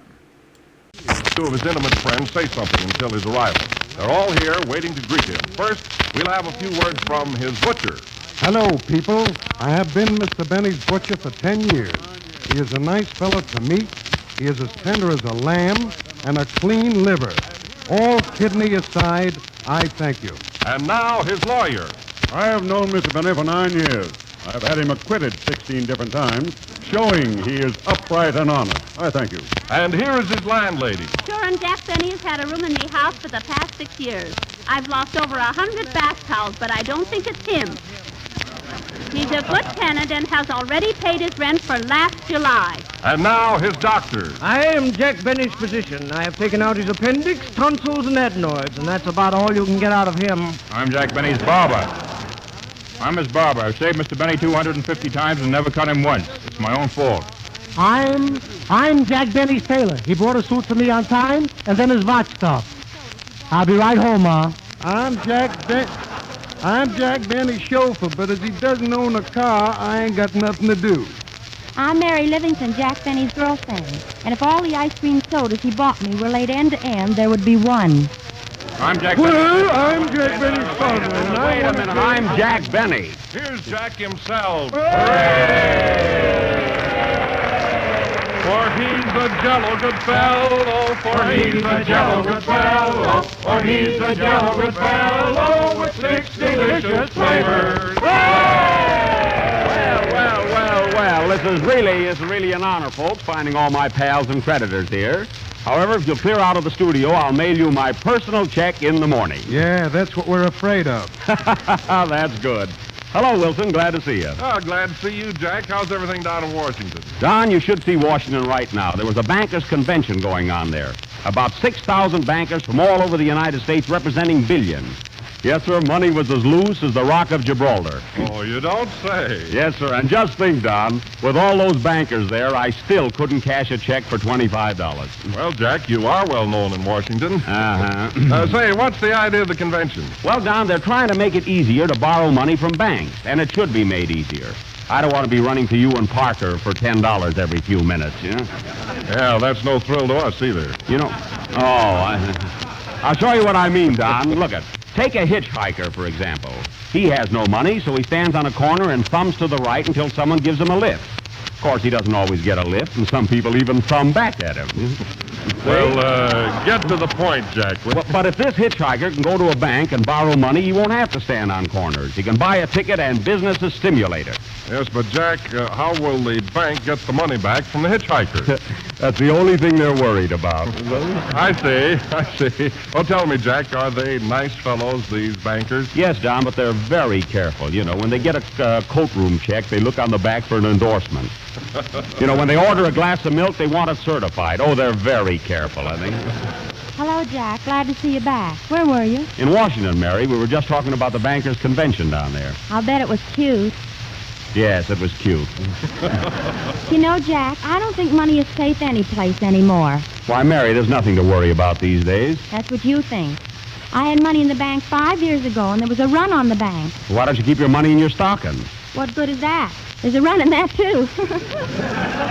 Oh, so you do keep money in your stocking. Does it draw interest? No, I wear a long fur coat. Oh. That's the idea, Mary. Save your money. Have you got any laid away for a rainy day? I haven't even got enough for a drizzle. Well, look at me. I can't even face a cloud. Oh, hello. Hello, Parker.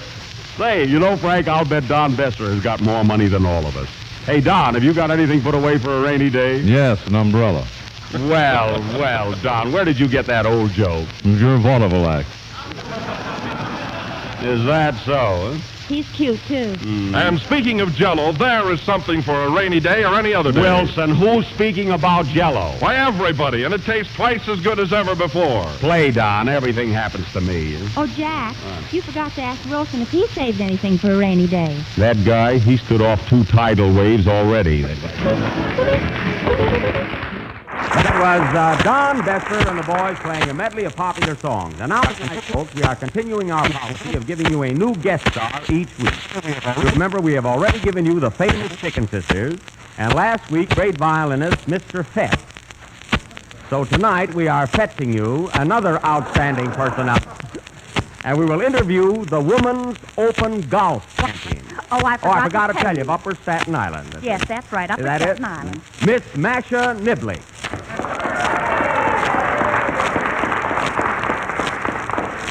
Thank you.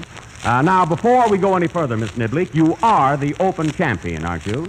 Golf course I am. I'm going to have trouble already. Now, tell us, Masha, what was your latest victory? I came in third in the Saratoga Open Tournament. You came in third. That was very good. Who came in first? Cavalcade. Well, I'm glad to hear that. I played him myself. Jack, doesn't she look awful for a champion? Oh, yeah? If you were in the rough as much as I was, you'd look bad, too. Mary, quiet, please. Now, Miss Niblick, tell the folks what was the longest drive you ever made? 375 yards. That's quite a nice drive. Not when you have to walk back. Well, yes, there is a lot of exercise in golf. Now, tell me, how are you on the green? Very short. That's why I'm up here tonight. Well, we didn't say for a rainy day either. But say, that's a lovely bag and a nice set of clubs you're carrying there. Is this your driver? Yes, sir. And this is your brassy? No, that's my head. Well, it certainly fooled me. But it would make a nice brassy. Let's see, you carry 12 clubs, a putter, a spoon, and a knife. What's that knife doing in your bag? I use it for slicing. Oh, I have the same trouble, too, yes. Now, tell me something about your shots. Are all your shots straight? No, I mix some of them with ginger ale. That gives me a thought. Well, I wish you'd hurry up. I have a match for the Westchester Open. Well, before leaving, may I see the scorecard for your last match, Miss Nibley? Certainly. There you are. You played the first 4 holes very well.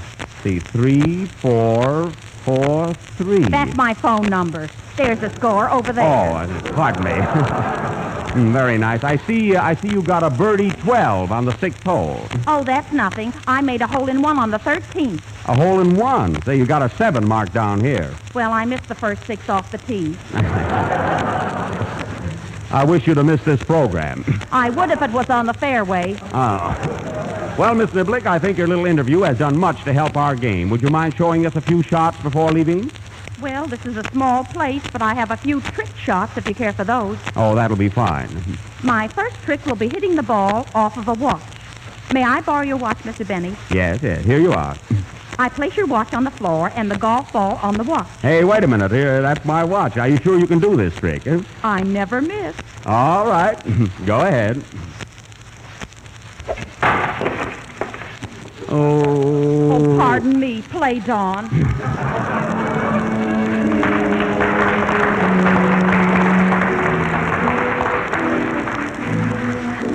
Mary, introduce Frank's song, will you? I'm sick. All right, Jack. And now Frank Parker, who still has his watch, will sing It Was Sweet of You. Thanks, Mary. It was sweet of you. You're welcome, Frank. It was sweet of you to say it was sweet of me. Well, I think it's darn sweet of you to think it was For sweet of heaven's me. sake, sing. Sweet of you, sweet of me. As long as you're healthy. Yeah.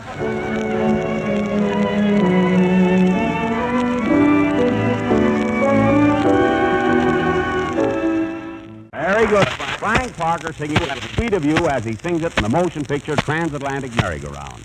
And now tonight, starting our dramatic season with a large repertoire of plays. For tonight, we have chosen by popular indifference that great English drama of 1845, The Bennies of Wimpole Street. This play, as you know, was a big hit in London and was also played in New York by Miss Catherine Princeton. Cornell, Jack. No, Mary, that was a Notre Dame. Mr. Benny, please. This play is also a great screen success starring Norma Shearer and Forward March. I will play the part of Old Man Benny of Wimpole Street, the mean, jealous father.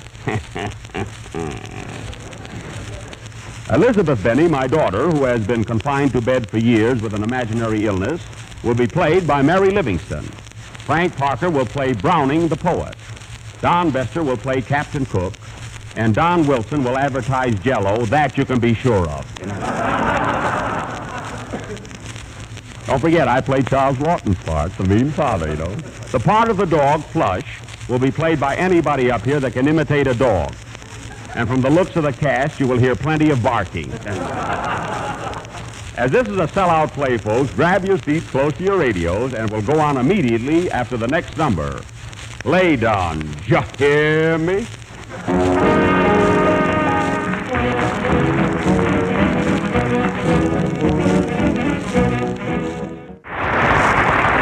Serenade to a Wealthy Widow, played by Don Bester and the boys. And now for our dramatic offering, The Bennies of Wimpole Street. The first scene of our little play is Wimpole Street in the year 1845.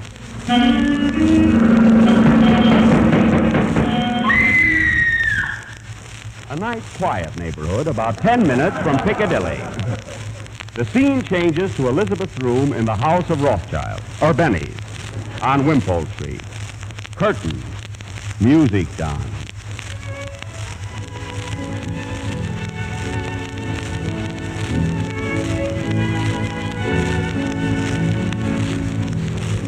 I want to go back to my little grass shack in Kealakekua, Hawaii. Oh, boy, do I feel rotten. I want to be with all the Connie Dalmaheenies that I knew long ago. Spiny, Spiny. Yes, me lady. Papa won't let me go out of the house, so get me a copy of Browning's poems and a cheese sandwich. Yes, me lady. Mustard on the sandwich. Yes, but not on the poems. Who was that? Your papa, the master. All right, Barney, don't forget, plenty of mustard on the sandwich. Yes, me lady. I want to go back to my little grass shack in Kealakekua, Hawaii. Flush, Flush, come here, Flush. Give me half of that dog biscuit. I'm starved.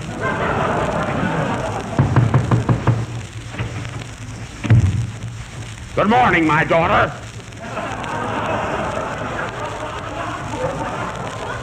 Good morning, Papa. How are you feeling this morning? A little better, Papa. Oh, I suppose you'll be wanting to go out now. How do you feel, Flush? That's good. You're too late. Watch your cues. Boy, am I mean tonight, but it's a living. Elizabeth, you have no business being out of bed. You're sick, and I want you to act that way. Get back to bed. Just hear me? Oh, Papa, I don't want to go to bed. Then what do you want to do? I want to go back to my little grass shack in Kealakekua, Hawaii. Quiet, quiet. Oh, all right. Where's your sister, Maureen? She's out with a leatherneck. Oh, Maureen is out with a Marine, eh? Blankety blank, blank, blank. It was the most enjoyable evening, my dear. Here they come now, Papa. Goodbye, Maureen. Oh, come in for a while. No. All right, if you insist. He's awfully hard to get.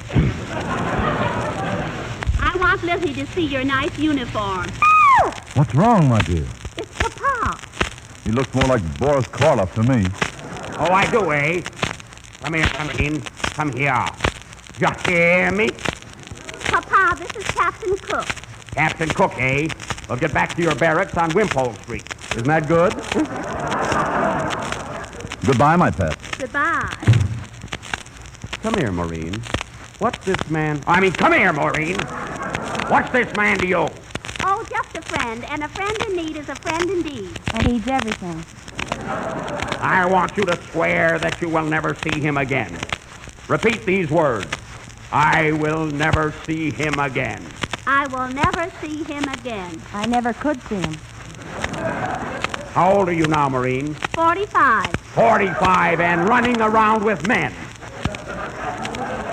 Go to your room and don't leave there till you're 50. You hear me?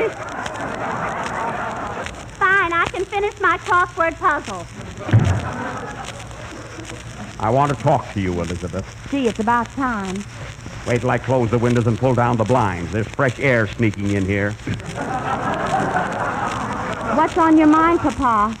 I hear you are that way about Browning the poet. What of it? You've been sick all your life, and now you're going to get verse.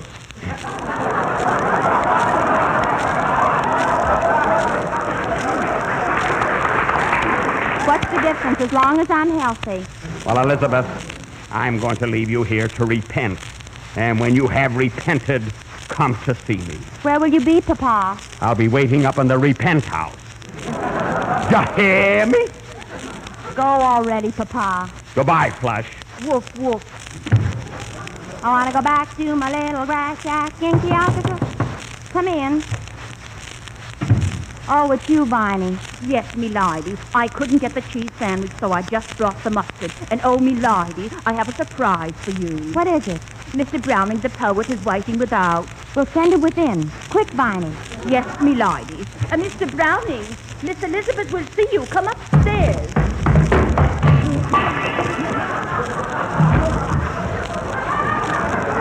Elizabeth! Elizabeth, what's that noise? Mice. Well, tell them to take off their shoes.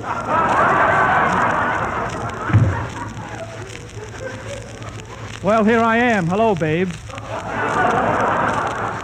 Robert, my true love. Elizabeth, my New Jersey.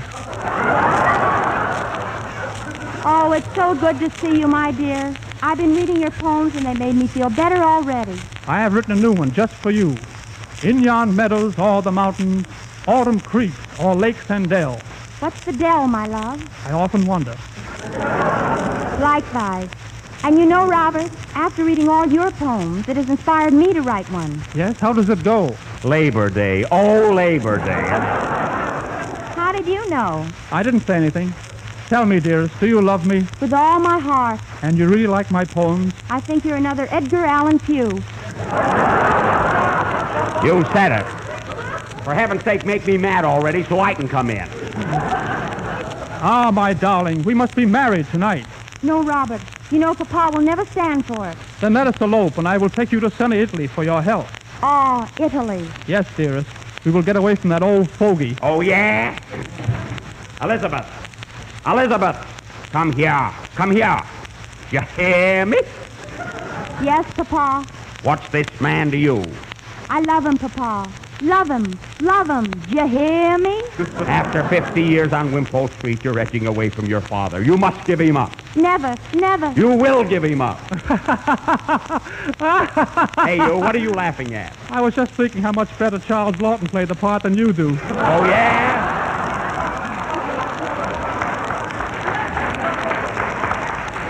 What's Charles Lawton got that I haven't got? Whiskers. Right. Where were we? Oh, yes.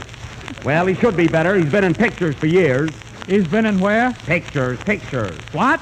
Pictures. What hangs on your wall at home? My other pair of pants. We have no closet. Get out of my house. You hear me? All right, I'll go. Toodaloo to you, Elizabeth. And poo-poo to you, Papa. Here, Elizabeth. Come here. Are you going to Italy with that stale, broken-down poet? Italy? Why, I'd even go to the Sahara Desert with him. Speaking of the desert, you will find that Jell-O is the grandest dessert your family has ever tasted. And you can get it in all six delicious flavors. Strawberry, raspberry, orange, lemon, and lime. What do you want? Play, Don. Play.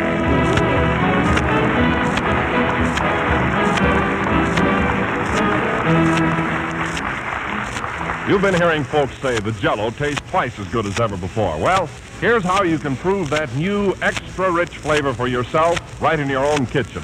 Take a package of raspberry Jell-O, for instance. Open it and sniff the fresh fruit fragrance of those bright rose-colored crystals.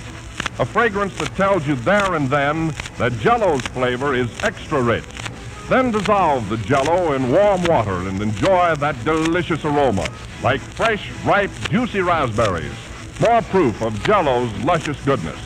Third, and most important of all, taste Jell-O. Dip your spoon into the glowing raspberry red mold. What a treat. It tastes just like the ripe fruit itself. It's as delicious and refreshing as a bowl of rich, ripe raspberries fresh from the berry patch. Only Jell-O gives you this new, twice as good fruit flavor. So look for the box with the big red letters on the front to be sure you get the genuine Jell-O. Well, folks, this concludes the third program in the new Jell-O series. I hope you all enjoyed our little offerings, the Bennies of Wimpole Street. Of course, if you haven't seen the picture, the Barretts of Wimpole Street, which is playing around the country, I know you'll like that, too. Well, come on, Mary, let's get off Wimpole Street. You hear me? Yes, Papa. But let's go to 47th Street and get a soda. Yeah. Good night, folks.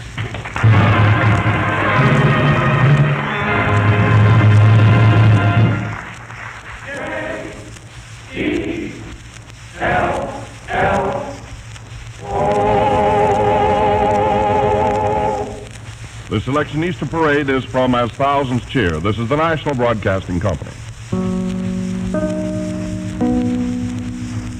WJZ, New York. Lux Radio Theater brings you another classic story coming up next. Hollywood, California, Monday, March 8th.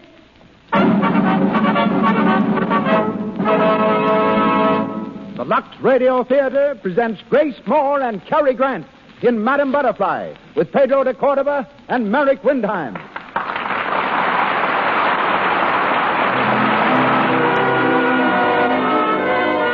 Lux presents Hollywood. Our stars, Grace Moore, Cary Grant, Pedro de Cordova, Merrick Windheim, and Crawford Kent.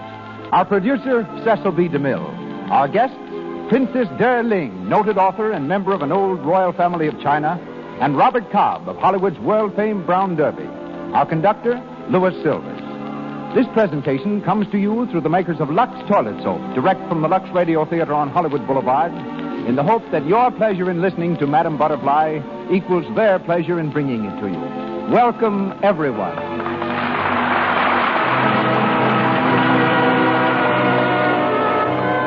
Have you ever wondered, as you take a cake of Lux Toilet Soap from its wrapper, how can they sell a soap like this for so little? Well, it's true that Lux Toilet Soap is an amazing value. Will you check off some facts with me? It is made just as the costliest French soaps are made and of the very finest ingredients. It is mild, pure, snow white. It is delicately fragrant with an exclusive, expensive perfume. It has the special advantage of active lather that prevents choked pores, guards against cosmetic skin.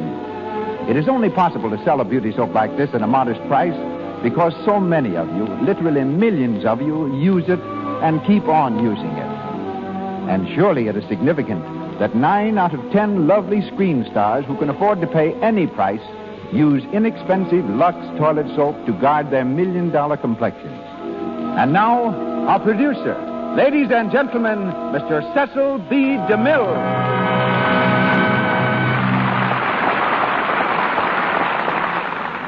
Greetings from Hollywood, ladies and gentlemen.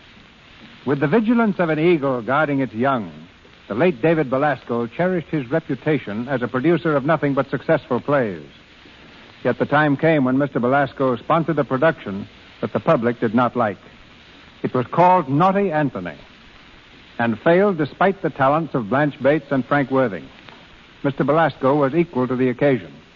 He wrote a one-act play from a story by John Luther Long called Madame Butterfly, presenting it as an extra offering immediately after the last act of Naughty Anthony. With Blanche Bates as Butterfly, the play was a sensation. Yet at 8:30, the theater was consistently empty.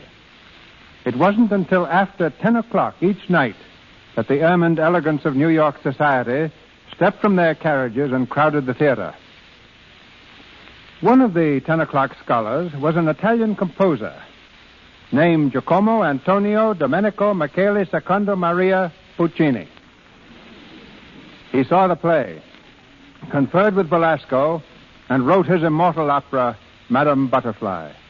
In our story tonight, we borrow from both play and opera. Since the opening of Columbia's new film, When You're in Love, Hollywood is hailing Grace Moore and Cary Grant as the most important team of the new year. Miss Moore has reached the fame in grand opera, motion pictures, radio, and on the concert stage that comes only to the truly great. In her first starring picture, One Night of Love, she sang the arias from Madame Butterfly, thereby introducing grand opera to talking pictures.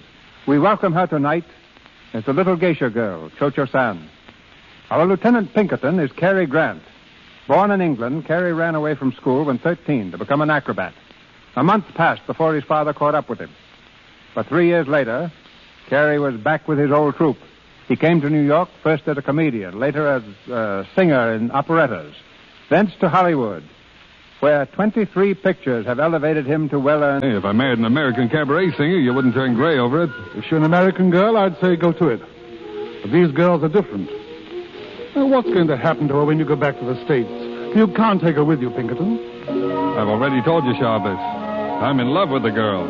You love her enough to spend the rest of your life with her? What do you mean? Well, you wouldn't have to. I suppose you know that. I've heard something about it. Yes. The Japanese law is convenient for foreigners.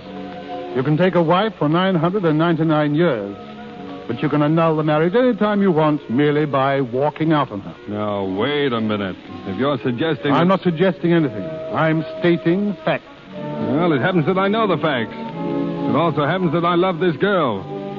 I'm going to marry her, regardless of what you think about it. Well, it's your life, Pinkerton. You can do what you want with it. Oh, forget it. Come on, Sharpless. Snap out of it. Which girl is it? She's here at this tea house. Her name's Cho-Cho-San. The one they call Butterfly? Yes, you know her? Oh, I've seen her. She's a pretty little thing. So young. She's like a child sometimes. You know, I've never met a girl like her before. I never will again. She's deep down inside of me, and I can't get her out. You see, I've got it pretty bad. Lieutenant Pinkerton? Yes, Goro? Cho-Cho-San says she waits your pleasure. Where do Lieutenant wish to sit with Cho-Cho-San? Oh, in the outer garden by the fountain. Tell her I'll see her there in a few minutes. Cho-Cho-San, be there. Thanks. You'll excuse me, Sharpless? Oh, Pinkerton. Uh-huh. Yeah? There's nothing I can say? No, I'm afraid not. See you later, old man. All right.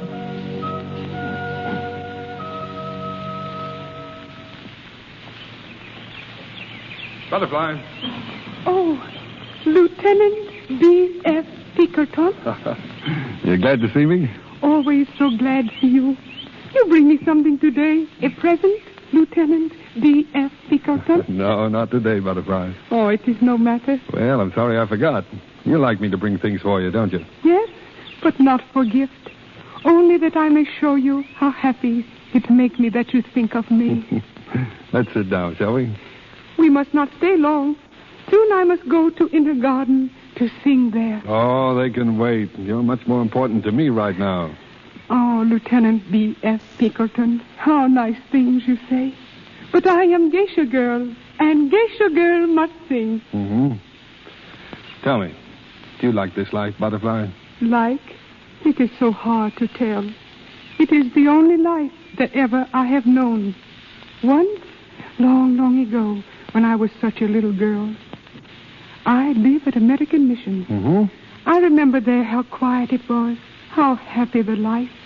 They teach me there to sing, to play, to speak as you, American language. Oh, I remember such a small part of that life. It was so long ago. Mm-hmm. How did it happen that you lived at a mission? My mother, she died. Then my father. I was alone. They take me to mission to live there. But one day came my uncle to the mission and take me away. Mm. My uncle, he is priest, a bonzo. A priest? A priest of Japan. He take me from mission and bring me here to sing as geisha girl.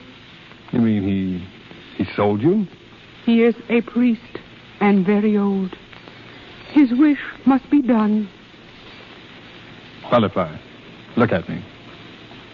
What would your uncle do if you left this place? Leave the tea house? That cannot be. A geisha girl must stay until some rich merchant buy her for his wife. Mm-hmm. And there are no rich merchants? None that I like. They are not kind in their hearts like you, Lieutenant B.F. Pinkerton. Butterfly, I did bring something for you today. You bring a present? Yeah. Here you are. See? Oh, a ring. But this is not for me. Why not? It is too beautiful, too precious. Those jewels. Oh, it cannot be for me. Darling, listen. In America, when a girl puts this ring on her finger, it means she'll marry the man who gave it to her. But I am not American girl. I know, but I love you, Butterfly. I've loved you since the first day I saw you in this garden. You want to marry me, Cho-Cho-san? Is it so surprising? Oh, one night I have a dream. A man in the white of an officer come to me in a garden where the cherry blossoms fall. He leans so close to me until my eyes can see but him, until he is the whole world to my eyes. And then he whispered to me, telling me of his love. Now, that dream is here, but it frightens me, for fear it may still be a dream.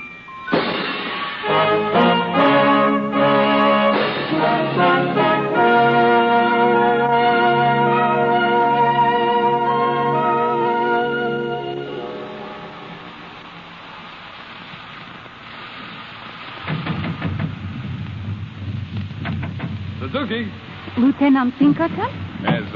has everyone gone? Wedding party all gone. Eat many cakes, drink much wine. Well, they're welcome to it. Say, Japanese girls have a lot of relatives, haven't they, Suzuki? When girl marry rich American, always many relatives to help feed. Suzuki outside. Call if you want. All right.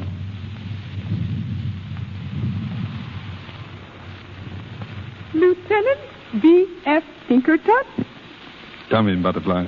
They have gone. Every single one. Ah, I have think they stay forever. Why, were you so anxious to be alone? I am your wife now. Come here, Butterfly. Let me look at you. Has anyone ever told you you were very, very pretty? Some. Before this, I have never believed it. But now I am happy to be pretty. For you. Oh, and you are, darling. You know what I do yesterday, my husband? I go to Christian Mission House. Mm-hmm. For what? I have taken a new religion. What do you mean? Your religion. You shouldn't have done that, dear. You were not angry. Oh, you shouldn't have done it. It is my love that make me. In so many ways must I be worthy of you. Yes, I know, Butterfly, but your family, if they knew about it, your friends... They would hate me. I do not care. For you, I can forget my race, my people. If only you tell me that you love me. Madame Butterfly? Yes, Suzuki? We have forgot your bundle from the tea house. Where shall I put it? Oh, here, Suzuki. I will open it. Suzuki, you have clothes screens? In every room. It rained very hard, Madame Butterfly. Oh, it is no matter. We are dry and warm in our new house. It is not good that it rain on the day of a marriage. It is not good. Well, there's a cheerful soul for you. What have you got in that bundle, Butterfly? You wish see? Some few things I have for many years. See? What's that thing there? Looks like a small sword. That I hold most sacred. It was my father's. It is written here something, here on the sword. Yeah.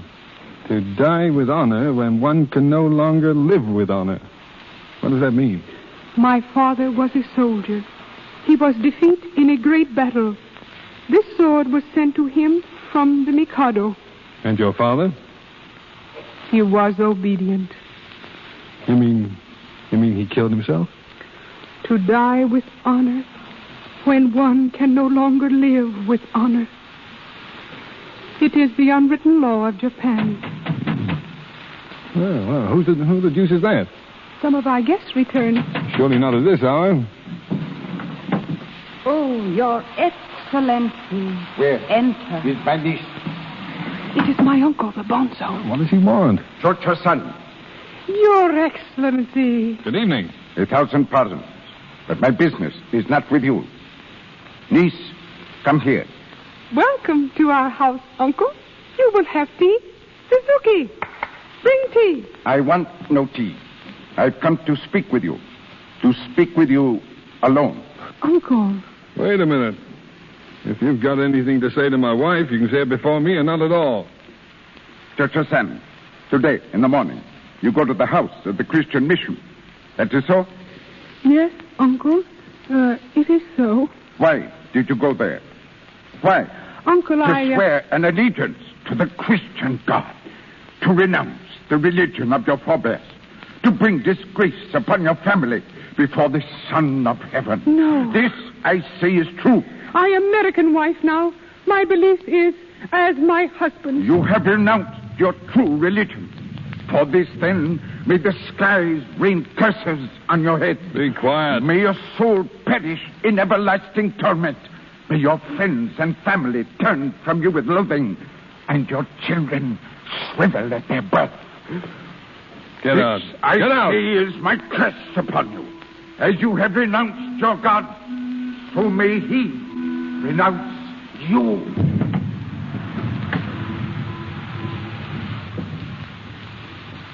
Butterfly. Butterfly. You hear what he say? Yes, dear. Try not to think about it. Come here, darling. Hold me close, please. So very close, Lieutenant B. Pinkerton. I am afraid.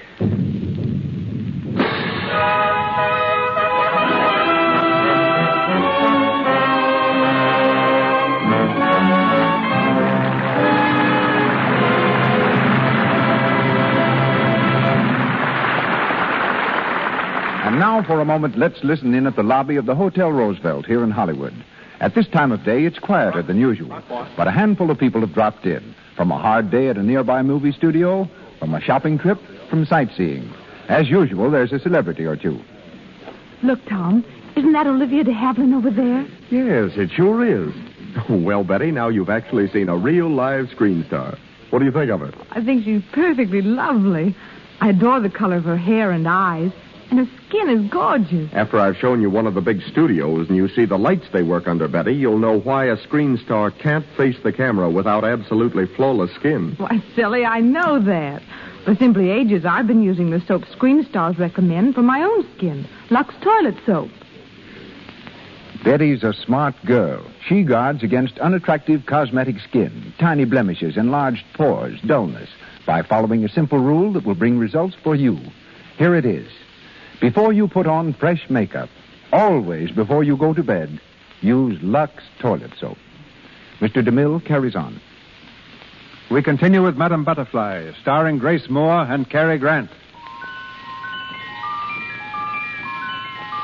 Almost a year has passed, and despite the curse of the Japanese priest, Butterfly's life with the naval officer has been one of intense happiness. But now comes the long-awaited summons. Lieutenant Pinkerton has been called back to America.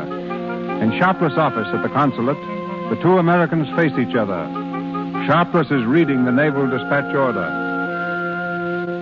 And together with the destroyer President and the battleship Connecticut to leave the harbor at Nagasaki on the afternoon of April the 3rd at 5 o'clock and to set course for San Diego Naval Station. Further orders will be radioed en route. Well, I guess that's that. April 3rd. That's tomorrow, isn't it? Yes. Yes, I did what I could, Pinkerton. It wasn't very much use. They want you back there. What are you going to do about Butterfly? I don't know. This sort of hits me right between the eyes coming out of a clear sky like this. I can't think.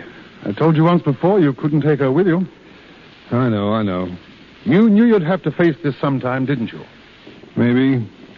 I didn't think much about the future. That makes it twice as hard to think about it now. You'll tell her, of course. Of course. When? Well, tonight, I guess. I'll put it off as long as I can. I'll have to make her understand that I'm coming back. Are you? How do you know? I'll get back all right. Now, look here, Pinkerton. I'm going to talk to you like an uncle. If I tread on your toes, yell out. Well? Weren't you engaged once back in the States? No. To Catherine Forbes? I told you no. That was just a kid affair. We grew up together. Your families rather counted on your getting married, didn't they? Still count on it. What about it? It takes more than families to make a wedding. I was just thinking, if you wanted to marry Catherine, you could, you know. Thanks. And what happens to Butterfly? Oh, you know the law here. It's like a divorce. A month from now, she'll be free to do as she wants. Oh, she'll forget you, Pinkerton. Don't you believe it. She can't forget me any more than I can forget her. I wish you could. Oh, I know it sounds heartless and selfish, but it will be a lot better. She'll live the life of the kind of life she should live, among her own people. Marry some wealthy merchant. A wealthy merchant? Do you think that's going to ease my conscience? Oh, why should you have a conscience? You've given her a year of happiness. She'd never have had this year if it hadn't been for you. And what about the years to come, the sad years? She wouldn't have those either. You can't convince me, Sharpless. It just won't do. No? I'm afraid it may have to do.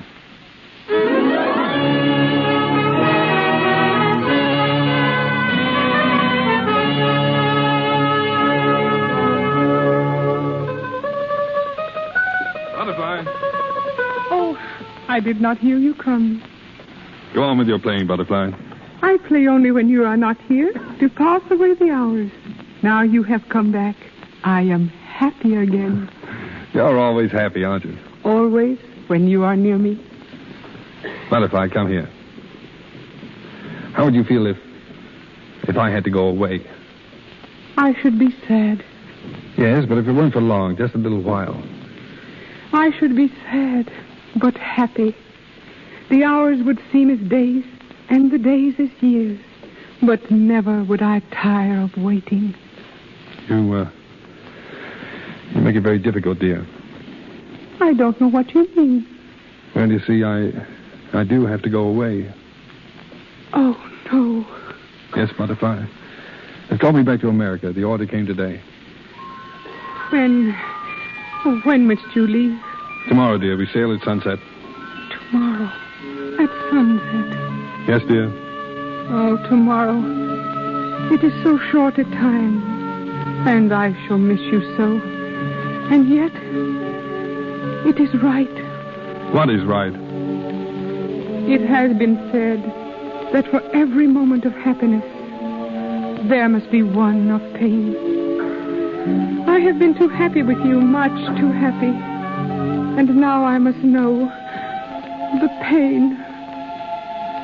Oh, you mustn't feel that way, Butterfly. It may not be for long. How long? I don't know, dear.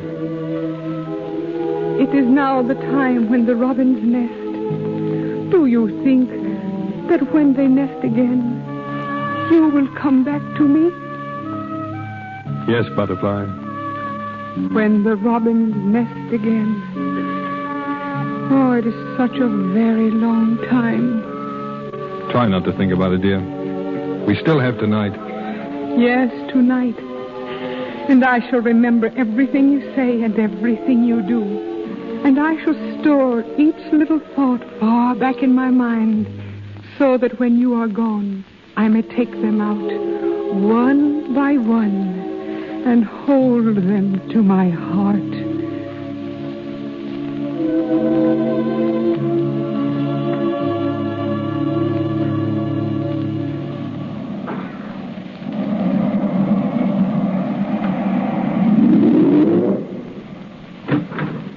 Lieutenant Pinkerton reporting, sir. Oh, come in, Lieutenant. Sit down. Thank you, sir. Just received an order from the base, Lieutenant. I don't imagine it'll be much of a surprise to you, though. Order, sir? They're putting you ashore for a while, Lieutenant. Ashore? Yes, at San Diego. They'll report to Commander Wilson there. He'll instruct you in your new duties. But I don't understand, sir. You mean I'm not to be with the fleet any longer? Not for a while. Didn't Sharpless tell you? Sharpless? No, sir. Well, you'll assist at the training base. They need a good man, Lieutenant. I recommended you for the post some time ago. Oh. So that's what Sharpless meant. How long am I to stay there, sir? A year or two. Possibly 3. 3 years? I can't do it. What's that? I can't. This is not a request, Lieutenant. It's an order. I know, sir, but I'd rather resign. You can't resign in the face of an order, Lieutenant Pinkerton. We don't ask men what they'd like to do in the Navy. We tell them to do it. Anything else? No, sir. Nothing, sir.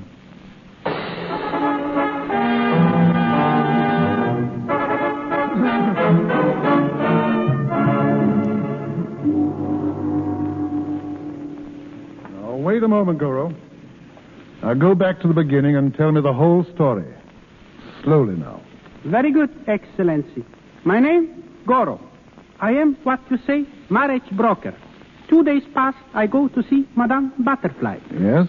I tell her, rich man Yamadori wish to marry her. She say, no. She say she's already married to Lieutenant Pinkerton. She say she's married to him 2 years. Cannot marry Yamadori. I say, I go to His Excellency Mr. Sharpless and ask him. Does she want to marry this Yamadori? Yamadori, very rich merchant. Very good much. Oh, but does she want to marry him? She will marry. Goro get big commission. Oh. Well, then tell her she's free to do as she wants.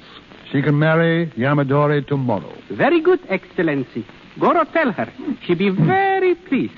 But, Lieutenant Pinkerton, you will tell him, Excellency, that Madame Butterfly is to marry? Yes, I'll tell Pinkerton. He's in America now, but I'll write and tell him today.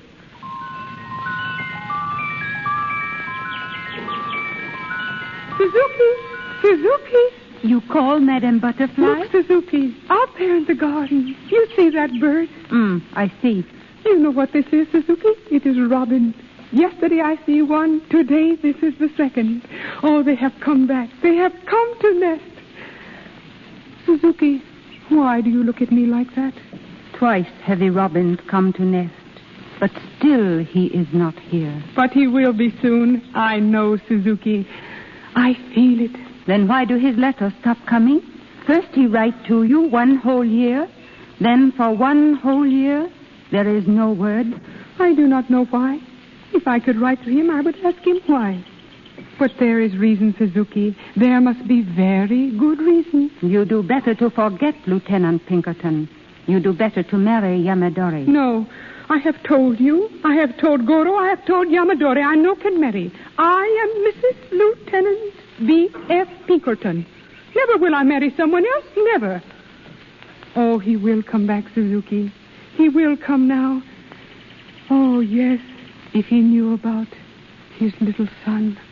He will never know he has a son. That is not true. Why you say things like that? Every night I pray to God, send back her husband to Little Butterfly. Send back the father of her baby son. Many months have come and go, yet is there no sign from the gods. Yet is there no answer. There is answer here in my heart. It say, be brave, don't cry too much, for soon he will come back. But yet have I never heard of foreign husband who returned to his house. You have no faith, Suzuki, but I have faith. I know. It is like the song I sing to him the day before he leaves. The song of the girl who knows her lover will come back. Someday in his heart he will hear my song, and he will come.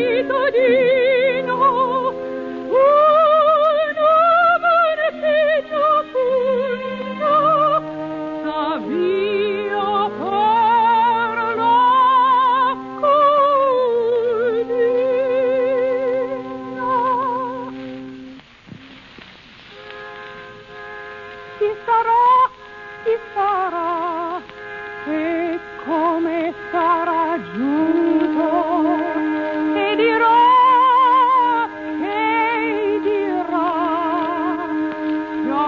chiamerà butterfly dalla lontana, io senza dar risposta e me ne sarò nascosta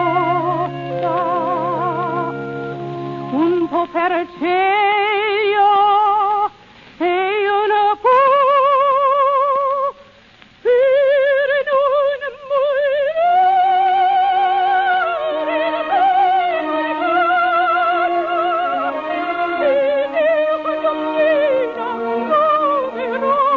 non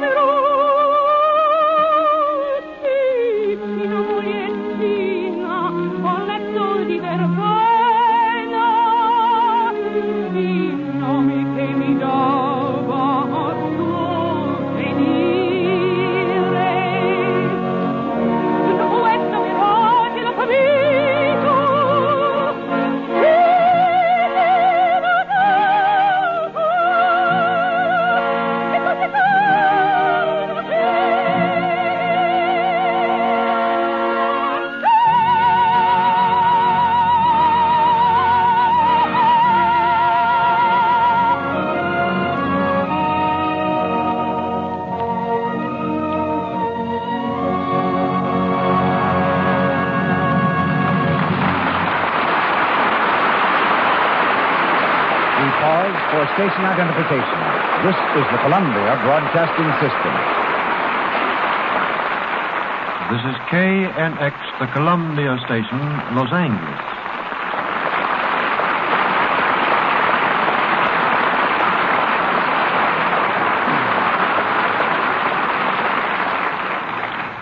Grace Moore, Cary Grant, and our all-star cast return shortly in Madame Butterfly.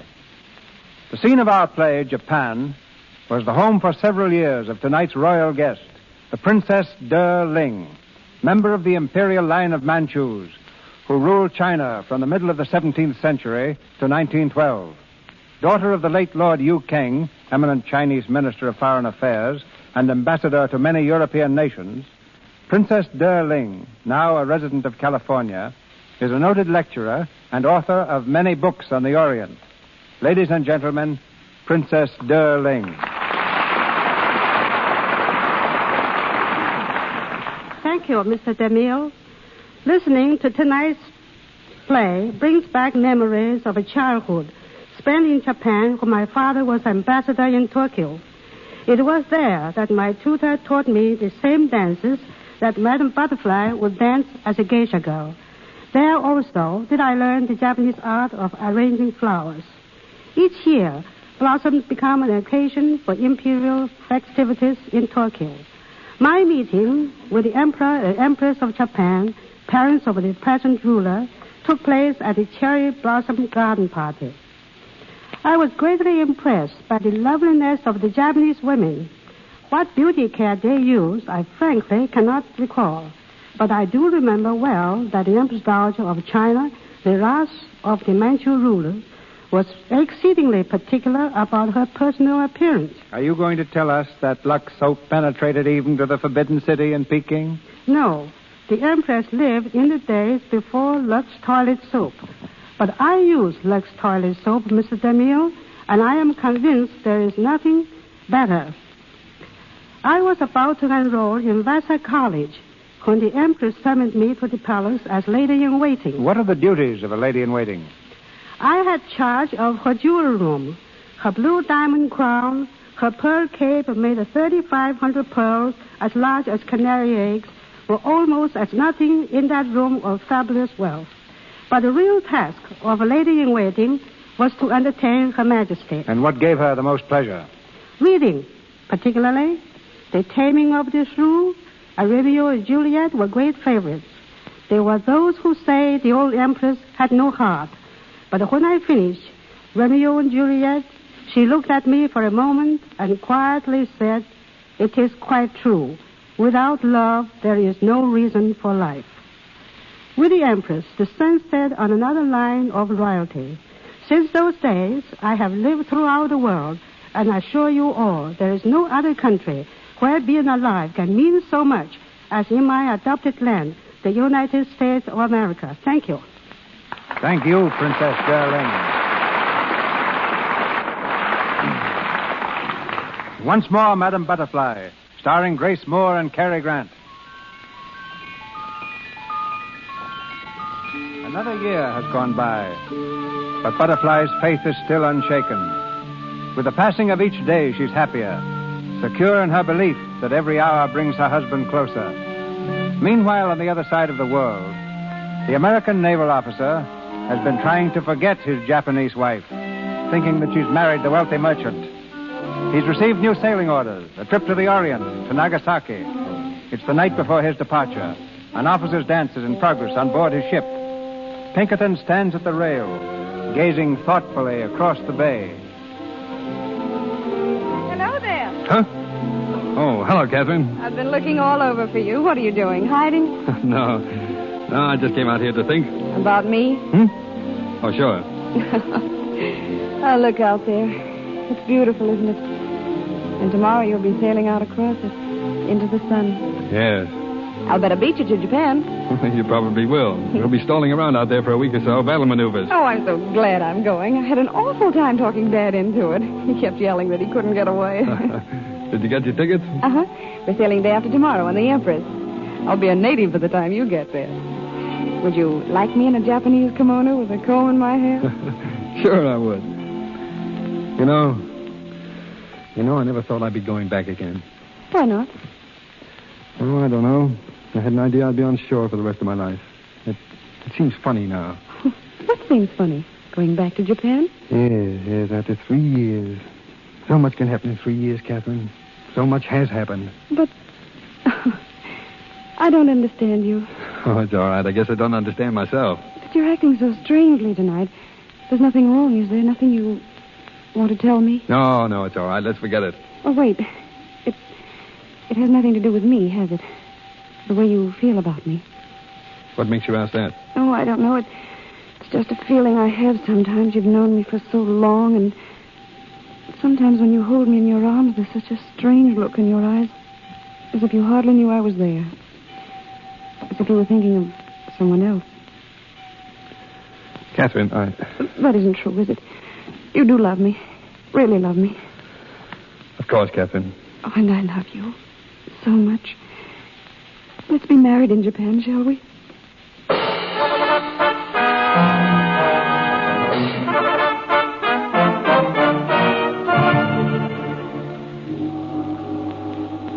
Madam Butterfly. Yes? His Excellency, Mr. Shopless. He is here. Oh, come in. Enter, Your Excellency. Good afternoon. I am so glad you come. Your presence light my house. Thank you. Why did you not come before? Well, I've been very busy. How have you been? Oh, very nice. You've been happy? Oh, yes. Butterfly, I heard some time ago that you were to be married again to Yamadori. That is so funny. Goro, he come to me and say I should marry. But how can that be? I'm already married. Goro, say, when Lieutenant Pinkerton leave you, it is divorce. But I tell him no. To leave a wife is no divorce in the country of my husband. But if Goro was right, Butterfly. Goro is not right. I know. Why do you say that? Well, because I've had news of Pinkerton. News? How is he? Is he coming back? What does he say? Butterfly, I don't know how to tell you this. But if you can still marry Yamadori, I advise you to accept his offer. What? You say I should be Yamadori's wife? Yes, Butterfly. You say that, you American consul, when you know that I am already married? But Yamadori was right. Your marriage was under the Japanese law. It's not binding. You mean I am not Lieutenant B.F. Pinkerton's wife? Yes. No, it cannot be. Love, do not forget. And when he hear about his son... What's that? You do not know, his father do not know. His son? You have a son? Yes, you see? That is love, Your Excellency. You write him, please, for me, will you? You tell him of his baby. Oh, such a nice baby. With just his face, the same hair, the same blue eyes. He will come back then. He must come back then. You hear that? Listen. Madame Butterfly. Yes? Madame Butterfly. Yes. The boats, the 4 American boats. They sail into the harbor. The American boat. Your Excellency, the American boat.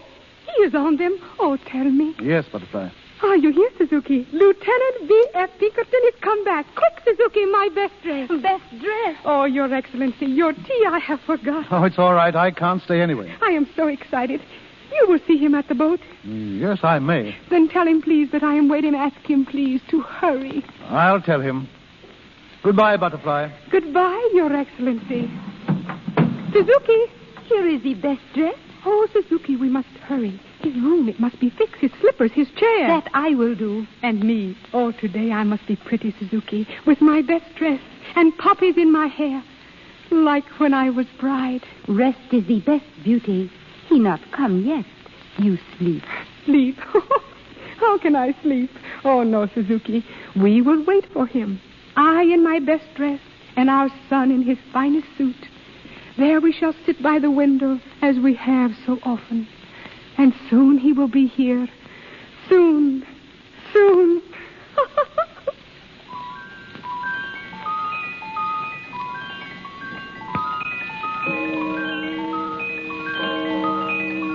Madame Butterfly, you are asleep? Shh. You must not wake the baby. All day have you been sitting by the window, and still he is not here. It is very late. He will come. It must be that he cannot go from the boat. Sailors have rules, Suzuki. Even a wife counts nothing. Shh. You must not cry, my son. Soon your father will be coming. It is not good that he should see you crying. Shh. Go to sleep. Go to sleep, my son.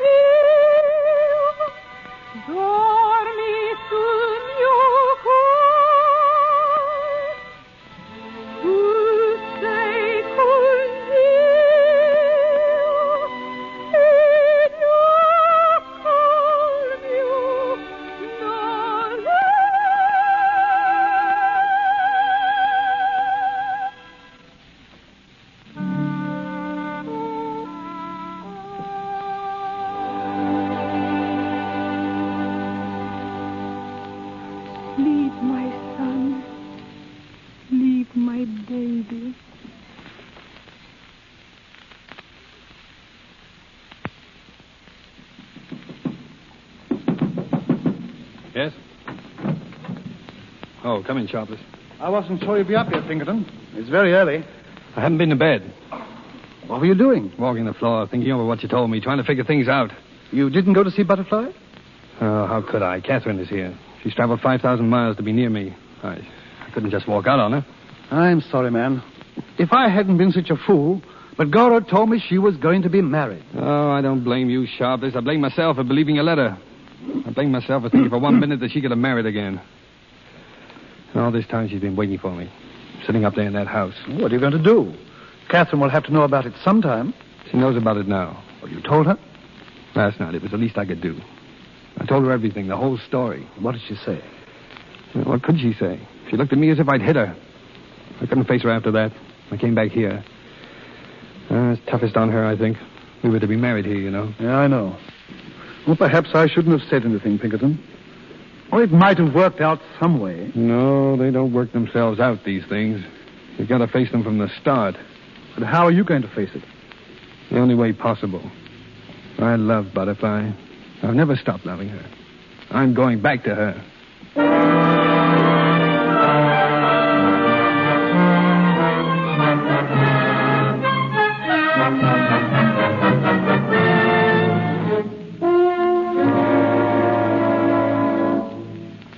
Please, I've got to see her. Tell her I've got to. All night she has been sitting up.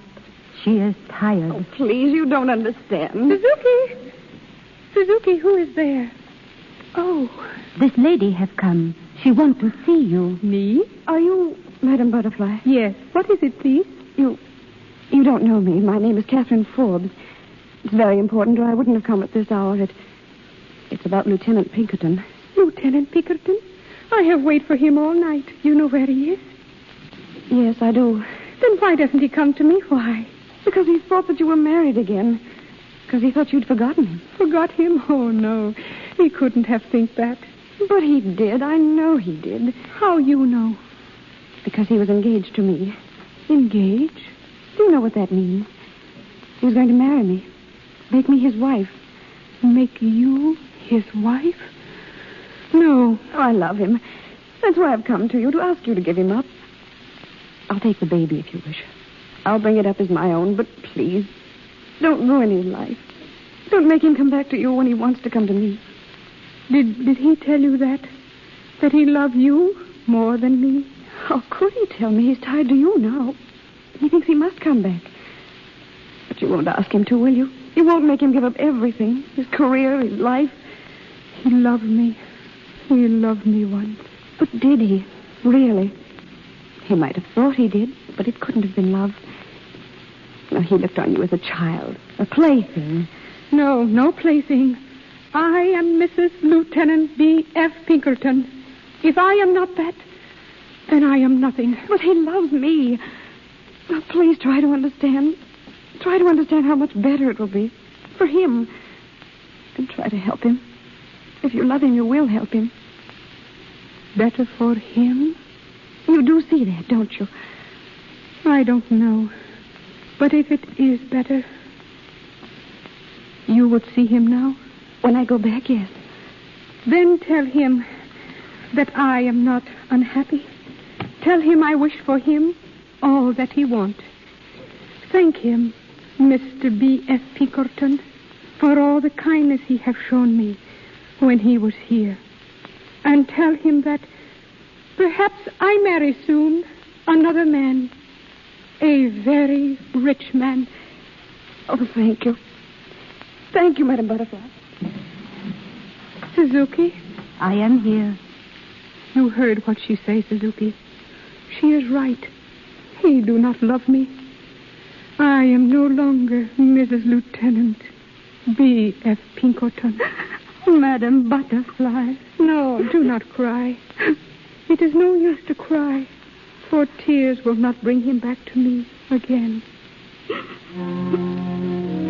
Some short while ago, Suzuki, you say that I should rest. Go away, Suzuki, and I will rest now. I wish to rest, sleep, long sleep. And when you see me again, look whether I be not beautiful once more. As a bride. What you going to do? My father's sword, Suzuki. You will give it to me. No. No. Give it to me, please. It is there on the table. Oh. Now, so that I have no more pain. Goodbye, Suzuki. Go now, please. To die with honor when one can no longer live with honor.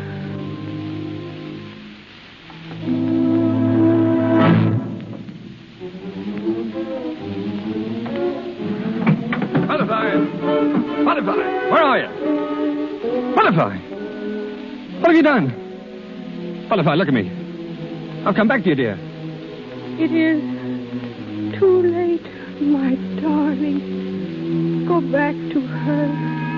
She loves you. Oh, darling, why did you do it? Why, Butterfly, why? Do not be unhappy for me. It is better this way. Too bad those robins do not nest again. Darling. Butterfly. Butterfly!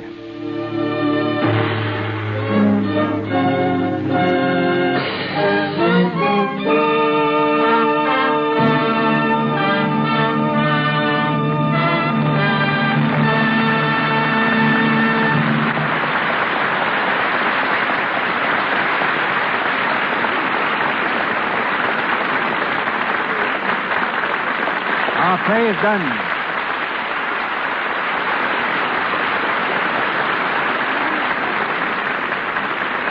Grace Moore and Cary Grant return in a moment to the microphone. Around the corner from the Lux Radio Theater is one of the most widely known restaurants in the world, the Brown Derby. Visitors to Hollywood make it one of their first stops, for it is there that the screen's celebrated stars and executives may be found at any hour, from breakfast through midnight supper time. Tradition has made the Derby a meeting as well as an eating place. Between its walls, many a contract has been signed, and many other writers and composers famous for works born over a cup of Derby coffee.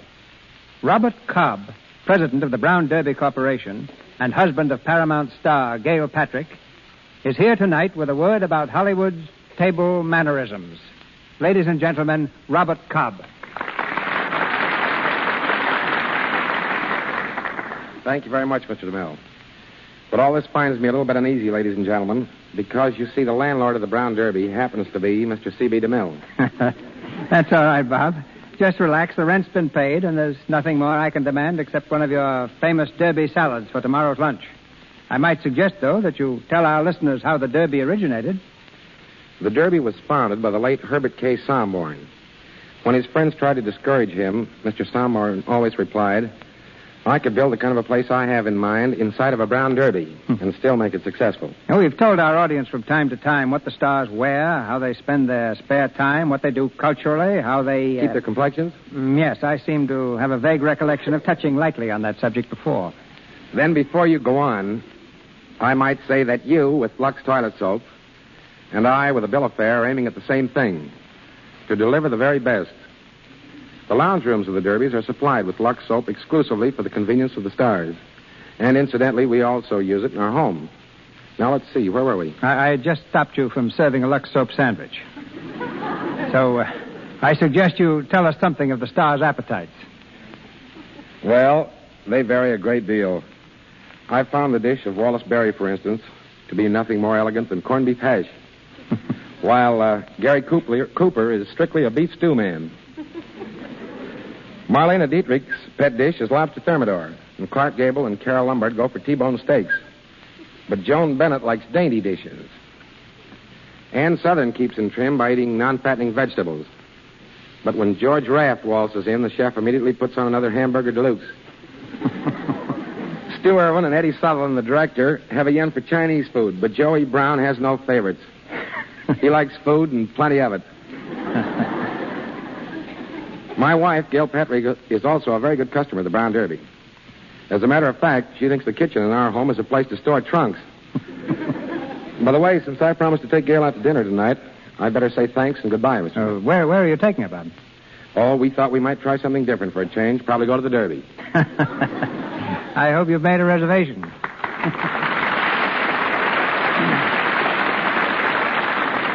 The tremendous success of our star's new picture, When You're in Love, is reason enough, I think, to ask them to talk about it. One of the hits of the film is Miss Moore's rendition of Minnie the Moocher.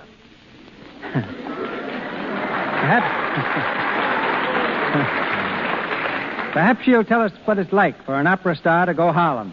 Ladies and gentlemen, Grace Moore and Cary Grant. Thank you, Mr. DeMille. Oddly enough, I found Minnie the Moocher a delightful but very, very difficult aria. I must confess that when it came time for me to sing it, I suffered the first attack I've ever had of real stage fright. Mm-hmm. When I was finished, I was certainly ready for the showers. Oh, yeah. We had them, too, Mr. DeMille. For 3 solid days, we were drenched to the skin making that rain scene in the woods. And neither Grace's double nor mine, Mel Merrihew, got a drop on them. We really got it all.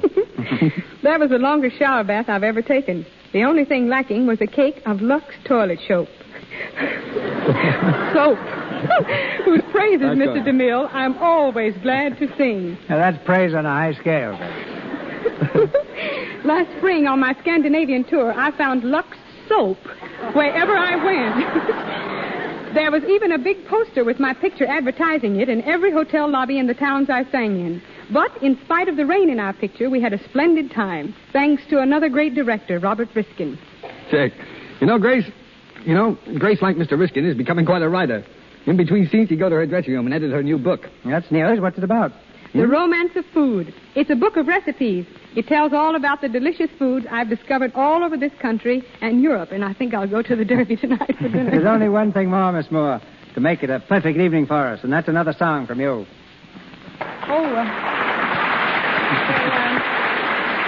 What would you like to have me sing, Mr. DeMille? Whatever you'd like to sing, Miss Moore. Well, tonight's program sort of brings back old memories, fond memories. So just for old time's sake, I think I'll sing Chitty Bitty Bee.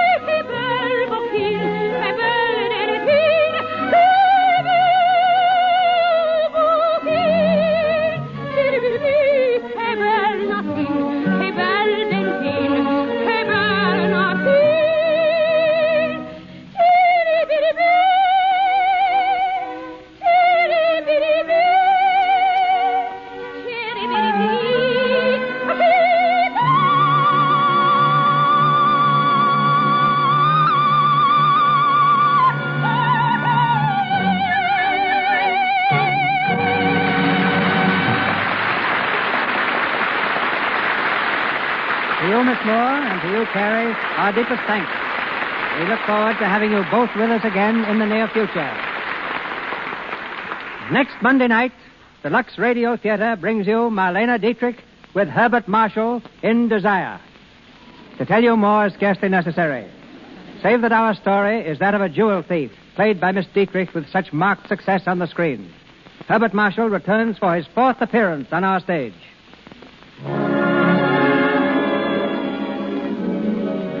Our sponsors, the makers of Lux Toilet Soap, join me in inviting you to be with us again next Monday night when the Lux Radio Theater presents Marlene Dietrich with Herbert Marshall in Desire. This is Cecil B. DeMille saying good night to you from Hollywood. Your announcer has been Melville Ruick. This is the Columbia Broadcasting System.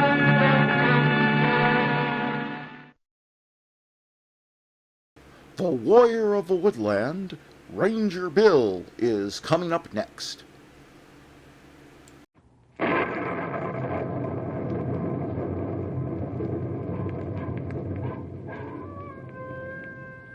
Ranger Bill, Warrior of the Woodland.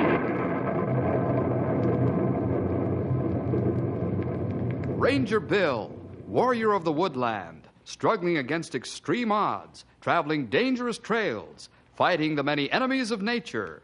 This is the job of the guardian of the forest, Ranger Bill. Pouring rain, freezing cold, blistering heat, snow, floods, bears, rattlesnakes, mountain lions. Yes, all this in exchange for the satisfaction and pride of a job well done.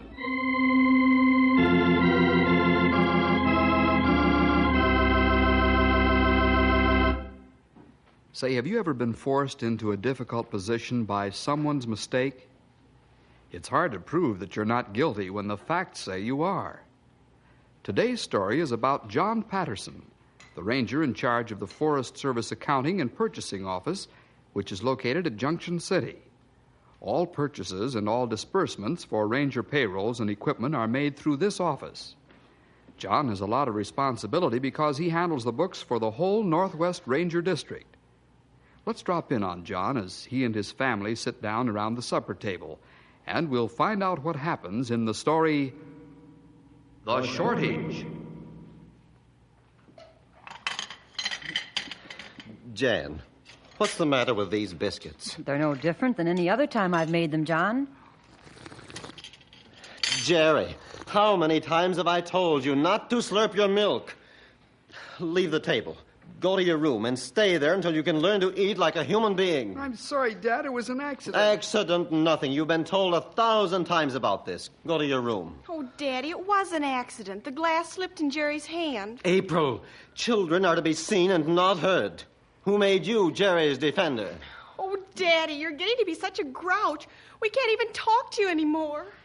Go to the playroom, children. I said Jerry's to go to his room, not the playroom. John, leave the children alone. When a man's children can't even apologize, then things are getting to be a pretty sad state of affairs. Is that so? Yes, John. John, what's come over you the last 2 months? You never acted like this before. You've always been kind and loving. Before you punish the children, you always let them have their say and then make your decision as to whether they deserve punishment or not. You've always been fair before, but not anymore. I think you're sick. Well, I don't have to stay around here and take insults from you. Where are you going? You haven't even finished your supper. I'm going out. Where? I said I'm going out. O-U-T.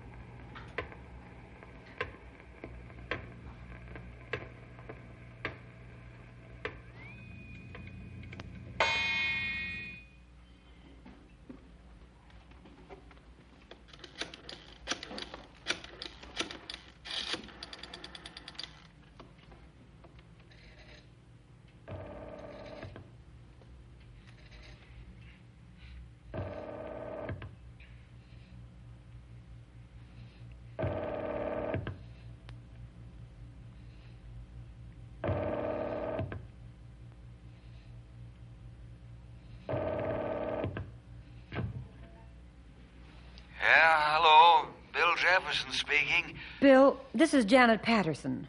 Oh, hello, Jan. What's wrong? Oh, it's John. What about John?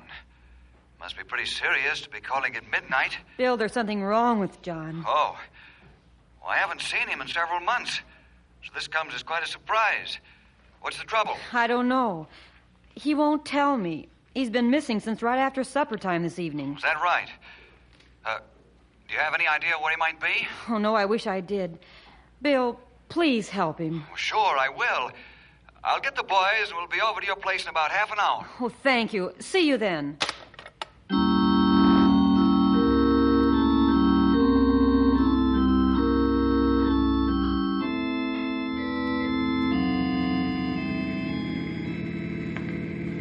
Keep the gas pedal down to the floor, Henry. If I get any closer to the floor, my foot will be dragging on the road. I wonder what kind of trouble John's in. Maybe I ought to say it another way. How could John get into trouble? That's what I think. He fine Christian man. Good family man and top ranger. I agree, fellas. How can he be in trouble? He's managing the account purchasing office with ability for the last 5 years. Never had a bit of trouble since he's been the boss there. Junction City. Now turn your large headlights off, Henry. We'll wake people up with them. Okay, Bill. We'll be at the home in a couple of minutes now. I'll turn the emergency lights off, pal. I want to make this as quiet as possible. Cut the speed of your car and coast up to the house. We'll get out quietly and walk in. Plenty good idea. No use advertising there's something wrong.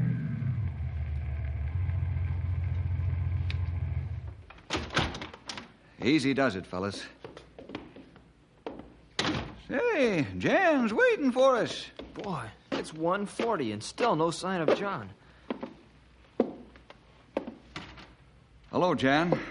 Hello, Bill, Stumpy, Grey Wolf, Henry. Hi, Howdy, Jan. Bill, he still's missing. Where could he be? What could have happened to him? Take it easy, Jan. We'll find him. We'll call you as soon as we know something definite. If he comes home in the meantime, just tell the operator to call us on the radio telephone. She'll know what to do. All right, let's go, fellas, and quietly.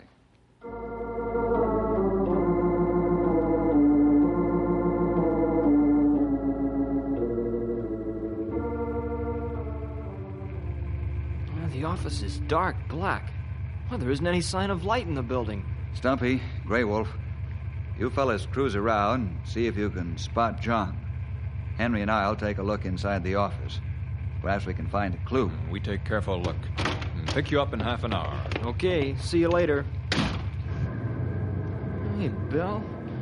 How are you going to get into the office without breaking in? I've got a key, Henry. This office is in my district and under my jurisdiction. That's right.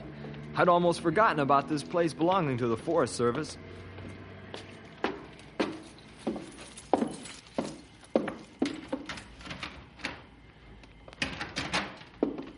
Since John's been handling this office, we haven't had any problems. I get regular reports, and the books are audited once a year. Well, everything looks normal. All the desks are neat except John's. Yeah. Wonder why he left the ledgers on top of his desk. Must have worked late. Perhaps he's running his trial balances so he can have them in tip-top shape before the audit. Boy, I'll say he's been working on the ledgers. Look at the adding machine tape in the wastebasket. Hey, don't touch anything, pal. John left things the way he wanted them, and we could cause him hours of work by messing things up for him. What do you make of it, Bill? I don't know. Like you said, he sure used a pile of adding machine tape. And look here in the wastebasket. Discarded trial balance worksheets. Hey, Bill, look at this worksheet. He's out of balance here by $5,893.14. Made so many corrections on this one, he threw it out because it wasn't legible any longer. Bill, you don't think John's having trouble with... Careful what you say, pal. I can read your mind. Now, don't you breathe a word to anyone but Stumpy and Grey Wolf of what we've seen. Okay, Bill. We can't jump to conclusions. Right. To seeing these books, it's imperative that we find John as quickly as we can. If I remember correctly, the auditors will be here in 2 days.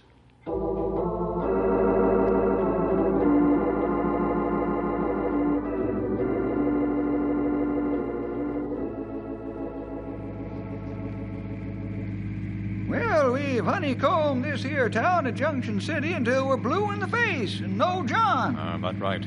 We look every place but along riverfront. That's where we're heading now, fellas. Hey, a sheriff's car is pulling alongside. I wondered how long it would take before their curiosity got the best of them. Yeah, they're pretty sharp boys, all right. Anything that gets by them isn't worth talking about. Hello, Al. Your curiosity got the best of you? Hello, Bill. Henry, Grey Wolf, Stumpy. Hi, Al. Howdy. How you doing? We've been watching you guys since the minute you come roaring into town at 1:38 this morning. You fellas are really on the job. We gotta be, with rangers prowling around in the wee hours of the morning. Only joking, of course. Anything we can do to help? Not yet, Al. Now, please keep this under your hat or a ranger might get hurt wrongly. Joe and I haven't seen a thing that's illegal. Thanks, Al. I always consider a man innocent until I can prove him guilty beyond a shadow of a doubt. John Patterson. You haven't seen him, have you? Yeah, he's been walking along the riverfront for hours. Must have plenty on his mind. Go straight down this street and you'll find him.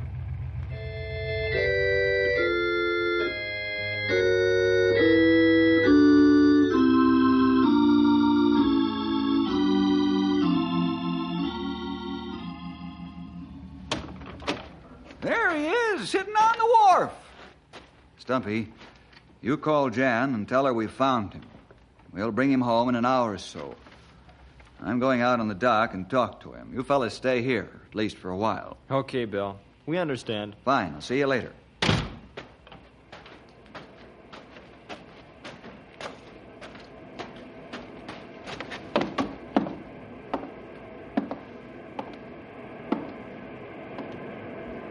Hello, John. Bill, what on earth are you doing here? Looking for you. Oh. Jan called you? Yeah. Didn't come home at midnight, so she called me. We're radioing that we found you. That's nice of you. Man must have an awful lot on his mind to spend the whole night thinking about it along the river. Now, don't get any ideas about me being here, except to think. I'm not a coward, nor am I insane. It's just that I like to walk along the river and think. Well, every man has his own liking as to where he wants to spend his time in reflection. John, you're in trouble. How'd you know? Jan says you've been different the past 2 months. Yes, I guess I have. Want to tell me about it? Yes. I've got to tell someone before I burst a blood vessel. The purchasing disbursing ledgers are out of balance by $5,800. $5,893.14. How do you know? We started our search at the office. I pulled some of your worksheets out of the wastebasket. You do know? Yeah. So will the auditors by the end of the week. Yeah. And then my family will be covered with disgrace like a dripping mop. My family won't be able to hold their heads up in church or in school or anywhere. Listen, John, what kind of a Christian are you anyway? What do you mean by that? Don't the Lord's promises mean anything to you? He's promised to be with us all through life. The Lord didn't promise a smooth and easy road. Yeah, but, well, I've never had it like this before. You know, in Deuteronomy, the Lord speaks to the children of Israel. He finds it necessary to refresh their memories by saying, "And thou shalt remember all the way the Lord thy God led thee these 40 years in the wilderness, to humble thee, to know what was in thine heart, whether thou wouldst keep his commandments or no." I will never leave thee or forsake thee. Mm-hmm. God is our refuge and strength, a very present help in trouble. Therefore we will not fear, though the earth be removed, and though the mountains be carried into the midst of the sea. Thanks, Bill. I guess I'm not like Job or the Apostle Paul. I'm not a very strong Christian. Oh, I wouldn't say that, John. You've forgotten to let the Lord carry your problems. I think we've all done that at one time or another, until we've learned that the Lord's promises are as good today as the day He gave them to us. Mm-hmm. Say, it's 4:30. I'd like to get a couple of hours of sleep before I go back to the office. We're all going to get some sleep. But you're going to sleep yourself out. The boys and I will open the office in the morning.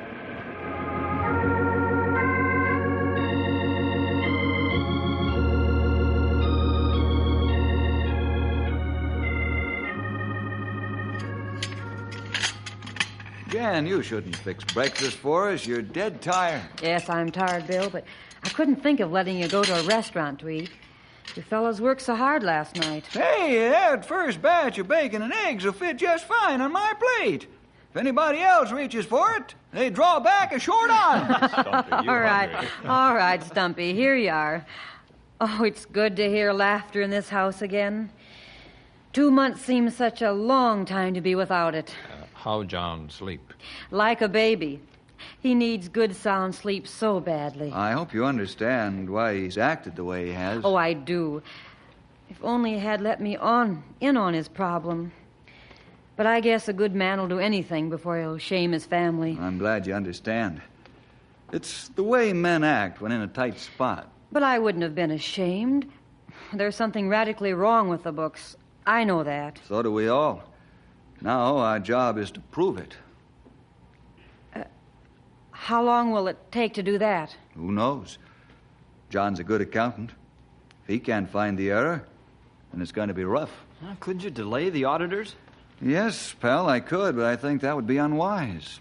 Sometimes the truth is an awful bitter pill, but it's better to swallow it as it comes. Might look worse for John if I tried to hold back the audit. I don't have a good, plausible reason to do so. This office has been running smoothly for 5 years. Yeah, I see your point. We wouldn't want to do anything that would hurt John or make the problem appear worse than it is. What will the auditors do when they find the shortage? They'll make a second audit, which will also include your personal bank account. If John can't properly explain the shortage and show them a reasonable error, they'll report it to our superiors all the way back to Washington. What'll happen after that? The Secret Service will be here to make their own audit. A secret audit. If they find the charges factual, they'll arrest John. Oh, no. Bill, you know John didn't steal any money or any material purchased through the office. Please, can't you help him? Jen, I'm John's boss, and nobody's going to tromp all over my men without good reason. Our job is to find the reason why they can't. Right now, we don't have one. I'd rather fight a dozen forest fires than have to do this job. I've always been taught that figures don't lie.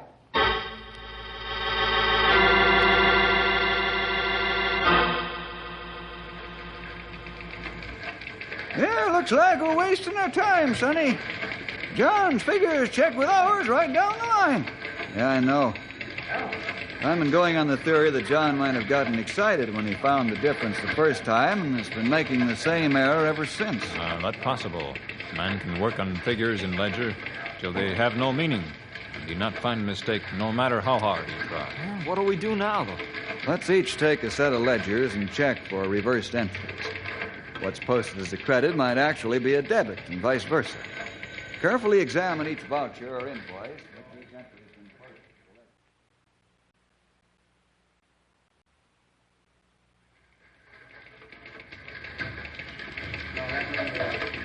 Hello, John. You have good rest. Yes, thanks to you fellows.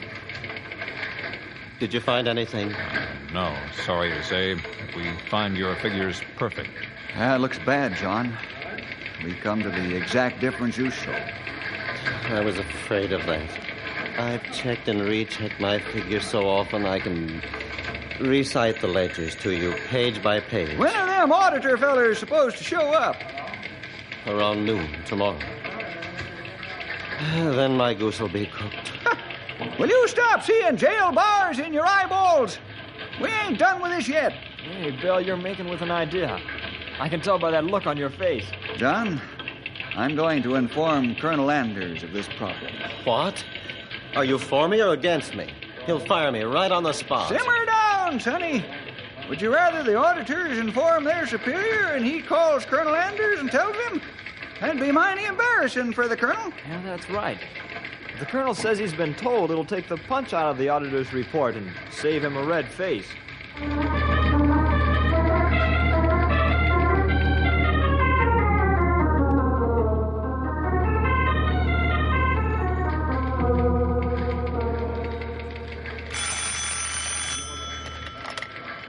This is Bill Jefferson, operator.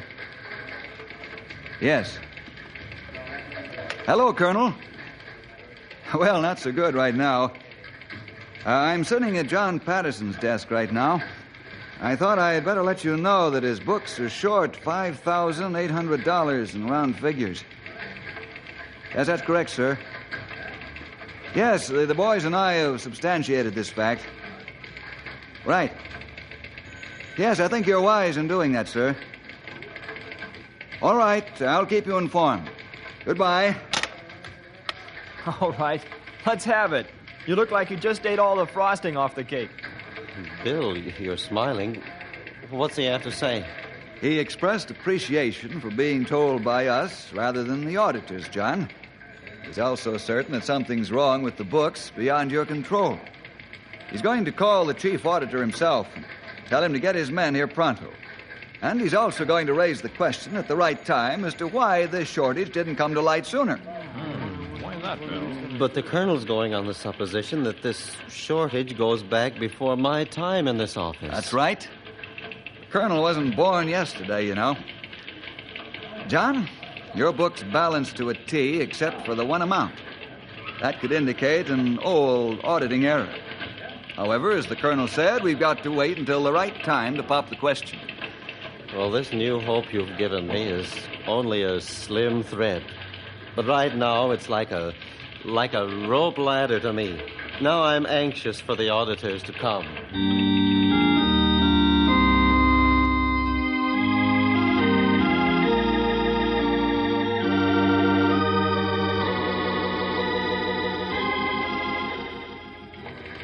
Boy, when are those guys going to be finished? It's 9 o'clock. I'm getting tired of doing nothing. You not only one. You won't have to wait much longer. Here comes the auditor now. Here it comes, fellas. Get that jailbird look out of your eyes, sonny. How much are you out of balance, Felix? How'd you know the book's turned down? John told me. I see. I'll have to report this at once, you know. Are you sure you can't find it? Positive. Looks like your friend here is in real trouble. Let's not jump to conclusions, Felix. The books are out $5,893.14. Is that jumping to conclusions? Well, you have a point there, all right. I gotta send a wire to my boss. We'll take this up in the morning. Well, the funeral march will be played in the morning for John Patterson. My career in the Forest Service will die a miserable death. John, I ought to punch you right in the nose for saying that. Why? I just spoke the truth, didn't I? No, you didn't. I thought you were going to trust the Lord to carry your burden for you. I forgot myself for the moment. Well, you better not forget again. If you think you can carry this load without the Lord's help, you're sadly mistaken. You'll never make it. Now let's go home and sleep like Christians who believe the Lord's promises.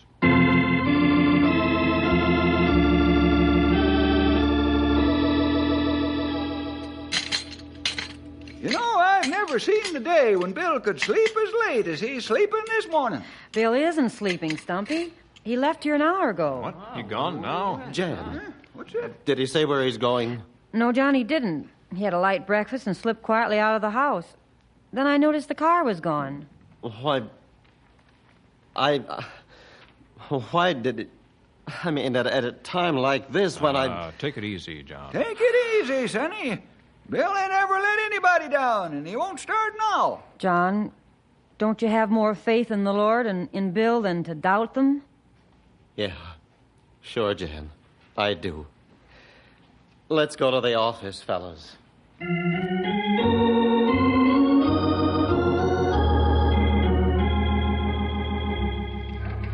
Hey, here's Inspector Anderson. Inspector Anderson? Yeah, he's with the Secret Service. The Secret Service? Stumpy, Grey Wolf, Henry, how are you fellas? Oh, it's been a long time since we've talked. Yeah, how do you do, Inspector? Good to see you. Andy, this is John Patterson. How do you do?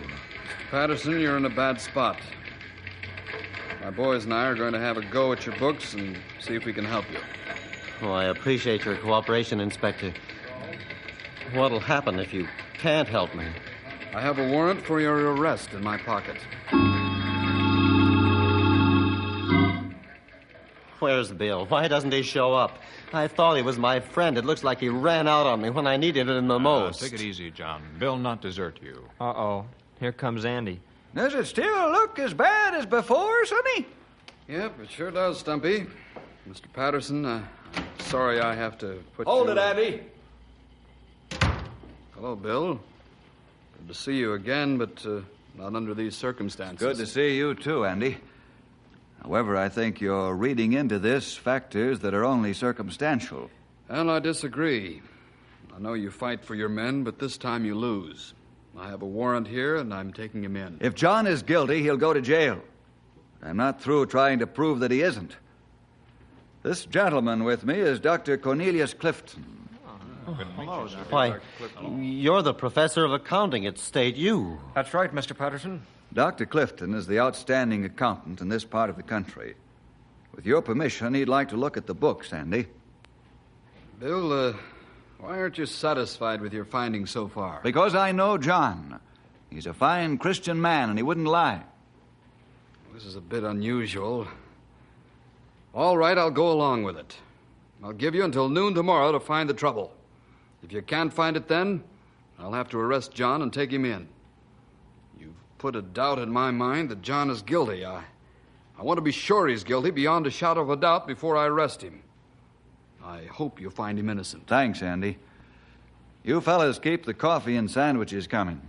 Dr. Clifton and I are going to stick with these books until we find the trouble. Henry, bring up all the old ledgers from the basement vault. This audit is going to be from the day this office opened.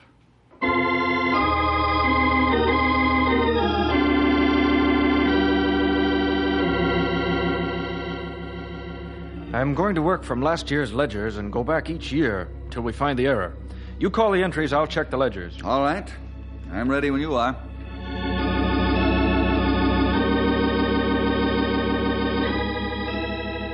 $501.62 credit, $2 debit, $3,076 debit, and $80 reversing entry check voided. That finished the 1952 books.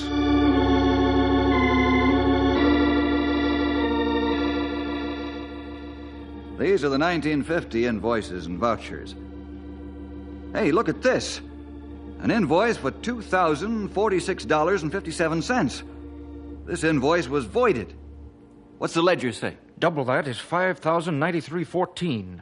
Let's see now. We've found it, Bill. Your theory is right. The adjusting entry to offset the voided check is wrong. This makes a counterbalancing error. And John's innocent.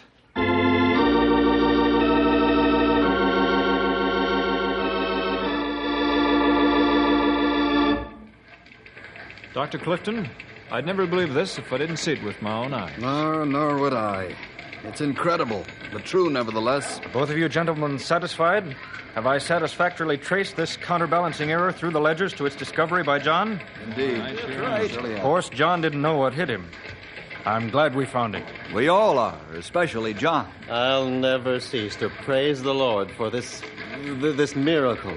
Thanks to you, Bill Jefferson, for not letting me condemn an innocent man. Yeah, we can all thank the Lord that Bill stuck to his guns. If he hadn't been so firm in his belief of John's innocence, we all would have made a mistake. Right, Stumpy. Never again will my faith in the Lord be shaken. The only shortage that actually exists is in my faith.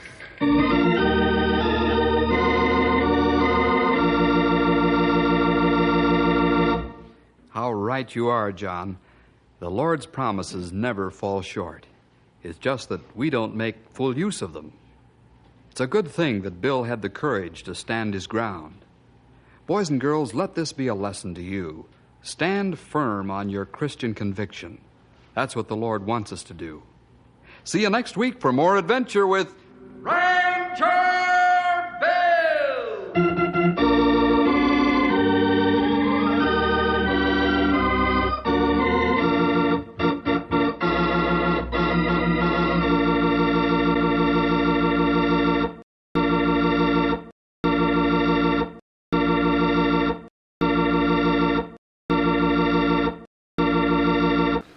The first couple of radio comedy, Burns and Allen, are up next. Well,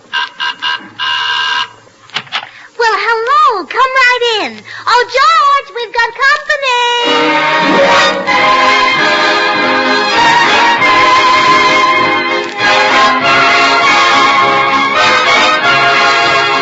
And now meet the people who live in the Burns house, George and Gracie.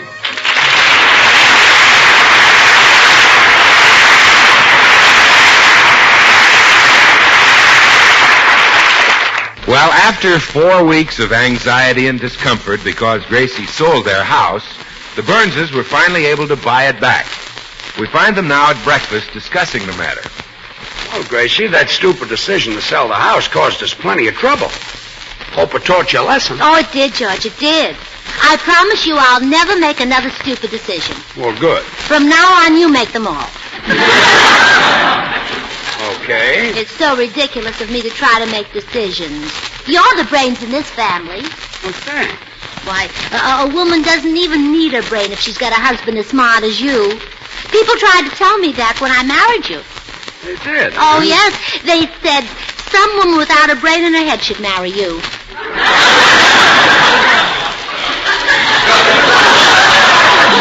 I see. Of course, it didn't work out that way. I married you. It worked out that way. Well, anyway, Judge. It worked out that way. I always try twice. Yeah. Well, I've been a silly, headstrong girl, and I've caused you lots of trouble and unhappiness. But I'm going to spend the rest of my life making it up to you, serving you, waiting on you, obeying your every wish. I doubt that. Well, I'll prove it to you. Now, ask me to do something. Anything. Command me. Would you like me to walk over hot sand in my bare feet?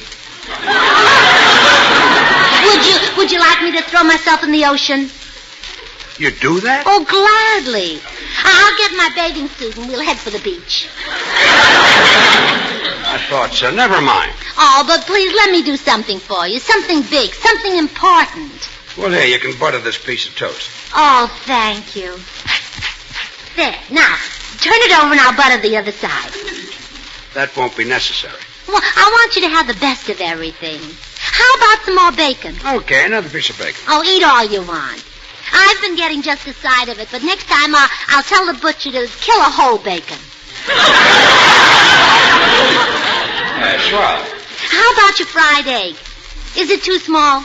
No, it's big enough. Well, it's a hen's egg.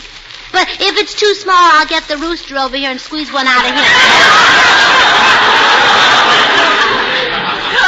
Don't bother. Then open your mouth and let me put the egg in it. Look, Gracie. Oh, please, I want to wait on you. Okay, shove it in. There. Now, shall I work your jaws up and down? No, I can handle that. I know. Let me fix you another waffle. Look, I've had 3 waffles. That's plenty. Well, you don't have to eat it. Let me fix it and you can sit there and look at it. Look, I've had enough waffles. Let me fix it and you can throw it out the window. Gracie, I've had enough waffles. Would you like to beat me with it? Forget the waffles. Now, just go easy on that super service. You're overdoing it. Oh, I couldn't overdo it, George. If I waited on you for the rest of my life, I could never make up for the foolish things I've done. Oh, Gracie. Oh, you're too good for me. Well, every day I feel that I should kneel down and face the east and give thanks for you. Face the east? You're from New York.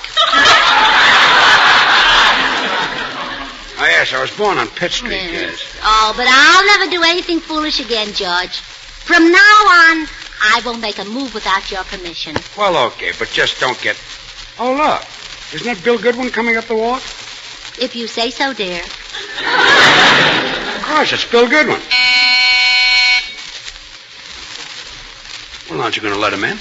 Only if I have your permission. You have it. Open the door. Yes, dear. Hi, George. Oh, good morning, Bill. Hello, Gracie. Hello, Gracie. May I go? Say hello. Hello, Bill. Well, what goes on here? Well, Gracie's letting me make all the decisions. She says I'm the boss now. Yes, Bill. From now on, there are going to be lots of changes. I'm going to do all the work, and George will take life easy. Well, now tell me about the changes.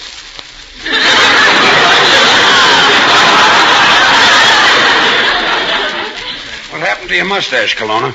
Well, it's no joking matter, Bill. From now on, I intend to treat George like a king. A king? This little schnook? I'm going to throw myself at his feet. Well, you picked the right spot. He has got king-size feet. And I told her to let you in. Well, Bill, I happen to think that George is the most wonderful man in the world. And I was a lucky girl when I married him. In fact, our wedding night was the luckiest night of my life. Really, Gracie? Well, didn't I win 8 out of 10 gin rummy games we played?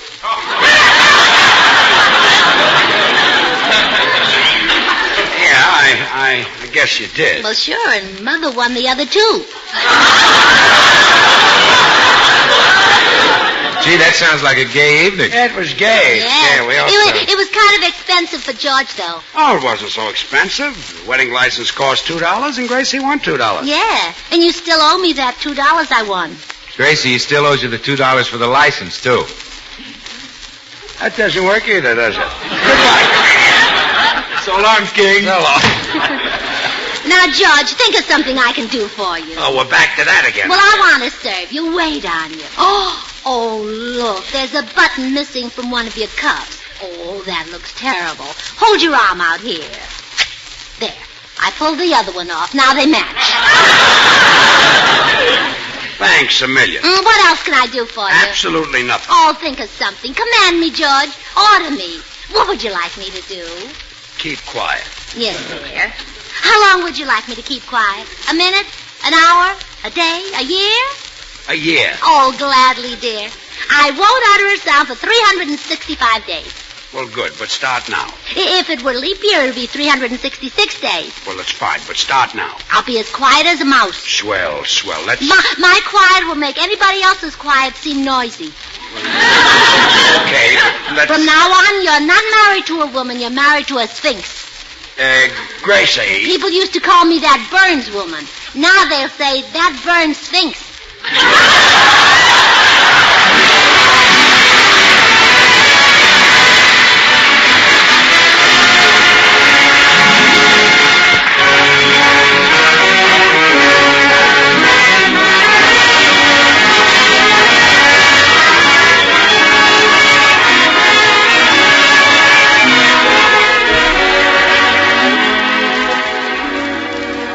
Old Man River. I guess there never was a song about a river that belonged to the people the way this one does, Meredith. Well, Bill, there never was a river that belonged to the people like the Mississippi. So the music's popularity, well, that's only fitting. Yes, the father of waters, they call it. And who's to say it isn't?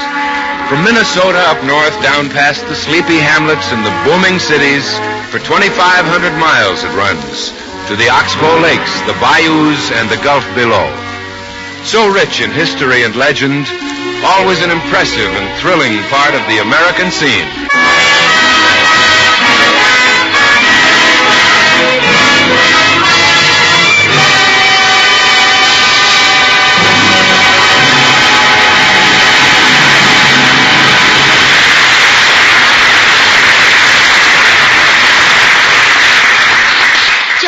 Have you thought of anything I could do yet to make up for selling the house and causing you all that trouble? Look, Gracie, we got the house back and I forgave you. Now, relax. Oh, I know. I'll buy you a Father's Day present. But I'm not a father. Well, it's still a few weeks off. I doubt if we can make it. Well, aren't you going to answer the door? Have I your permission? Open it. Mr. and Mrs. Burns, you've returned. Yes, we moved back into the house yesterday, Mr. Postman. Oh, I'm so glad. Let me look at you, Mrs. Burns. The sight of your face makes me want to cry out with joy. Well, go right ahead. Oh, thank you. How about the sight of George's face? Let me look at you, Mr. Burns. I don't know whether that was joy or pain. I do, but I won't tell. Well, it was all my fault that we ever left this place, Mr. Postman. And I'm trying to make it up to George. Yeah, she's really been towing the mark, Mr. Postman. My wife toes the mark every day. She does? Yes. If there wasn't a lady present, I'd show you the mark from her toes. I've never laid a foot on George, except to warm them at night. I love him too much. That's sweet. Oh, Mr. Postman, help me think of something wonderful to do for George. Well, this is the fishing season. Perhaps you could get him some new equipment. Oh, his fishing equipment's in pretty good shape. I just repaired it. You repaired it? Mm-hmm. You know those little things you catch the fish on? Yeah, the hook. Well, they were all bent, so I took a hammer and straightened them out. Gracie. Don't say it, Mr. Burns. It'll only lead to trouble with an NBC vice president. Well, goodbye, folks, and remember, keep smiling.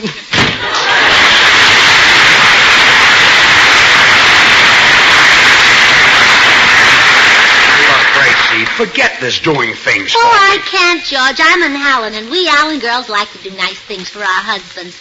Now, look at my sister Pearl. She's married to the homeliest man in the world. But whenever there are people around, she makes it a point to hug them and kiss them and make love to them. Only when people are around? Well, someone has to hold him. He hates her. Oh, he doesn't like Pearl. I see what you mean. And my sister Hazel tries to help her husband, but he's so stubborn. He's in the corned beef business, and Hazel has an idea that'll double his income. Want to hear it? No. Well, you see, beef is expensive, but corn is cheap. So instead of corn and the beef, Hazel wants to beef the corn. I knew Hazel. Yeah, well, we girls get it from our mother, you see. She's always helping my father with his glass blowing. Glass? I didn't know your father was a glass blower. Oh, yes. Every night he'd blow the foam off 8 or 10 glasses. I'm glad he's finally working. Well, we Allen girls like to help our husbands. In fact, that's the last thing my mother told me when I married you. Your mother said for you to help me? Mm-hmm. She said, Gracie, if George can't do all the work, help him. I can't believe it. Mm-hmm. And she said, if George has trouble earning a living, help him. Wow.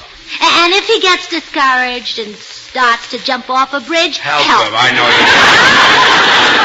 Dear old mother, yeah. So, come on, George, ask me to do something. Command me. Now, don't start that again. Well, there's someone at the door, and this time, don't ask permission. Just open it. Yes, dear. Shall I turn the knob to the right or to the left? Never mind. I'll open it myself. Good morning, all. Oh, hello, Meredith. Oh, Meredith, I want to do something for George to make up for all the grief I've given him. What would you suggest? Perhaps he'd appreciate a sumptuous dinner. You know, the way to a man's heart is through his stomach. Well, isn't there a way that has prettier scenery? Gracie, I told you before, you don't have You wish to please him in a more romantic manner? Yes. Well, this is only hearsay. But I understand that men derive considerable pleasure from an act wherein the lips of the female are placed in direct contact with those of the male. Oh, that sounds like a kiss. Oh, familiar with it, eh? Yes, we hadn't been married 5 years before we tried it. Oh, please, Meredith, think hard. At some time, a woman must have done something for you that really pleased you. Now, as a matter of fact, one did. But I hesitate to bandy the story about. The memory is... I want to say the memory is too sacred. Well said. The memory is too sacred. You said it, yes. I'll never tell a soul.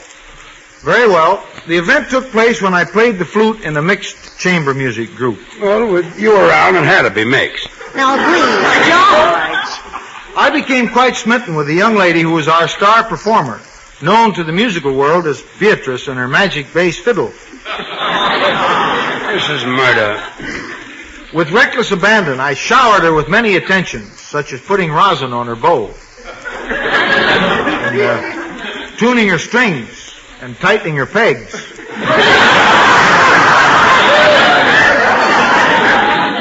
No. Yes. Well, finally, one glorious evening, she responded as only a generous, warm-hearted woman could respond. Oh, what did she do? She nickel-plated my flute.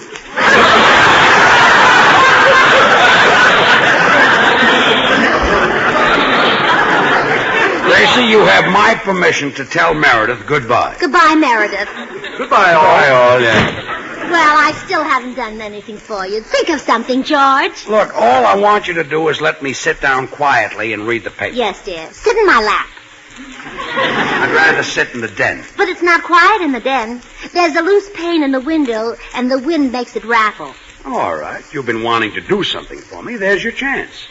Call a man and have him stick some putty on the window. Oh, thank goodness, at last a chance to serve you. Yeah, now run along and call the man. You shall have the finest putty that money can buy.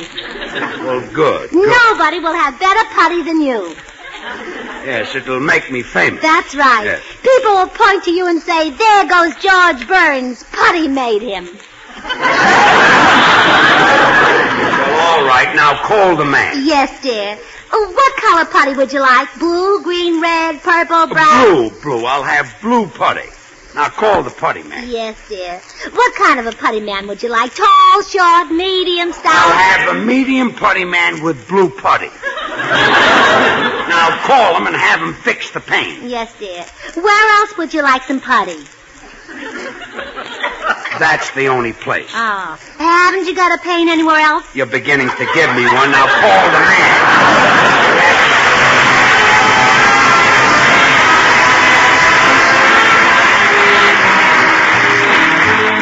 Meredith Wilson plays Heartaches.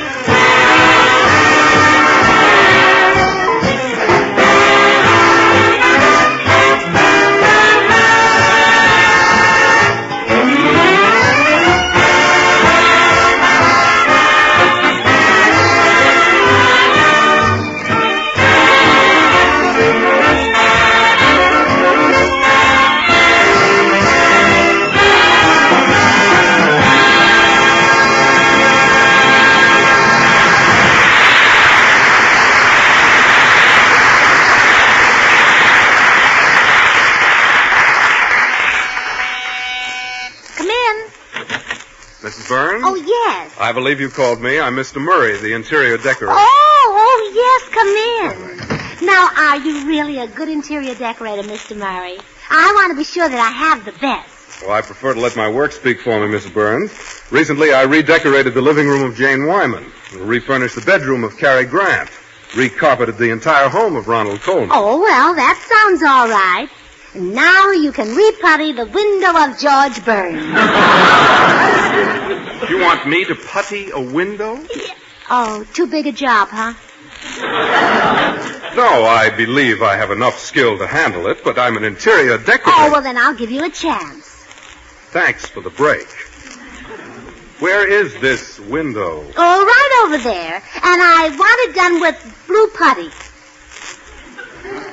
Blue putty? Yes, my husband chose the color. He likes things that are out of the ordinary, a little weird. You must make him very happy. Well,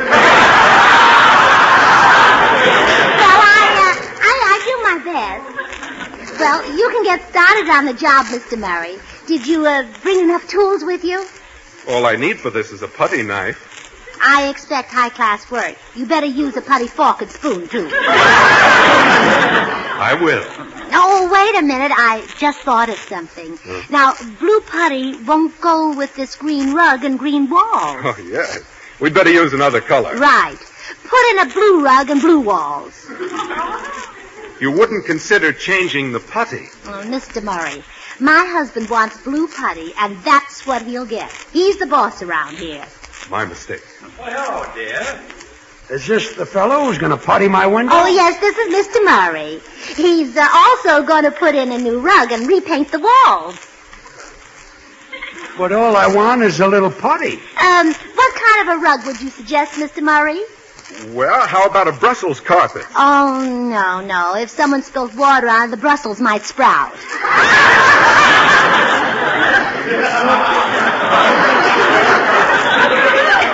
All I want is a little putty. Suggest something else, Mr. Murray. An Oriental would look nice on this floor. No, we'd have to step over him. I'd rather have a rug. Look, if you'll just smear a little putty on the window... Oh, Mr. Murray, we'll need new furniture with this color scheme. Oh, yes. And those drapes will have to be replaced. Uh-huh. How much will it cost? Oh, about $5,000. Just a dime's worth of putty on the window. Excuse me, I'll see you at the front door. Hi, George. Hey, Bill, you're just the guy who can help me. Gracie called a man to come over to put some putty in for me. Oh, don't let him do it, George. Those wrinkles give your face character.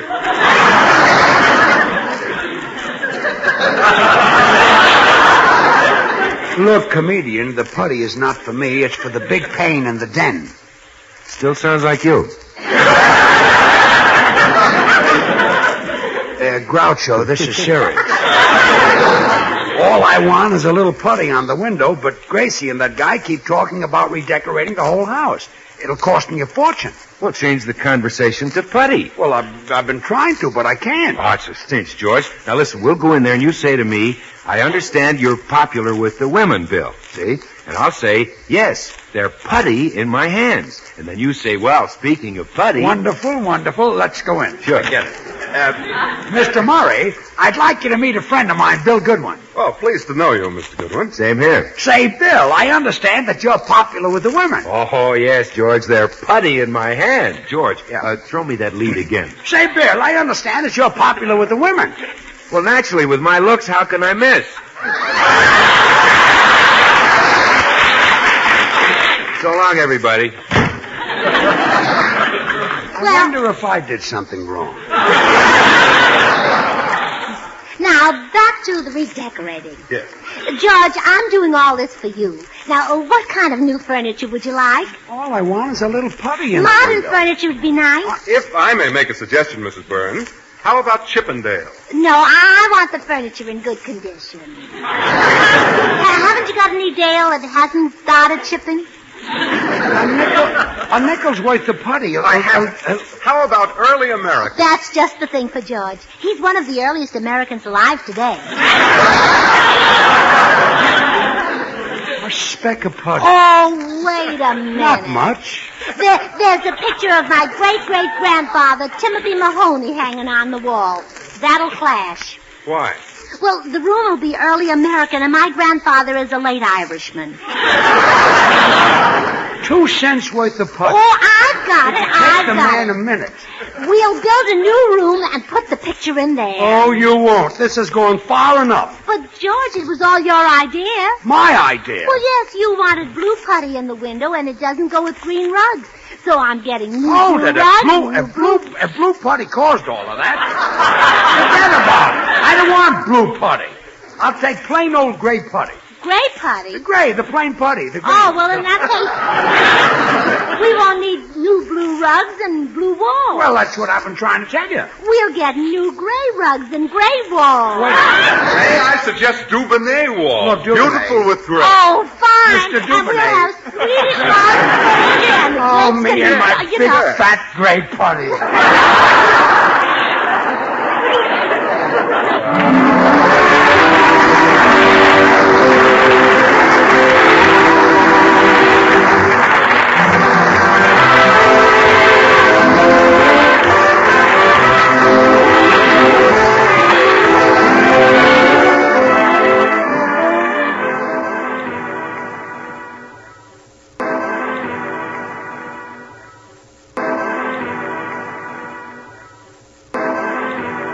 Next, hunt the biggest of all game with the Green Hornet. the Green Hornet.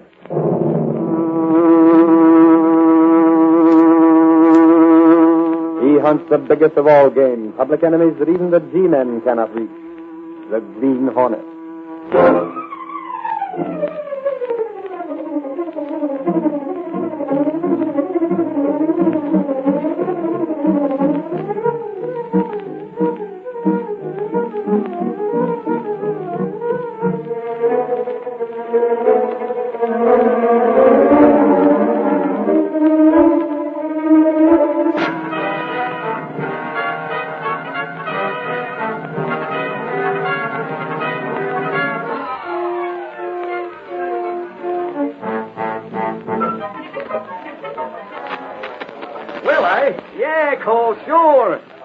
We'll be waiting for you. We'll have a reception committee right in front of the Daily Sentinel building.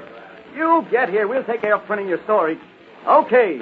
Carly Lodi, is there something important? Out of my way, expert. Hey, Gunnigan. I seen him and Reed going to talk to Oh, there they are. Hey, Gunnigan. Boss, wait. Who's that? Wait a minute. What's the matter, Lowry? What's all the excitement? Boss, it's a scoop on its way. What's that? I was just on the phone talking to Cole. Cole? Yeah, he's assistant to Robertson. Holy crow, you mean Robertson, the guy with hands out for the cart job? Hold it, expert. Lowry, this sounds like something. We've been trying to get the goods on Robertson for months, Reed. What about Cole, Lowry? He's coming here. Here to the Sentinel? Right. He called me on the phone just now. He's on his way here to spill all the dirt about Robertson's racket. But Cole works for Robertson. That's what I thought. You mean to say Cole's going to talk? The whole works. He said he'd give facts and figures on how Robertson makes every court employee in the state kick in part of his salary. Golly, the Sentinel's been hinting that for a long time. Well, if this is true, we won't have to hear it anymore. Gunnigan. Yeah, Reed? You better stick around. We can't trust this to the night editor. You're telling me? Hey, Cole talks. We'll plaster Robertson racket all over page 1. He'll talk, boss.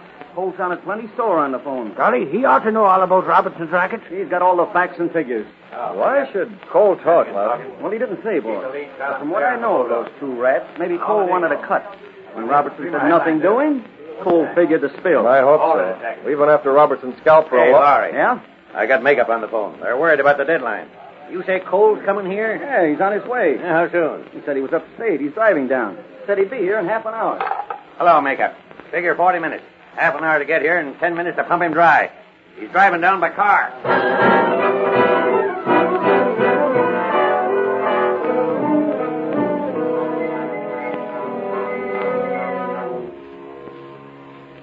This'll serve that chisel right, huh, Byrne? Do we take this road all the way in, Cole? Yeah, right to the door of the Daily Sentinel.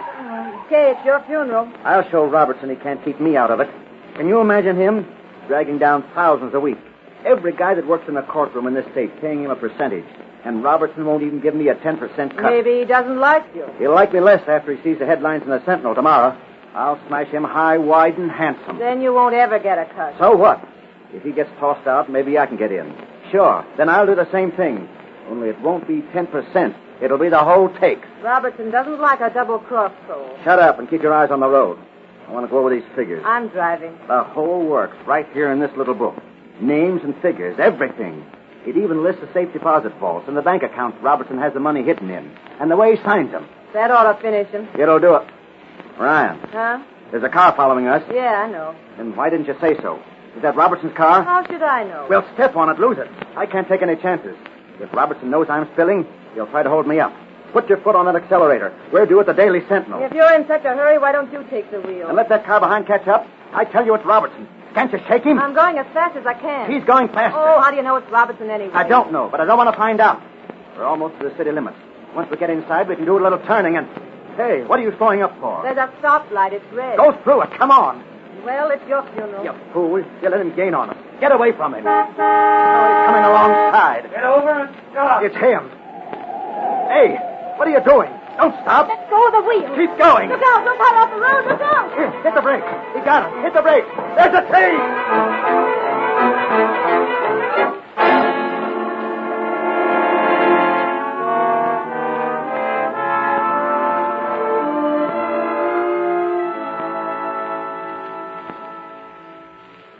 Looks like a false alarm, Lowry. Yeah, we've been waiting an hour already, boss. We're not getting a scoop tonight, Reed. I could swear Cole wasn't kidding. Well, he isn't here. Hey, Reed, you want me to head downstairs some more? It's awfully cold.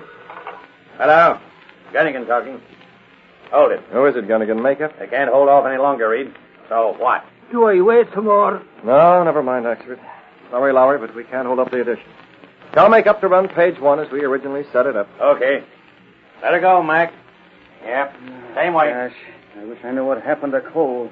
Swell story on the courtroom racket gone bluey. Well, there's no use guessing about it now. You get out there tomorrow, Lowry, and talk to Robertson and Cole. See if we can find out what made him change his mind.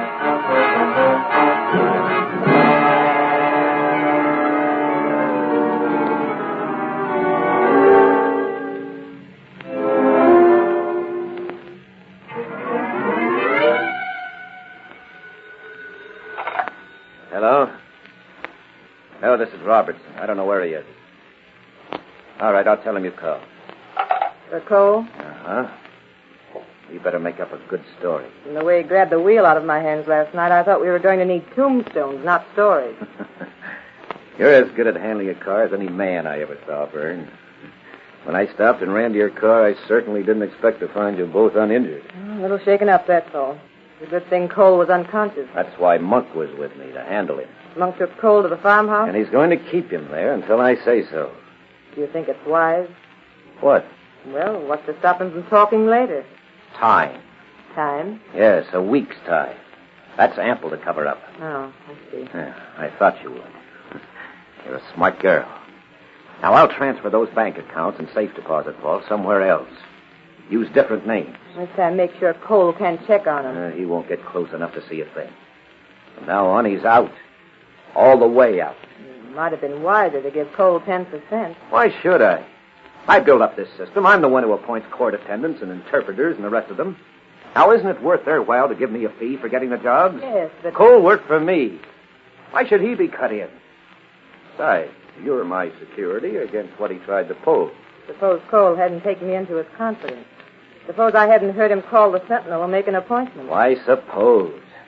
We snatched the fat from the fire, and the fire's out. If Cole ever realizes that I knew you were in that car behind, and then I deliberately slowed down so that you and Monk... That's all past history, Bird. Cole, keep talking, I warn you. Let him. By changing bank deposits and accounts, his sting is gone. He'll be merely a disgruntled ex-employee. What about Monk? You trust him? Oh, stop worrying. Well, Monk isn't exactly an honest citizen. Monk's a gangster. He's an out-and-out hoodlum. But he's smart enough to keep on my right side. I'm a friend in court. And he's in court plenty. The Sentinel would love to locate Cole. He's been after me for years. I'm used to it. Door. See who it is. I'm looking for Cole. He's not... Oh, Mr. Robertson. Close the door, sister. I'm in. You heard Miss Ryan. Cole isn't here. I'm Lowry from the Daily Sentinel, Robertson. Cole was supposed to drop in last night. Maybe you know about it? Was he? I talked to him on the phone myself. Well? He didn't show. Come on. Where is he now? Mr. Cole is no longer with this department. Yeah, I figured that. Did you try his home? His home, his club, everywhere, sister. Cole may have left town. Listen, Robertson, the cat's out of the bag, so we might as well come to the point. The Sentinel's been after you and your racket for a long... Your choice of words is ill-advised. I said racket and I meant it. You take a cut from every court worker in the state. Nonsense. They're appointed on the merit system. Yes, merit system. If they pay, they get the job. If not... Don't care, Lowry. You're making accusations. Sentinel's been after me for some time. Now, you've talked to some of the court attendants and others. They denied this, didn't they? They want to keep the jobs they have. You're barking up the wrong tree. My department's as honest as the day is long. Yeah, in Finland. The days last 5 hours, and that's giving you a break. Mr. Robertson doesn't know where Cole is. Why keep asking? Because there's an answer someplace. Well, then find Cole and ask him. Why see him, anyhow? Cole was going to spill, Robertson. Huh? He had the facts and figures on your racket, and the way you squeezed money out of court workers. Absurd. A vindictive employee who's been discharged. Maybe he was vindictive. Cole wasn't any lily any more than the company he kept. Meaning me? Meaning you. Now, he started out here last night for the Daily Sentinel. From here. He never got there, and I want to find out why.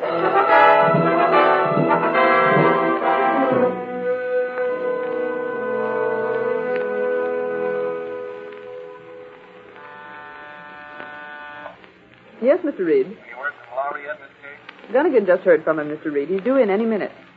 Have those letters ready for me to sign. I'll be out in a moment. Yes, sir.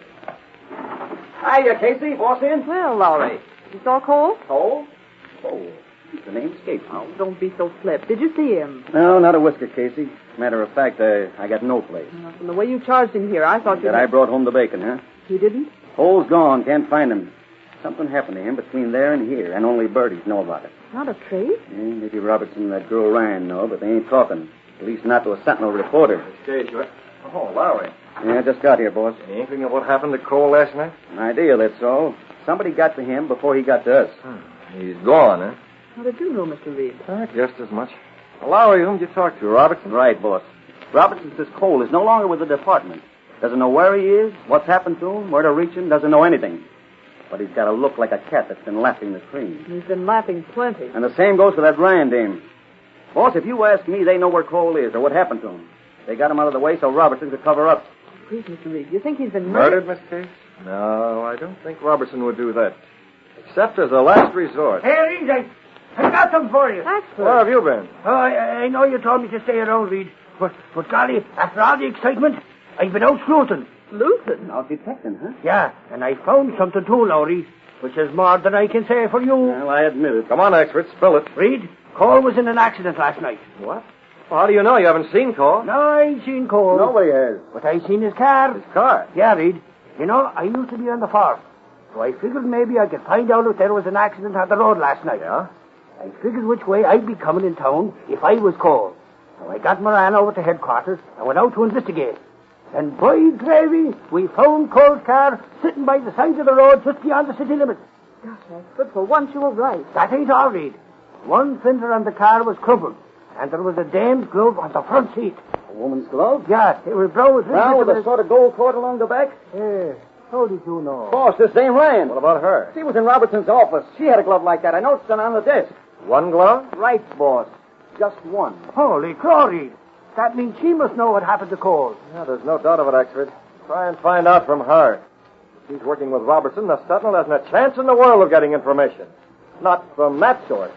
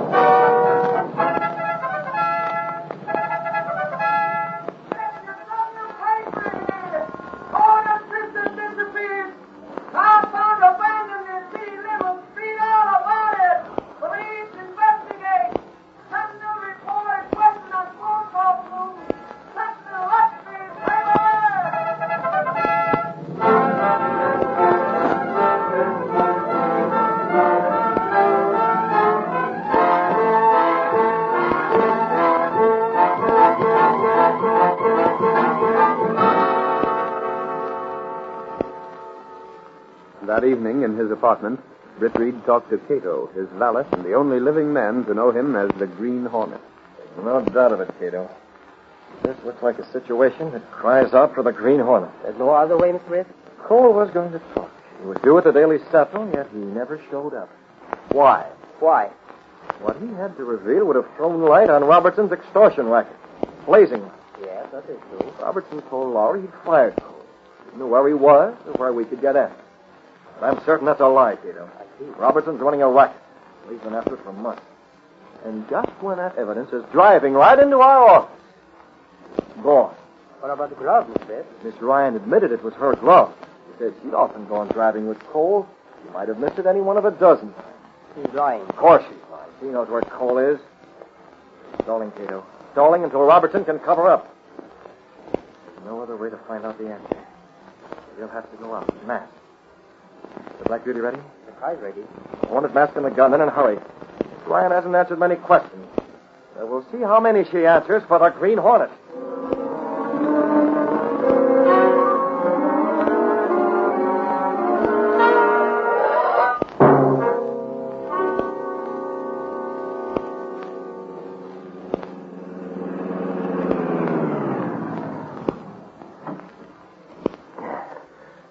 This is good enough, Cato. Been a long drive, but she's still up. Lights on. I wait here, Mr. Ritz. Look at that car across the way. You see it, Cato? Yes. Well, that's Robertson's car. You get the Black Beauty up the alley where it's very dark. The darker, the better. Mr. Ritz. Yeah, I see him, Cato. Robertson's at the door with Miss Ryan. You wait for me. I'll slide around near them and see what I can pick up. All right, sir. All we got to do. We don't know a thing about coal, you understand? So many reporters around. That glove I dropped there. Forget it. A few more days and coal will be released. But no one will believe his story. Robertson, what's in it for me? Huh? Well, I'm doing a lot. Of course you are. Of course. So what? Well, suppose we discuss it later, Byrne. I'm very busy now. Yeah, I know you are. I'm getting accounts switched, huh? Are you getting ideas? I don't have to get them. They're around anyhow. You know what's happening to coal, don't you? Look here. You threatening me? Just telling you to do as you're told. I have so far. Well, keep on that way and we'll get along. Cole wanted 10%. Now, hold on, Ryan. You were smart enough to play along with me. Now, it wouldn't be wise to get any smart notions at this stage of the game. You might find yourself out in the cold. I was only suggesting. Thanks. I'll do the suggesting. Good night. I thought perhaps I could help you. You have. So's Monk by taking care of me. Switching bank accounts and safe deposit vaults. Oh. Now, don't get me wrong. Now, there's no need for that. I made one error when I left cold in on my methods. I'm not making that same mistake twice. You played ball. That's all. Understand? Nice.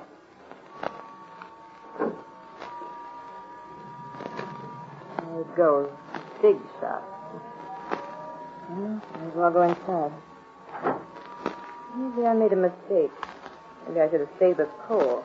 There might be more money in it. Why not, Ryan? Who said that? Here, this way. Who are you? How did you... Never mind that door. Robertson's gone. That man. You're the Green Hornet. Robertson called you smart. I wonder. How did you get in? The window on the side. You heard us talking. I know about Monk and about Cole. You're the Hornet. You're a friend of Monk. Yeah? Monk's a crook, but he never mentioned you. Most people don't like to. What do you want? Well, I lose a chance to grab off some cash, Ryan. I don't know what you mean. No? What was in your mind when Robertson gave you the brush? You're after a cut, aren't you? Well, why not? Where's Cole now? I don't know. Here's your head. If we tell now, Robertson's ruined. I don't know. You can hold him up for plenty. Robert? He'll pay. He'll have to keep you quiet. I wouldn't dare. He's dangerous. Don't you think he might pay if he knows the Green Hornet's with him? Right. You're mad. I never thought of that. Well, there it is. Now, come on, where's Cole? Where is he? Where is he?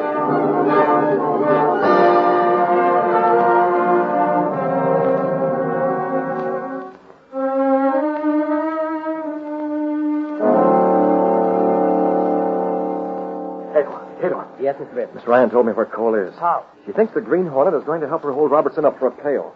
I told her to keep her mouth shut until she hears from me, say, tomorrow night. Will she do that, Mr. I Ritz? think she will if there's something in it for her. Got the Black Beauty headed out Highway number 6. A crook named Monk is holding Cole out there. I'll tell you where to turn off. You're going to pay? Not this time. We're just going to look it over. So we'll know the quickest way to get there later on. For future reference, Cato.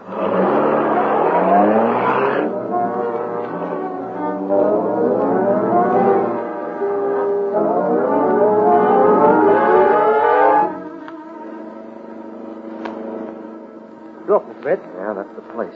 Farmhouse. There's the light. No, don't get any closer, Cato. Are you sure you'll remember how to get here in a hurry from the city? Yes, sir. Good enough. Turn here, Cato.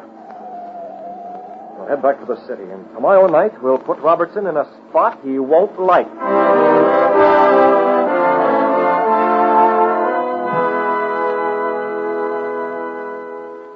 There he is. Where was you at last night? Last night, actually? Oh, why? Golly, I was looking all over for you. I couldn't find you no place. Oh, that's too bad, actually. I was out. Reed, I've been keeping something a secret from you. No. When your old man hired me off the force to act as your bodyguard, he said I was to stick with you when you went out gallivanting at night. Yeah, and it seems to me you slipped up lately. Last night, for example. That's what I'm getting at. I'm trying to be a reporter instead of a bodyguard. That's why he went upstairs to talk with that Ryan. Last night? Golly, Reed, when I got close to her place... Did you talk to her? No, 'cause I seen something. It was the car of the Green Hornet. Why haven't you mentioned this before? On account of I wasn't certain, Reed. You see, I only caught a glance near the dame's house. I didn't want Lowry or Casey. It was that. Well, whether you're sure or not, Axford, you should have reported it. Now get over to the Sentinel. You think so? Now, tell Gunnigan about it. Stubborn snakes, Reed. That's what I've been waiting for. You're okay. You have my okay. And Axford, Yeah, Reed. you might call up Miss Ryan on the phone from the Sentinel. You're a former detective. Ask her some questions about the Green Hornet. Pointed questions. Good gravy, Reed. Golly, I'm a nasty reporter. Go on, Reed. Cato. What's going to go on, Mr. Red? Axford almost spotted us last night, Cato. We came very close to being identified. Yeah? Fortunately, Axford didn't get a good look at the Black Beauty or us. What do we do? We start moving, Cato. We're going to make 2 phone calls. One to the Daily Sentinel, the other to Miss Ryan. From here, Mr. Red? Now we'll make the one outside phone as the Green Hornet. Now get the mask and gun. We're moving out in the Black Beauty.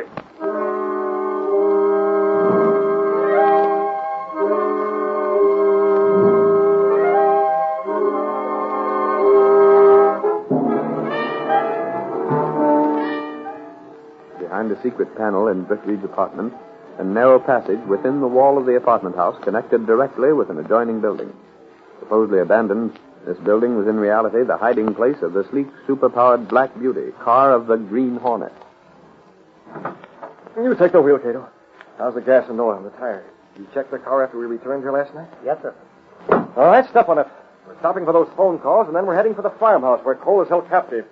And the Black Beauty must get us there before those who get a phone call from the Green Hornet.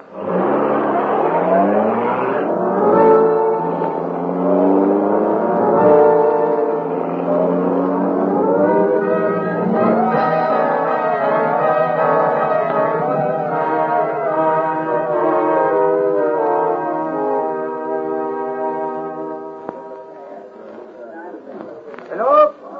Hello? I want to talk to Miss Ryan. This is Michael Axford, star reporter of the Daily Sentinel newspaper. But I have nothing to say. I want to know about the Green Hornet. The what?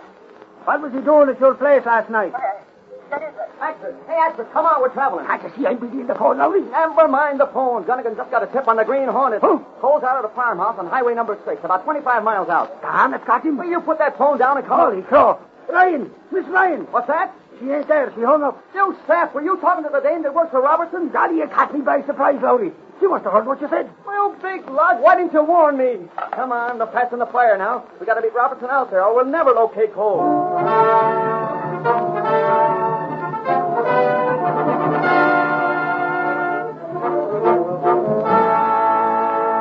What are you talking about, Fern?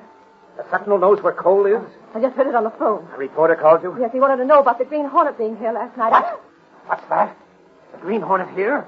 Why didn't you tell me this before? Well, Holding out on me, huh? What were you planning with the Green Hornet? You've got me wrong, Robertson. You little sizzling. Yeah, the phone. No, you don't. I'm listening, too. Take that phone and answer as I indicate. This time I want to hear. Hello? Trying to collect what Robertson's doing now. City Sentinel knows where Cole is. Robertson knows already. He's here. So that's it. Trying to hold me up for dough. You and the Hornet. I'll take care of you later. Robertson, listen. Save the explanations. I've got business to attend to. Cole must be removed. Robertson, I'm with you, honest. I was going to tell you about the Hornet. Get away from me. There's still time. Call up the farmhouse. Tell There's Muck. no phone there. I'm driving. I'll give Muck orders in person. And I don't want you along. I can reach the farmhouse before those reporters get there.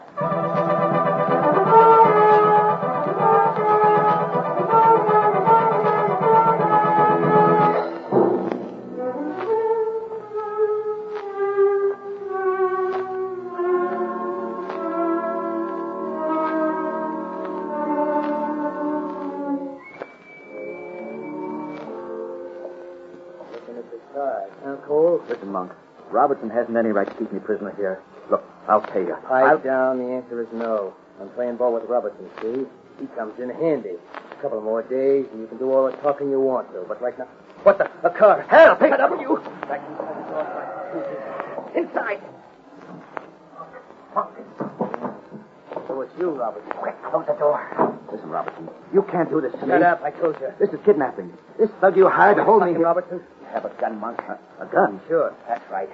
Keep it trained on Cole. What are you going to do? Now listen to me, Monk. Reporters coming out here. You any minute from the Sentinel. I beat them here. Reporters, huh? That's fine. I'll tell them plenty. I'm afraid not, Cole. You won't be able to talk. What are you getting at? Monk, can you use that gun without having it traced? Sure thing, Robertson.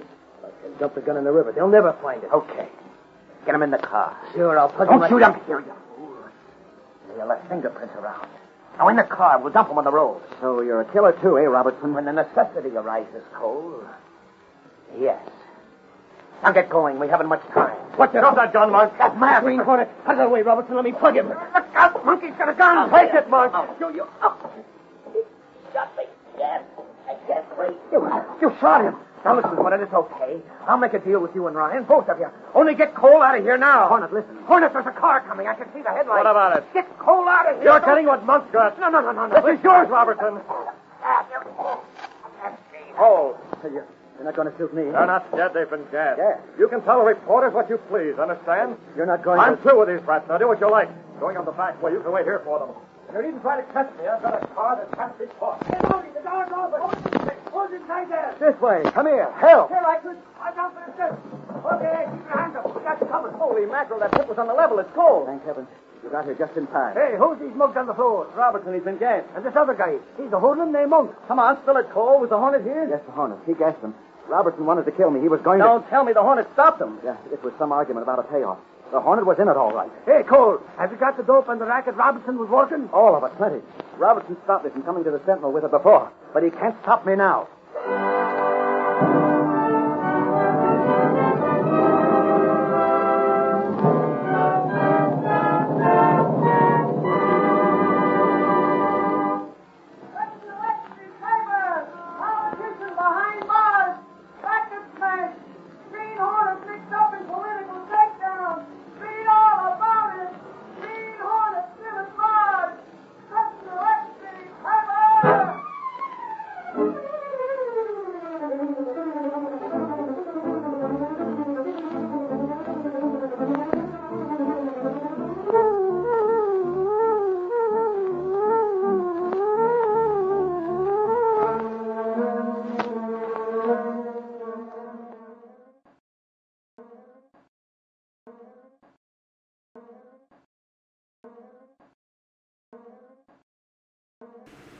Hi-ho, Silver! Away to those thrilling days of yesteryear with The Lone Ranger.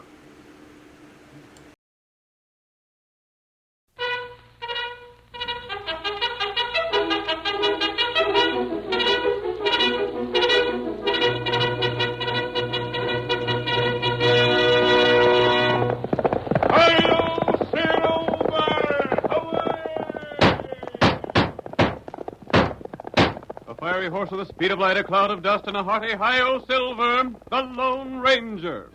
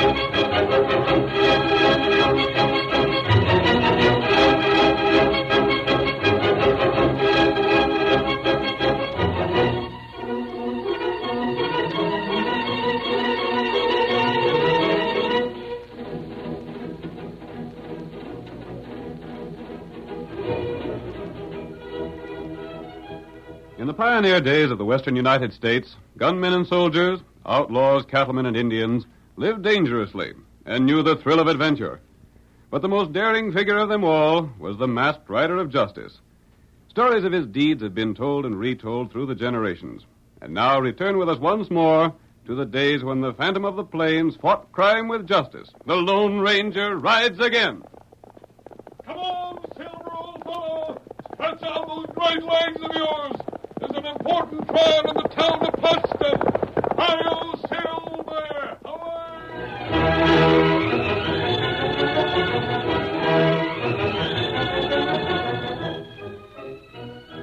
As the Lone Ranger rode by on Silver, he said that he was heading for the town of Potsdam.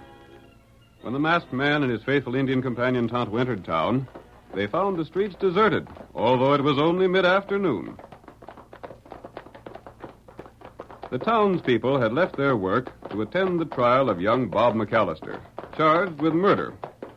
But old Lem Purvis did not share their curiosity. He was content to sit on the steps of the courthouse, idly whittling, until the voice of the Lone Ranger demanded his attention. Say there, what's going on inside the court? Hey? Great guns, you're masked. Don't let that scare you. What's the trial for? They're fixing to hang young Bob McAllister. And if ever there was a man framed, Bob's him. What's he accused of? Robbery and murder's all.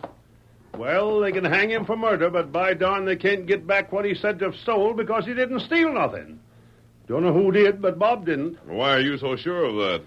Stranger, when a man lives to be my age out here, it's because he's got blame good judgment and has the knack of picking out straight shooters from the ornery run of polecats and buzzards.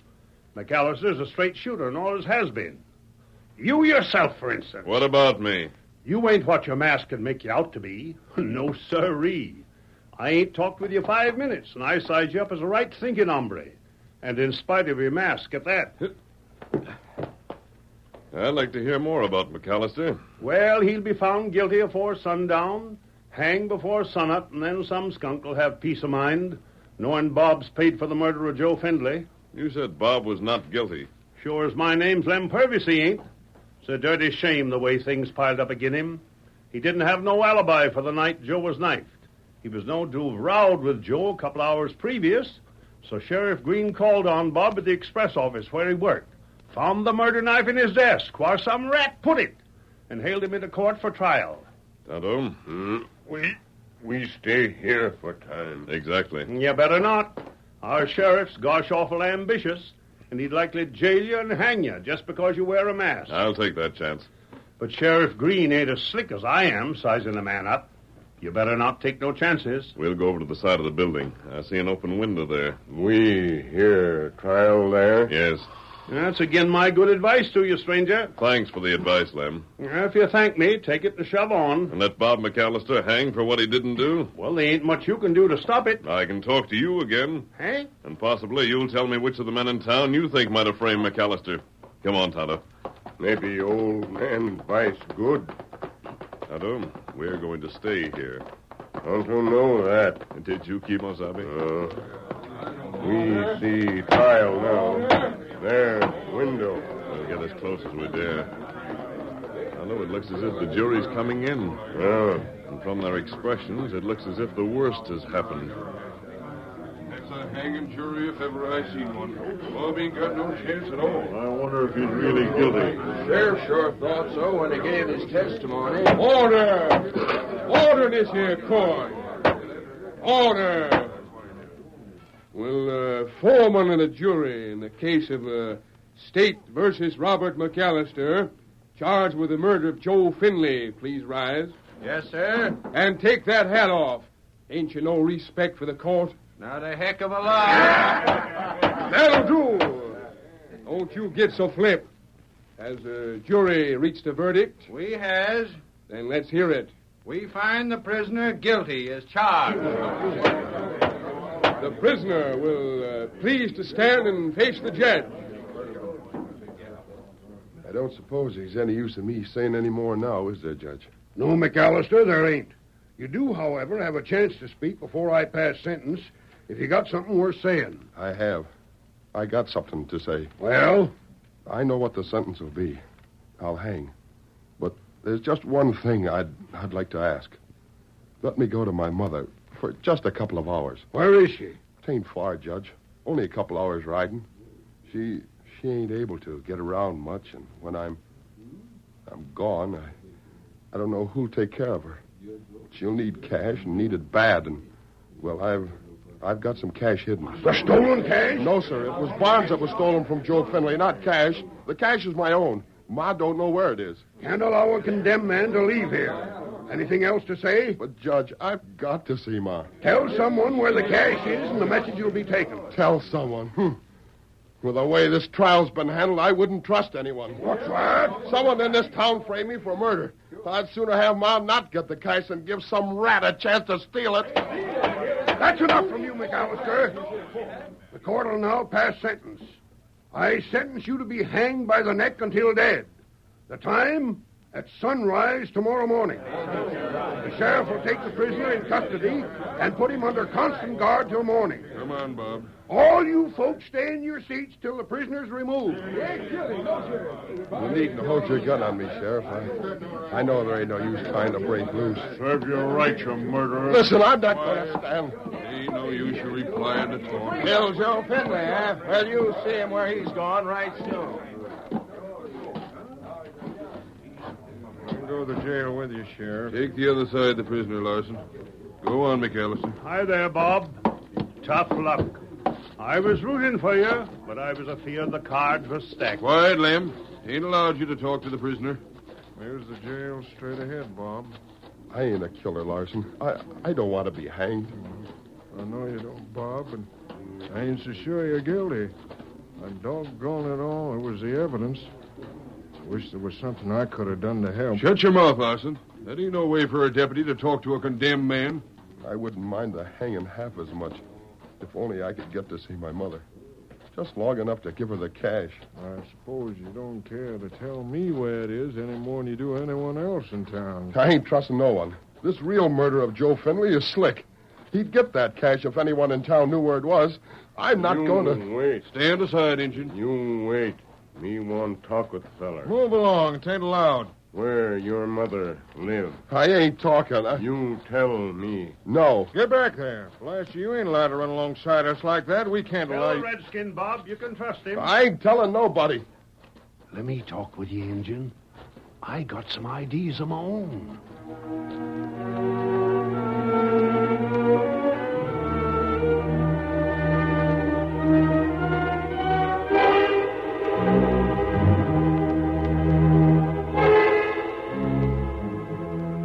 That night, Bob McAllister sat alone in his cell while Larson, the deputy sheriff, stood guard outside.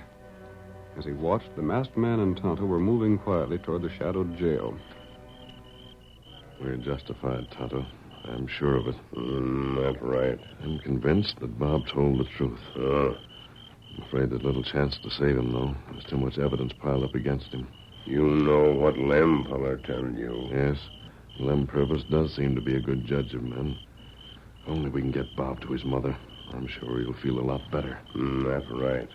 She'll at least have some money to take care of her. There's the jail. There guard. Can you make out who the guard is? Looked like deputy. Which one? The Larson feller. The only man in town outside of Lem Purvis who had a kind word to say to Bob. I'm sorry he's the guard, but it can't be helped. We're here to help Bob. Come on, Tonto. We'll move ahead slowly. We don't want him to have the chance to raise any alarm. There ain't no use my trying to sleep anyhow. So you may as well talk if you don't mind, Larson. I don't mind, Bob. Anything I can do to make it a little easier, I'm glad to do it. Thanks.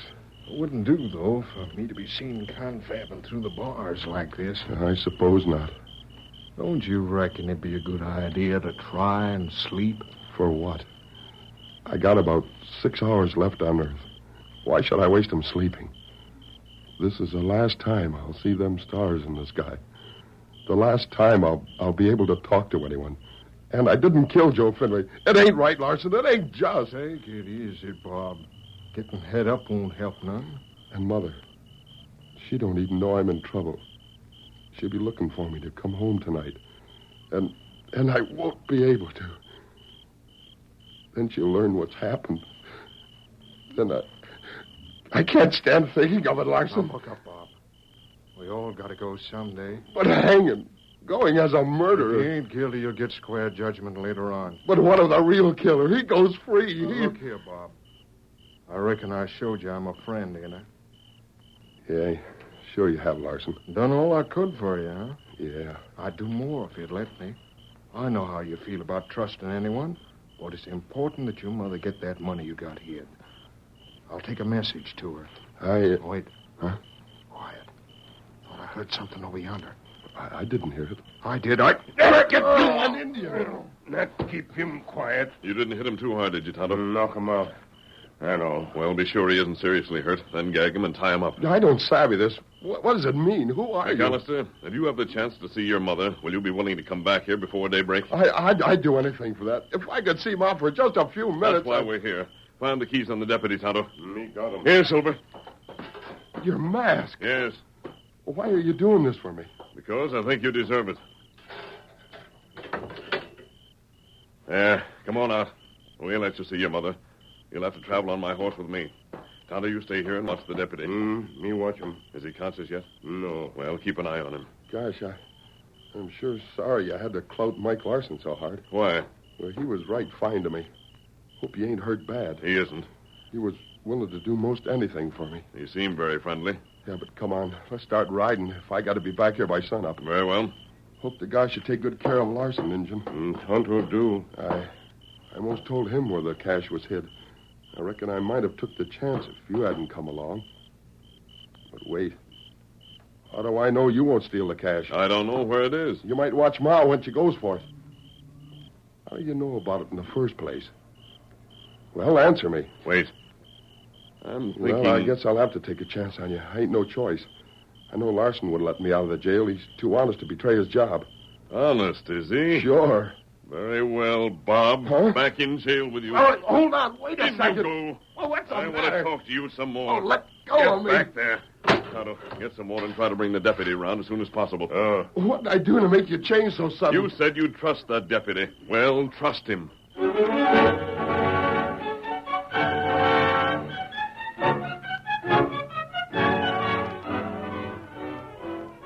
The curtain falls on the first act of tonight's Lone Ranger drama. Before the next exciting scenes, please permit us to pause for just a few moments.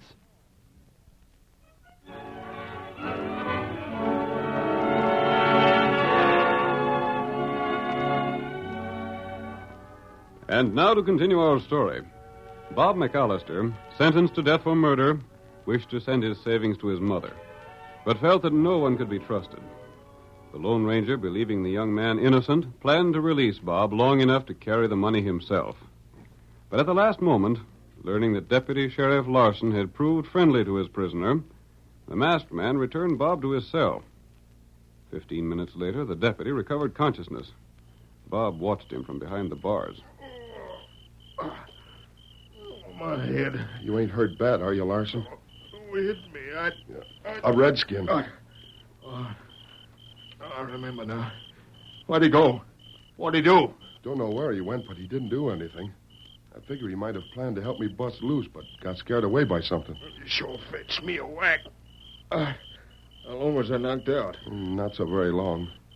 I don't have no way of keeping time. All right, so I'll hunt for that Injun Omar as soon as you... As soon as my hanging is over. Oh, it's a darn shame. Your ma won't never have that cash. Deputy, I've got to trust someone. You're foolish not to. Ain't nothing to lose. I'd see that your ma got it. I'm going to trust you. Good. I'll do what I can, Bob. You ought to know that. Look here. There'll be another guard put on the job tonight, won't there? Sure. I wish you'd head for Ma's place as soon as you're relieved. Tell her all that happened, and tell her that I ain't guilty. That'll make it easier for her to bear. She'll believe you. I'll tell her, Bob. When you've told her, then tell her where my savings are hid. Where's that? Inside a hollow tree stump, 50 yards in front of the house. That'll be easy to find. Sure it will. It's going to be hard telling your ma about you. I know. But Ma'll take it with her chin up. She's that kind. I hope so. Be pretty late at night when I get there, though.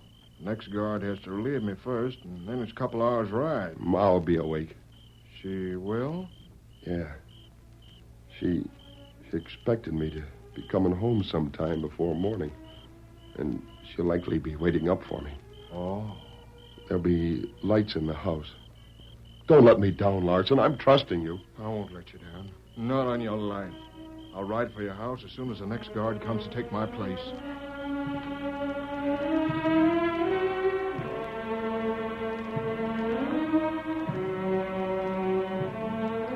When the deputy was relieved, he immediately saddled and rode to the McAllister home as he'd promised. When he arrived, Bob's mother was half asleep in her favorite rocking chair, a lamp burning on the table beside her. When the deputy knocked, she opened her eyes.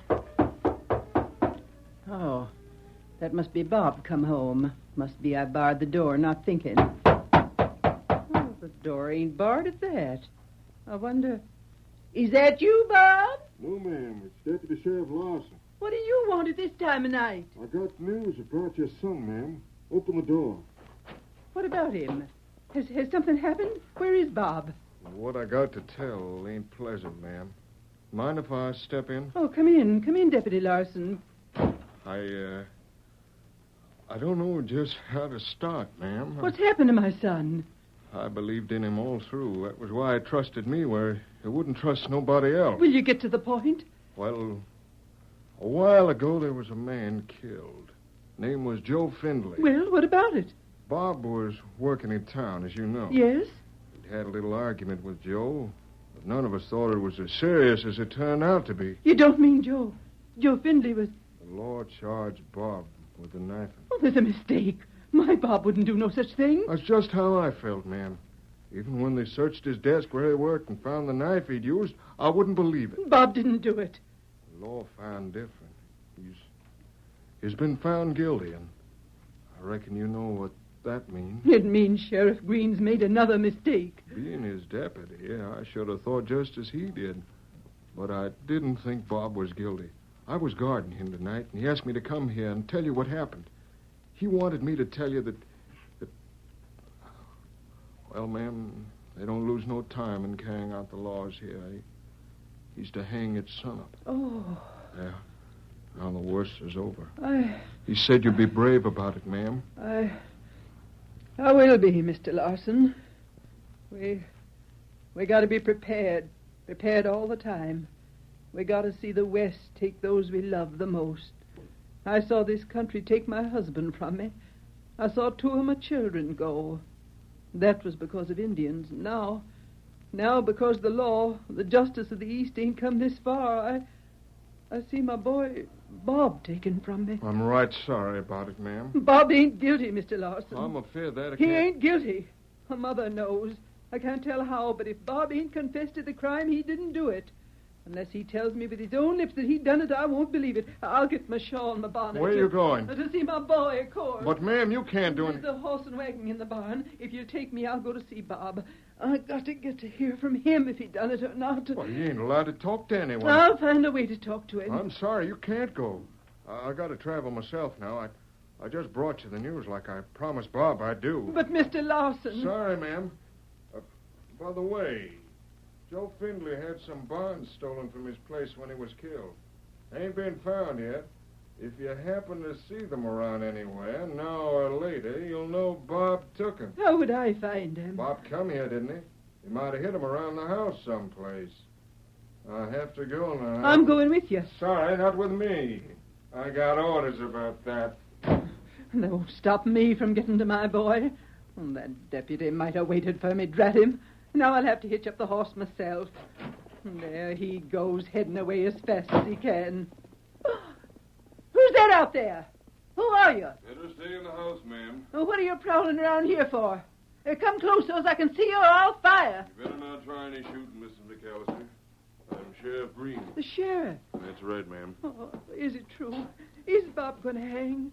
Oh, tell me that it ain't the case. Tell me my boy ain't going to hang. I ain't nothing to say just yet, ma'am. Let me go inside your house where it's light. You haven't said he was going to hang. Can't tell just yet. Well, what's that you got? Mrs. McAllister, I took this tin box from the hollow stump where you just seen me. Oh. Do you recognize the box? Oh, yes, Oh, that is... Don't tell me anything that ain't true, ma'am. I'm trying to get the facts on something. Well, That's Bob's name scratched on the tin there. Yes. His box, ain't it? Yes, sir. Thanks for being honest. He never did tell me where he kept that box hid. He kept saying that if ever we was in awful trouble and had to have money, we'd have it saved up in there. My boy was always thinking of a rainy day. Oh, but I don't care about that now. I want to get to town and see Bob. Let's just have a look in this box first. Now then. Looks like bonds here, don't it? Yes. There ain't much cash here, not more than $15, $20 in silver. These bonds are worth something, though. I ain't interested, Sheriff. Let me go to Bob. Mrs. McAllister, these bonds are the one that was stole from the man Bob went to jail for killing. No. Yep, they sure are. Old Joe Findlay owned these bonds, and the man that killed him stole him. Sheriff Green. Yeah? Hurry. Where? Come on. There's more to be seen. I brought your horse up to the house. Who's that masked man? Tell you later. Hurry before it's too late. I'm coming. Oh, Bob didn't steal him. He's been framed, Sheriff. Listen to me. See you later. But wait. Come. I'm with you. Oh, Sheriff, he ain't a thief. He ain't a killer. Wait right there, Mrs. McAllister. We'll be back. But that man... Wait for us, ma'am. And keep that lamp burning in the window. My Keep the son, lamp man. burning. Get up there. Get up there. Hail, Silver! Away!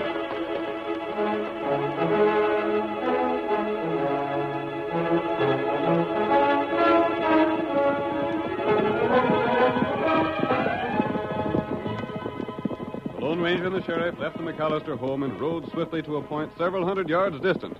There they found Lem Purvis standing beside a powerful chestnut mare. What's the word, Lem? I got your signal when you lit the fire. And I got the signal from that there point south of here. We all worked like you said. Where's the other signal? It's Tonto down there. See his fire? Come on, then. Hail, Silver!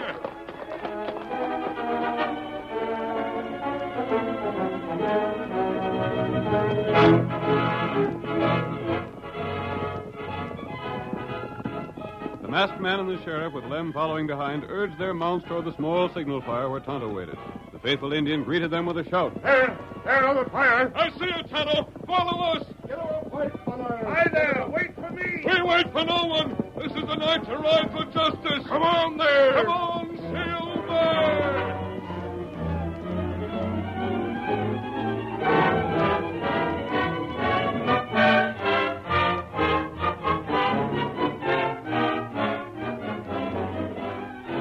Led by the swift strides of Silver, the group made their way toward another signal fire. But ahead of them, concealed, as he thought, by the darkness, Deputy Sheriff Larson was hastily scooping a hollow in the soft earth next to a limestone rock.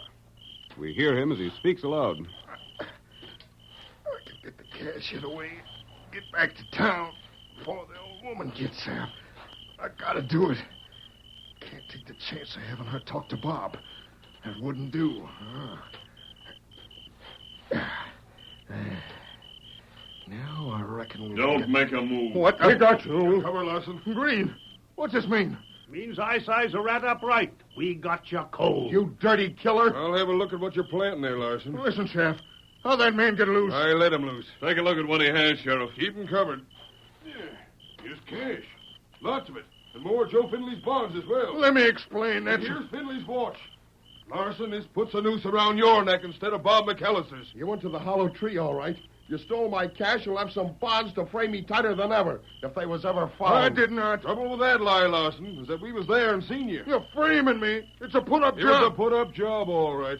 From the time the masked man here believed in Bob and mistrusted you because of what Lem Purvis told him. I did, and I was right. I never misjudged a man in my life. You see, Larson, while you were knocked out, Bob McAllister told how you were so eager to do him a favor and tell his mother where his cash was hidden. You're not a man who does favors of that sort. You weren't satisfied with what you'd already stolen. You wanted Bob's cash as well. You plotted to get it just as we thought you would. And you went further. You figured to sold my cash in the same hiding place with the rest of your loot. Yeah, and you done more than we hoped you would. What are you going to do about it? Ain't you anxious to know how we come on your hiding place? What's the odds? Bob went with Tonto Lem Purvis when you left the house. Each time you turned, one of them stayed to mark the turn. When you finally stopped, each lit some brushwood to fetch all the others. We got you red-handed. Well, you won't get me alive. I'll show you what. I got him. By darn, I'm still handy with a 6-gun. My leg. Rope the skunk. My leg's broken. Can't stand. You don't need to stand, Larson. You're gonna hang. You better get for home, Bob. Ma's waiting up for you. I'm free? There'll be formalities in court, but I guess you can go home for what's left of the night. I'll see you get back your cash after court's over with. Now, where's the masked man that got me to try a scheme to find a killer? Oh, shucks, Sheriff Green. Him and his Indian friend moved off after this rat was shot. But I want to see him. Don't reckon you will. By cracky, he's just like me. The two of us sure can size up a straight shooter like McAllister and a polecat like Larson as well.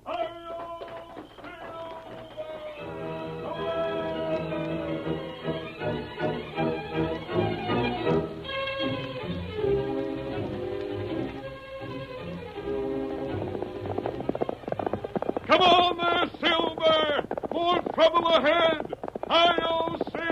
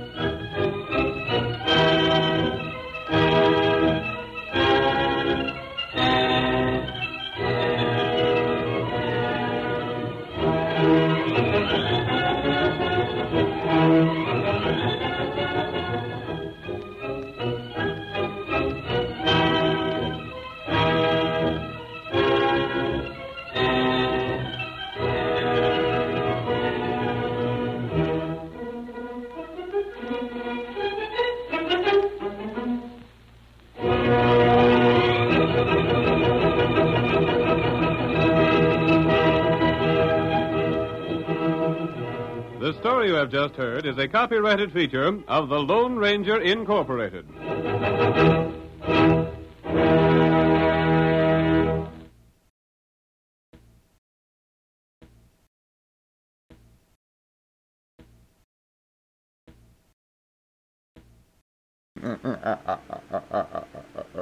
Who knows what is coming up next? The Shadow knows.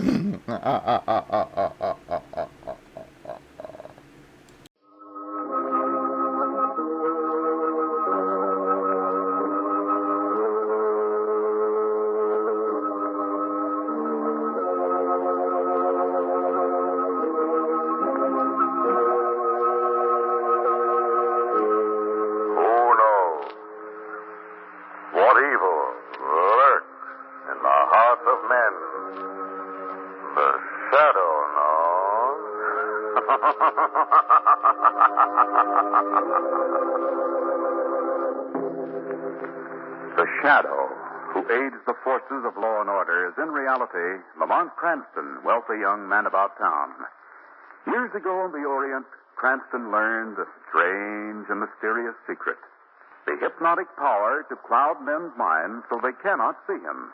Cranston's friend and companion, the lovely Margot Lane, is the only person who knows to whom the voice of the invisible shadow belongs. Today's story, The Caverns of Death.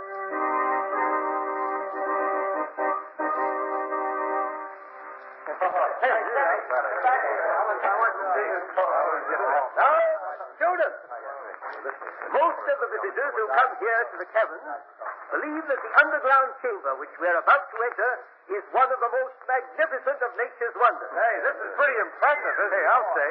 Hey, George, take a look at the section we're entering now. It's as big as all outdoors. We've named this great natural hall the Temple of Vulcan, after the Roman god of fire, because of the pit that you see over there near the center, from which vapors continually pour. I think your class will find this the most interesting part of the cavern, Professor Morley. Is it safe for me to bring my students any closer to the pit? Are the vapors harmless? Sure, sure it's just steam. Hey, come on, fellas. Let's take a look at it. Come on, fellas. Eddie, come with me. Now, mind you, boys. Stop too close. Oh, it's all right, Professor Morley. There's a railing around the pit.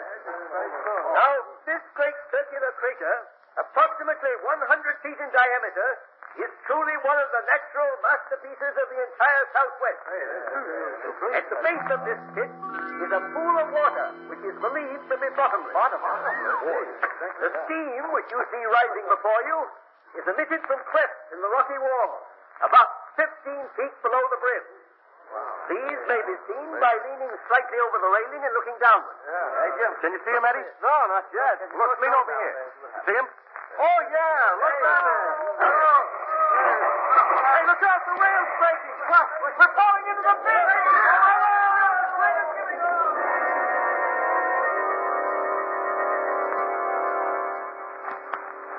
Hurry. Please, hurry. We're doing everything we can, Professor Morley. Oh, this is horrible. Horrible. My entire class, 17 fine young men, are down at the bottom of that pit.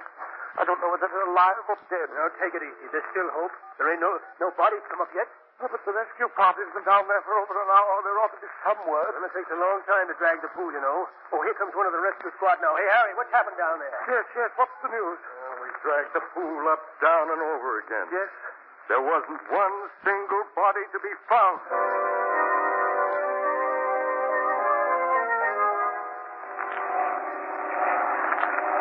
Will you please tell me if that's the plane from the east? Yes. Thank you. How'd you do, Miss Lane? Oh, Professor Morley, I'm so sorry. I heard about the dreadful thing that happened yesterday. I can't tell you how badly I feel. Oh, it's horrible. Inconceivable. I still can't believe it's true. Has there been any further word of the boys? No. None have been found. Not even their bodies. That's what makes it so horrible. I can't understand It's all my fault. I should never have taken them to the cabin. You mustn't blame yourself, Professor. You couldn't foresee the danger. How am I going to face the parents of those poor boys? I know it's sad for everyone. Some of the parents who are arriving on this plane has just landed. Will you excuse me? I must meet them. Certainly, Professor. I'm expecting a friend on this plane myself. Good day, Miss Lane. Good day. Oh, Margot. Lamont. Oh, Lamont. How are you, Margot? I'm disgustingly healthy. Must be this mountain air. So nice to see you. Oh, I'm glad you were able to come out. I know you'll just love the club. I'm sure that... Well, I read in this morning's paper about an accident in the cabin. What's the latest on it? Not a thing. I was talking to Professor Morley just before you arrived. Oh, he was the man in charge of the crime. Yeah. Have they found any trace of the boys yet? None. Here's the car. Get in. Will you drive? Certainly. Follow the road to the left. It leads straight to the club. The cabins on the same road? Yes, they are. Why did you ask? I thought we might stop and take a look at them. Lamont, what's your purpose in stopping? I know you too well to think it's morbid curiosity. There are several things about this accident that I'd like to understand more fully. What things, Lamont? I wonder if anyone has taken the trouble to find out exactly how those young men fell into the pit. Well, yes, of course. The railing broke and the rim of the crater gave way. Isn't that rim solid rock? Yes, I think so. Rather strange that it collapsed, don't you think? Well, I hadn't thought of that. Even more important, why hasn't any trace of those young men been found? Well, they're supposed to have fallen into a bottomless pool. Strange pool that refuses to give up its dead. There must be something mysterious about that pit, Margot, and when we reach the cabins, I intend to find out what it is.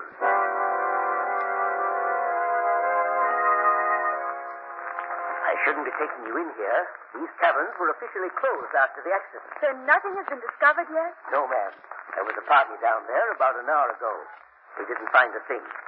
Yes, here we are. This is the pit. I see it. That must be the place where the rim gave way. Yes, ma'am, that's it. Broke off very evenly, didn't it? Yes, rocks do that sometimes. Mind if I examine it? But you can't go near there. That's ordered. Very well. Tell me, how did the searching party get into the pit? Rope ladder. Over on the other side. The bottom of the pit entirely covered by the pool?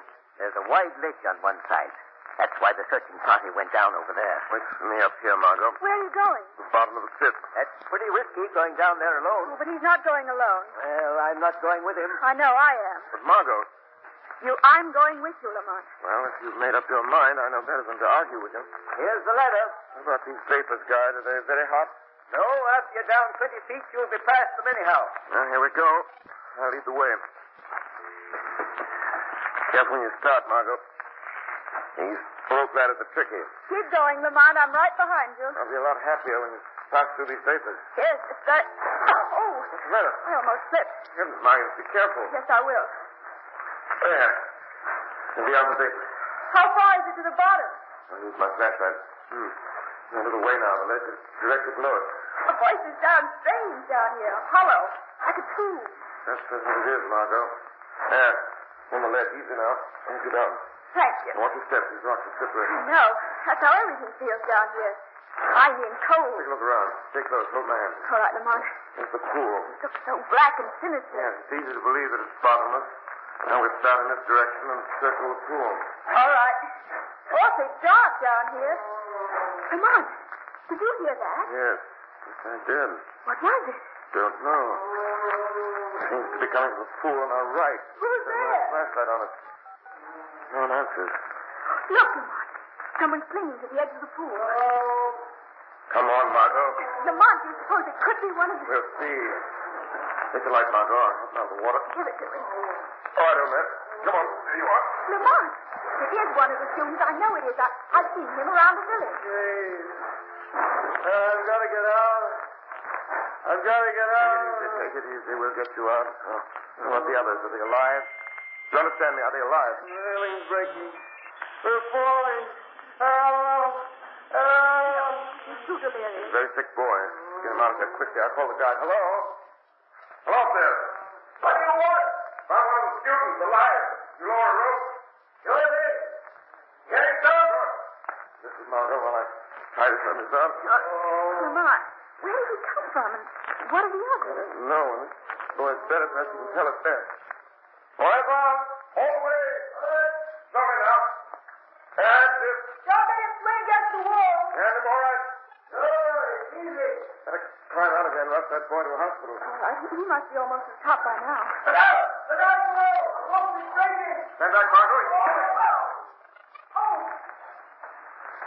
Struck the rocket. There isn't much we can do. Lamont, is it? He's dead. How dreadful.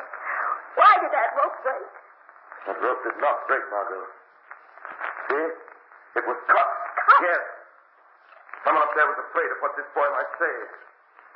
Now I'm sure, Margot, that this is a case for the shadow.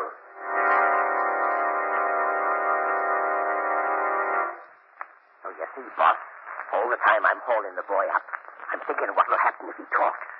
So then I cut the rope. Good work, Bronson. What about the couple that were down in the pit? It came right up.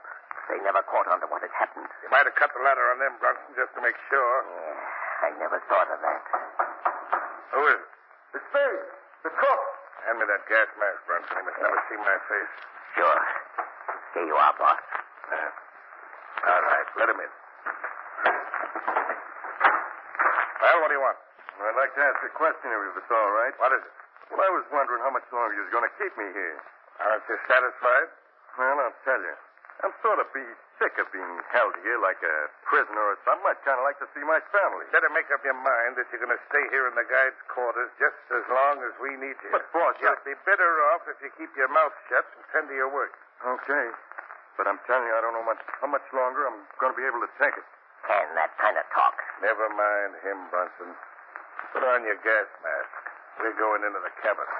All right, boss. I want to find out how that boy reached the bottom of the pit. I know why they keep me here like this. They're afraid I know something. They're afraid I'll tell. What have you to tell? Who said that? There's no use looking for me. You cannot see me. Who are you? I am called the Shadow. Well, what do you want with me?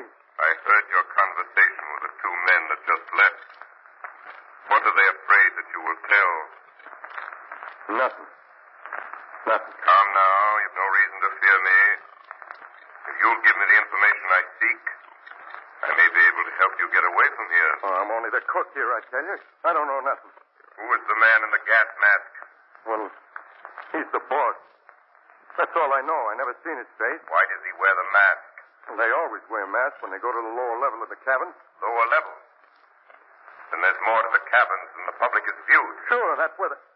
Hey, I told you I don't know nothing. You must realize that you will never leave this place alive unless I help you. And you help me. Well, maybe you're right. You know I am. Now, what about those boys? Are they alive or dead? I don't know.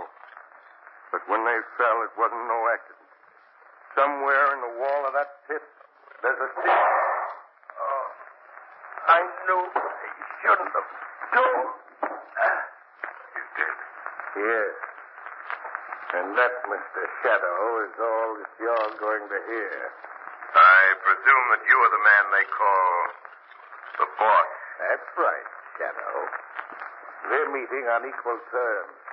Although I can't see you, I too am hidden, safe behind this wall. What happened to those boys? That's my affair, Shadow. And I advise you to keep out of it. That dead man on the floor is proof that I mean business. I regard that as a challenge. From now on, it is war between us. I promise to save those young men and bring you and your gang to justice.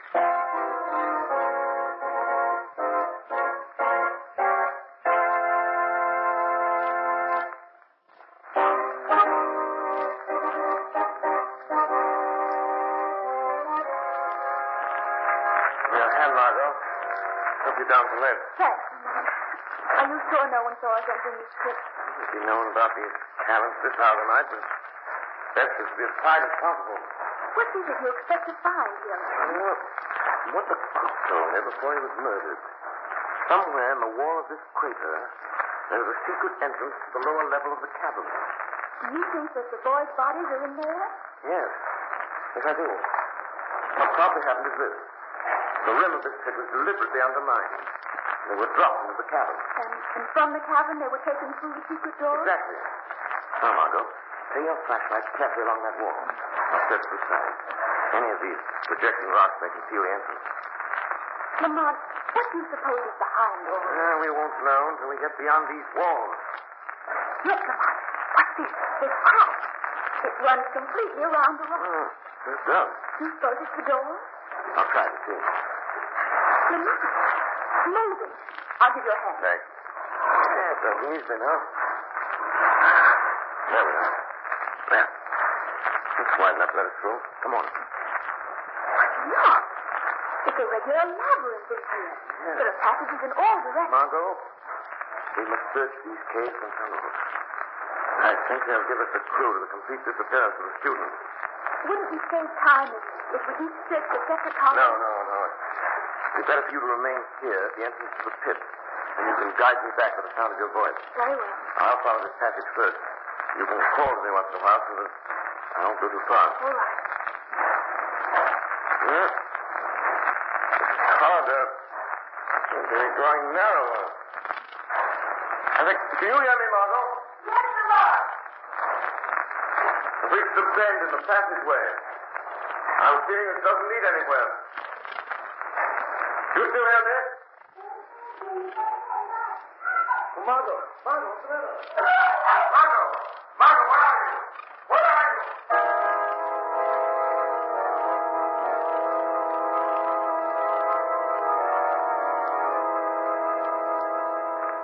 What do you think we should do with her, boss? For the present, we'll lock her in the vault. Wouldn't she be safer out of the way? We'll tend to that later. You can't leave me locked in this awful place. In with you. No. Lock the door, Bronson. What about the man that was with her? We'll get him now. You start looking for the girl and get lost. Pick him up in one of the corridors. Come on. Margot. Lamont, you're here. Yes.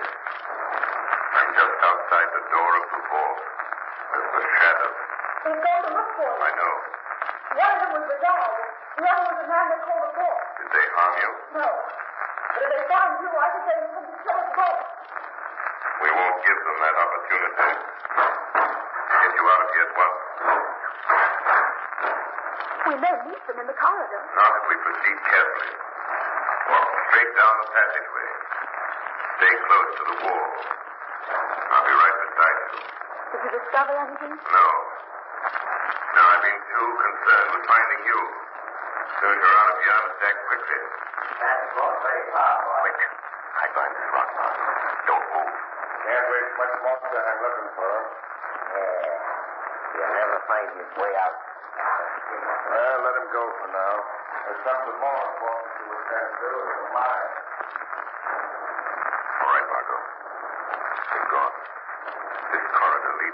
directly outdoors.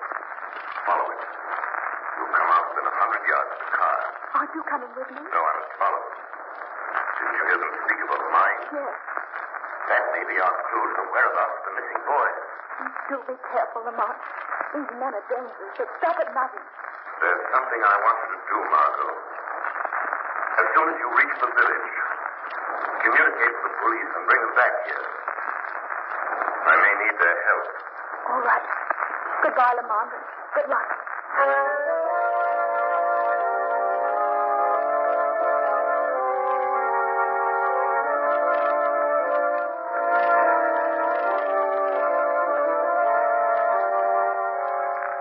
I hate to leave that guy running loose down here. You know, there's always a chance. He'll have to risk that possibility. Is the foreman still on duty in the mine? Sure. Remember you told me to keep him working all night? Yeah. I want to have a talk with him. I'd still like to know how he'll explain that boy's escape. He claims he didn't even see him go. That excuse doesn't satisfy me. Oh, here we are at the mine. Put on your gas mask. Okay.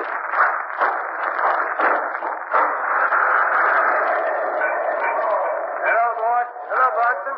What luck you been having, Captain? Here's a couple we dug out about an hour ago. Let me see them. Boy, they'll be beautiful rubies when they're cut.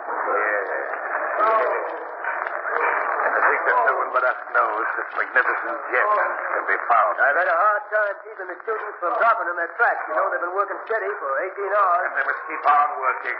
This is the last night. Hurry them up. Well, they're working as fast as they can. After all, if we took our masks off and breathed the gas in this mine for a while, we'd be slowed up, too. I think I can wake them up. Hand me that whip. No, boys. Don't hit the boys. They're half dead now. Hand me that whip. Now look a little lively. Come on, dig in there, you.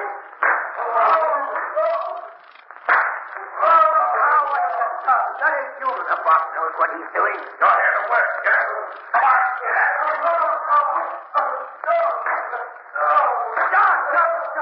I can't watch this anymore. Maybe I am. Yeah. Well, this is a good time to ask you how that boy escaped to the pit. Did you let him go? No, but that's a good idea. I'd like to let them all go. We treated these poor students worse than the lowest animals. We got them breathing this gas which destroys their willpower. We're working them like slaves day and night. I'm not going on.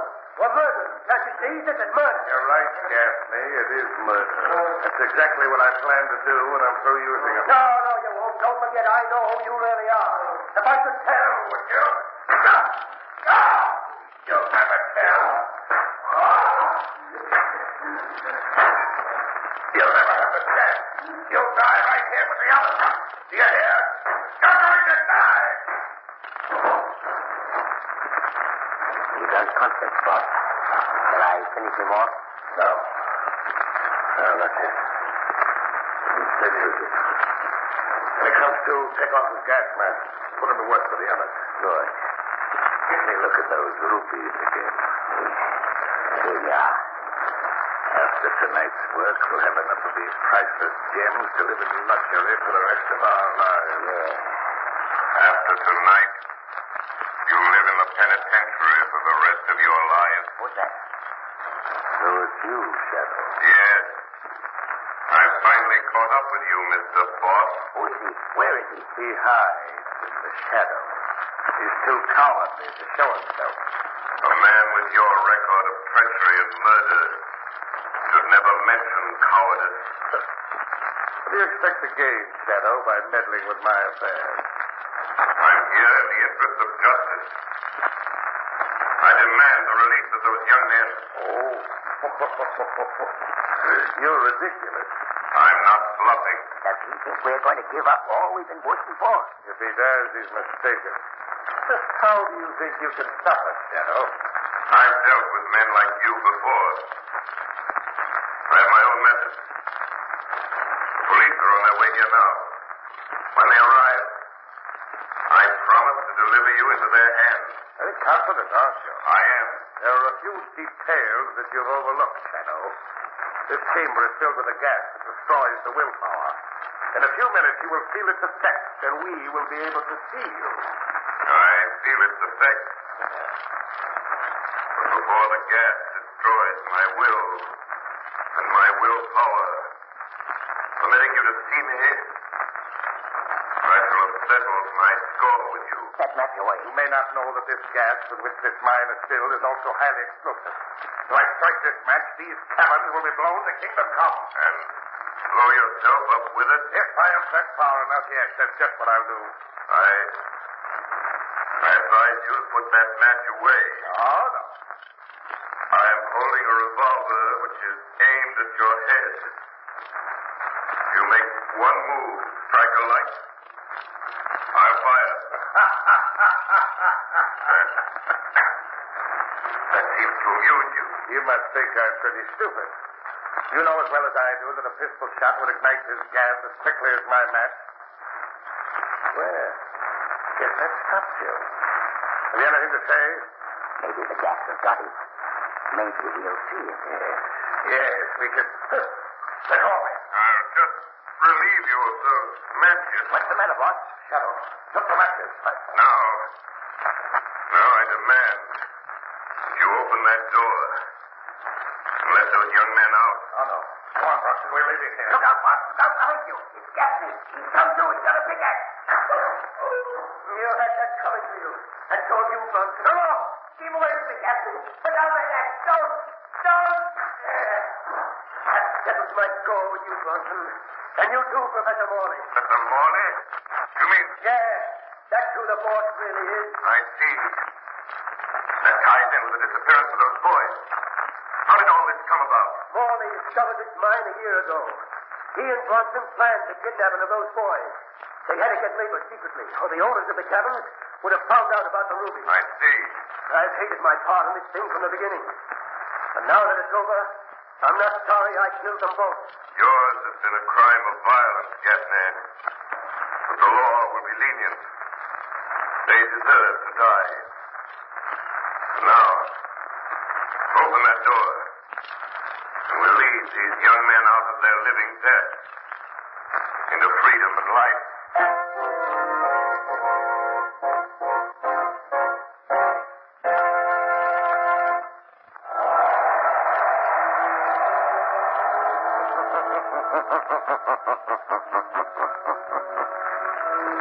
The weed of crime bears bitter fruit.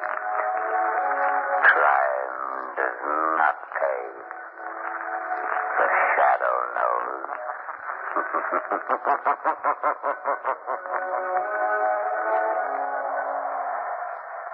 All the characters and all the places named are fictitious. Any similarities to persons living or dead is purely coincidental. Groucho Marx meets some of the most interesting people you could ever hope to hear on radio in You Bet Your Life, coming up next. Ladies and gentlemen, don't mention this to a soul, but the secret word tonight is Sky, S-K-Y. Really? You bet your life.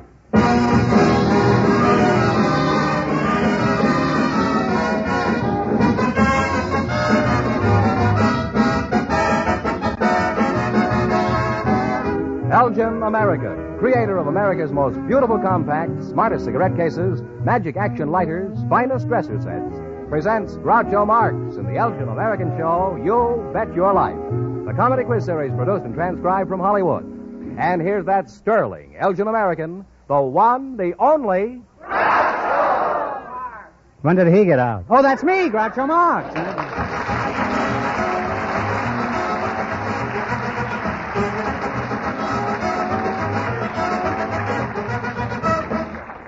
Thank you. Well, here I am again with $1,500 for one of our couples tonight. George Fenneman, who's first to try and take it away from me? Just before we went on the air, our studio audience selected the father of a bride and the mother of a groom. And here they are, Mrs. Fay Levine and Mr. Martin McHugh. Meet Groucho Marx. Welcome for Elgin American Compacts, folks. And if one of you says the secret word, he wins a 16-millimeter Apollo Sound movie projector instantly. It's a common word, something you see every day. Mr. Martin McHugh, huh? That's right. You're the father of the bride, huh? How do you feel? I have felt peppier.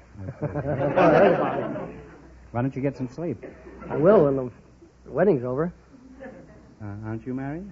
My daughter's getting married.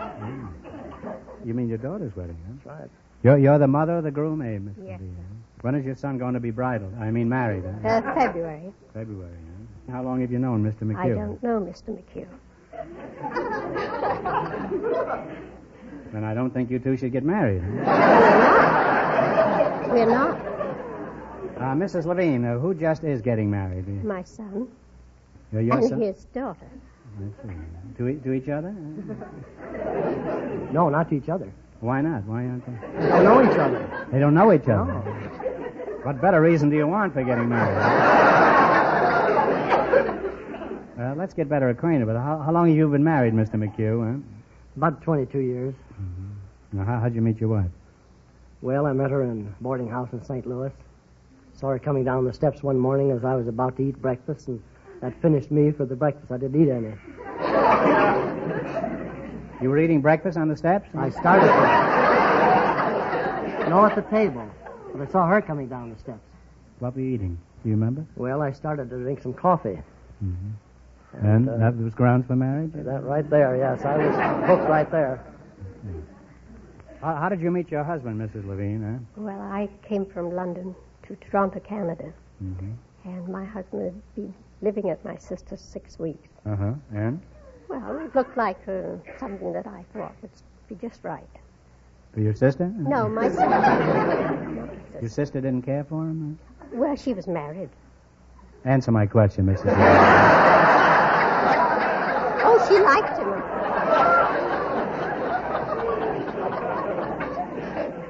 Well, will your son and his wife live with you or with her folks? Well, they're going to live on their own. They're going to live on their own what, huh? They're going to live by themselves, huh? Why don't they live together?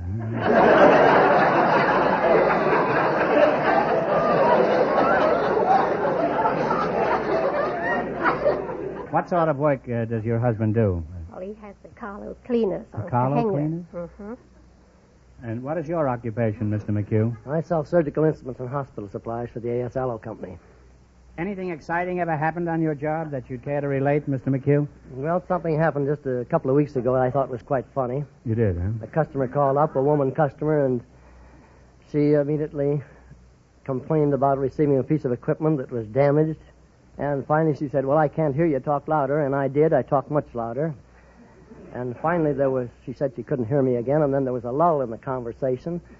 The next thing I heard, she said, I'm sorry, but I'll have to call you back. My battery went out.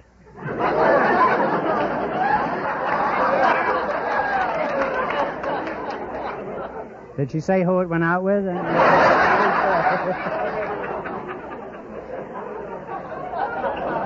Mr. McHugh, as the father of the bride, tell me, are you the big wheel at the wedding? Well, I think I am. I'm supposed to be. In what way? Well, I pay all the bills. How much is the wedding going to set you back, approximately? Oh, I'd say roughly in the neighborhood of $2,000. That's a fairly rough neighborhood, isn't it? Aside from that little $2,000 item, Mr. McHugh, what are some of your other duties connected with the wedding? Well, I've got to give the bride away. And $2,000 giveaway, huh? I hope the FCC doesn't stop the music. Is that all you do at the wedding, just give away the bride? No, I act as host and see that everybody's happy and gets enough to eat and drink. Mm-hmm. Well, you look like a pretty genial host, Mr. McHugh. So all the guests are going to be very happy there. Well, we hope so. I hope so, too. And if your daughter is half as cute as you are, I think it's going to be... Has the swag started rolling in yet? The wedding stuff? Well, the gifts? A few things have. Uh-huh. You know why everybody sends presents to the bride, don't you? The only chance they have of getting rid of some of the junk that they got on their wedding. Groucho. Yeah, yes, George? I'd like to make a suggestion to Mr. McHugh. Well, you go right ahead, George. All right, it's customary. Nobody makes finer suggestions than you do, George. Mr. McHugh, it's customary for the bride to give nice remembrances to her bridesmaids. And compacts, pearls, and cigarette cases by Elgin American are certainly wonderful gifts at weddings everywhere. Thank you, George. I now pronounce you Elgin American. And speaking of gifts, what are you going to give Mrs. Levine here? Well, Elgin American's beautiful dresser set, finished in jeweler's bronze that looks like gold. A perfect gift. How do you like it, Mrs. L? I like it very well. It's just what I need. How was the wedding, huh? He's not married He's yet. not married yet. No. The groom got cold feet? No, I Usually, as most husbands discover, it's the bride that has the cold feet, huh?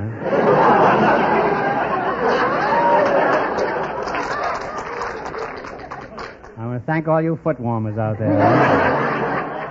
Now, Mr. McHugh, let's get back to you. As father of the bride, what are some of your expenses?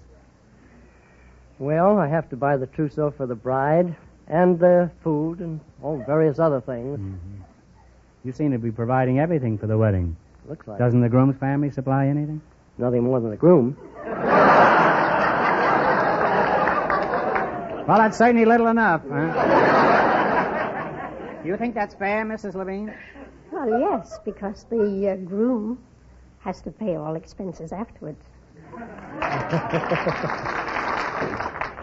Yeah, but after the wedding, the bride's father has all the bills to pay, while the groom's father has a room to rent. Huh? Now let's play You Bet Your Wife. Let's play You Bet Your Life. In just 1 minute, you're going to work together as a team for $1,500. But right now, I want you to listen carefully to some interesting conversation. Mary, what can I give Eleanor Blake for Christmas? She has everything. She may have everything, but her bedroom hasn't. Of course. She needs a dresser set. You've given me a wonderful idea. And dresser sets are the decorator touch every bedroom needs today. Elgin American dresser sets for the most beauty, most value. They're exquisitely styled, engraved, and finished. Precision made to the last nylon bristle. Extremely value priced. Comb, brush, and mirror from just $14.95. From $7.95 for Elgin American's companion line of American Beauty dresser sets. So bring your bedroom, your guest room, up to the minute. Buy Elgin American dresser sets tomorrow. And buy them for the important, impressive gifts they make. Just make sure they're first in fashion, first in value. Elgin American dresser sets.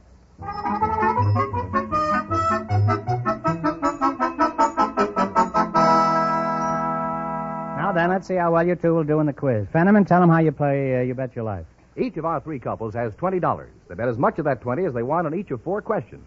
The couple that earns the most money gets a chance at the $1,500 question at the end of the show. Our other 2 couples are in a waiting room off stage, so they don't know what's happening out here. Here we go. Let's see how high I can build you $20. You selected questions on famous hotels. That's right. Here's your first question. How much of the 20 will you go for? How about 5? Should we bet 5? 5. In what city do you find the Terrace Plaza Hotel? Would that be Los Angeles? One answer between you. Take a guess. I'm sorry, the bell is tolled. It's Cincinnati. They now have $15. You now have $15. Remember, you're going for $1,500 tonight. Now, how much of the 15 are you going to try? Try 10 this time. In what city do you find the Palmer House Hotel? Chicago. Chicago is right. Now they're on their way. They have $25. Now you've got $25. Here's your third question. How much of the 25 will you try? You try 20? 20. In what city do you find the Sherry Netherlands Hotel? New York. New York is right. The little lady is right. They're climbing now. They have $45. Give the little lady $45. Here's your last chance. I tell you what I'm going to do. Here's your last chance to beat the other couple. How much of the 45 are you going to try? 45. In what city do you find the Roney Plaza Hotel? San Francisco? No, I'm sorry. It's Miami Beach. All right. Well, I'm really amazed. I thought when you came up here you'd walk off with a lot of money. I'm going to give you one more chance to get rich quick. Answer this question correctly, and I'll hand over $10 in cash. And remember, no help in the audience, please. Who is buried in Grant's tomb? Grant is right.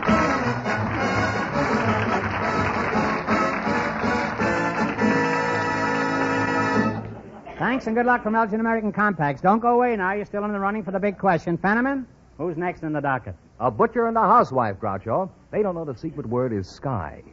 Our housewife is Mrs. Helen Hall, and our butcher is Mr. Jack Jeffries. And here they come. Folks, meet Groucho Marx.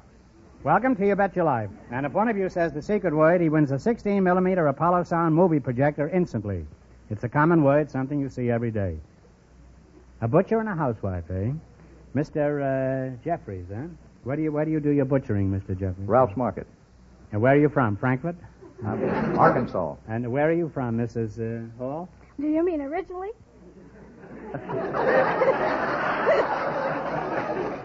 Let's forget our ancestors swinging in the trees. Huh?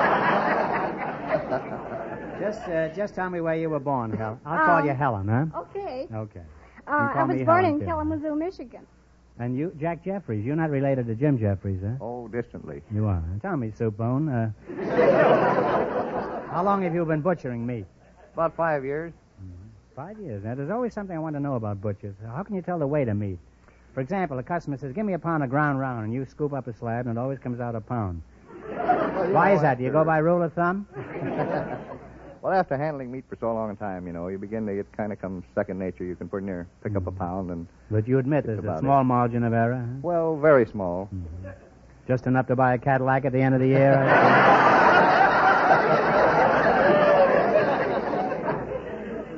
Now, tell me, Lamb Chops, what is the busiest time of the year for you, huh? Thanksgiving, Christmas. Well, you're busy right about now, then. Yes, sir. How much are turkeys this year?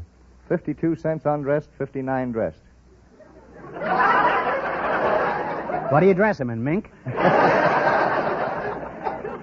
What size turkey do you consider the best? Well, I think a bird, about 15-pound bird, is the best eating bird. I'm not interested in how he eats. I mean, how does he taste? That's what I want to know. How long have you been married, Helen? Well, I've been married 7 years. Mm-hmm. Well, don't have to be belligerent about it. What does your husband do? He's doing secret work for the Navy. How'd you meet him, Helen? Well, Groucho, I was going to a surprise party to gain a girl. So I went out and bought me the most beautiful black chiffon dress that you ever saw, quite long and full. And so, you were quite long and full, huh? No, the dress was. Oh, you were short and empty, huh? Sure. And then the day of the party, it looked almost like rain. And so what did, the party? The day. Oh, the day looked like rain. I looked out into the sky, and it was quite...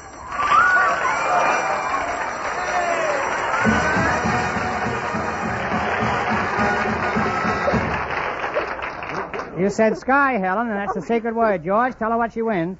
A 16-millimeter Apollo sound movie projector. Oh. Now you can show regular Hollywood sound movies or movies you take yourself, and it sells for $129.50. Now, what were we talking about when the sky fell on me? Well, I was talking about the sky. Oh, yes, that's right. And then I started up the street, and I had to go about 4 blocks to a bus line. And then the rain came down. It just came down in all directions. And, it'll do that, you know. Sure, but you don't know what happened to my nice new dress. My dress kept creeping up and up until what chiffon when it gets wet. Oh, yes, I had trouble with it all the time.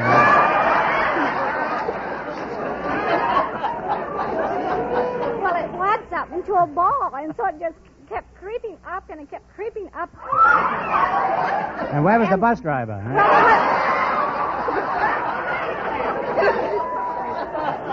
I had this great big mammoth umbrella, and so I was keeping it in front of me, and then pretty soon there was a car drove up, and some man stuck his head out of the door, and he says, well, lady, he said, would you like to have a ride? Uh-huh. Well, when is the next installment of this, huh? I'll have to wait a week for that. Well, could I tell the rest of it? I spread the umbrella the best I could over my lap when I got into the car, and so he drove me home. And while I was changing my clothes into something dry, he and my mother had a cup of tea and a cup, and some cake. Yeah. And so they got acquainted, and so I don't know just somehow or rather we got married. And that fellow's now your father? No, what about you? Well, Groucho, he's my husband now. We got married in about 6 months.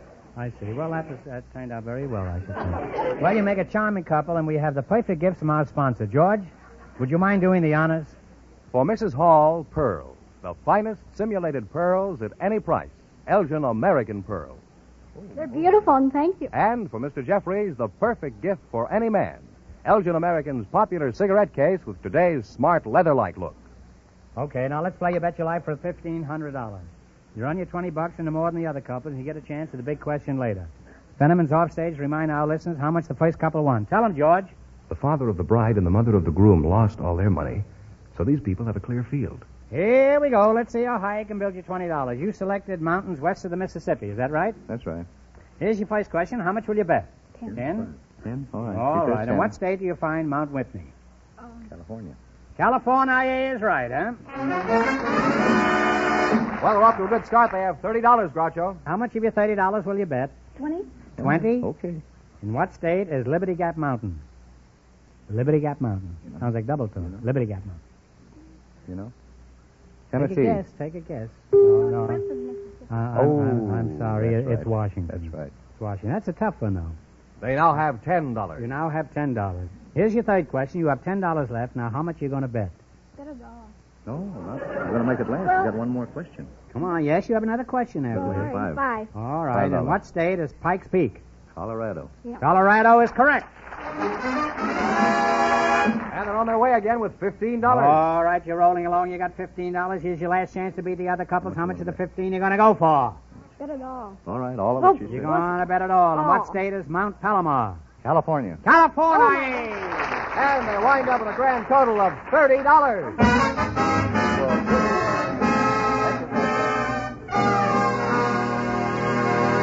Thanks and good luck from Elgin American Compacts. Now, in just 1 minute, our last couple will play You Bet Your Life, and then we know who gets the $1,500 question. But at the moment, I'd like you to listen to this.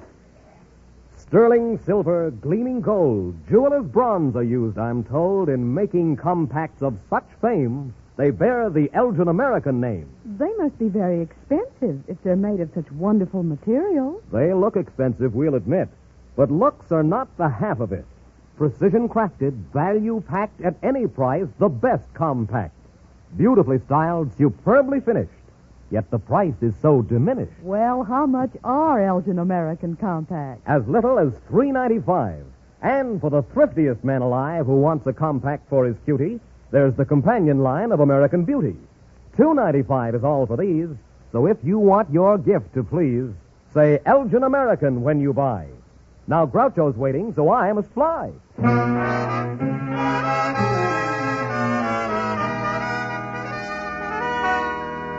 Now then, we'll soon know who's going to earn the most money and get the chance at the $1,500 question. George, who's leading so far? Well, the butcher and the housewife are leading with $30. Our final couple is about to come in from their waiting room off stage. They don't know the secret word is sky.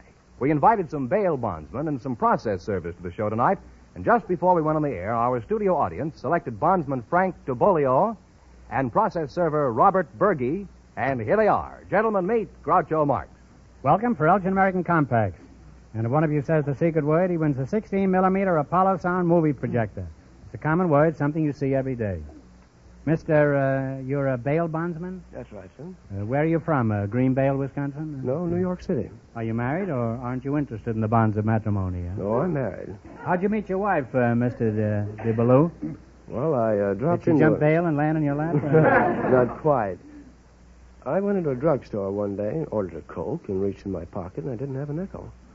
Fortunately, she happened to be sitting next to me, so I struck up an acquaintance, and borrowed a nickel, and so I married her. Wouldn't have been cheaper to give her the nickel back, then? Frankly, I think she's still trying to get it back. Now, tell me, can opener, that's you.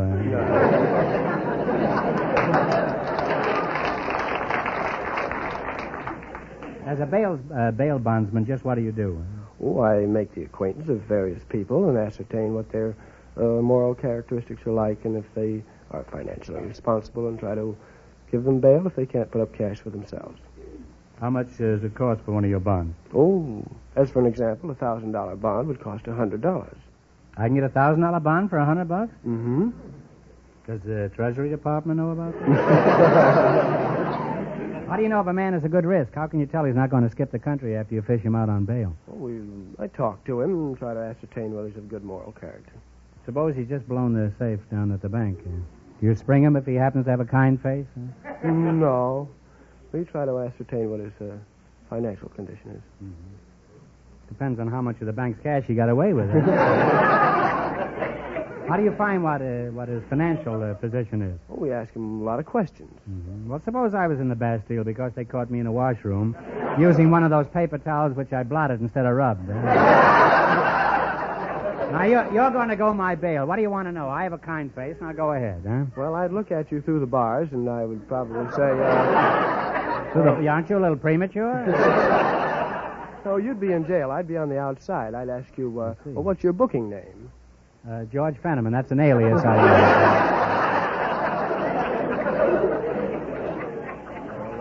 Now, what's your true name? My true name? Margaret Truman, huh? Tell me, do you have any visible means of support? A girdle, but I hope it isn't visible. No.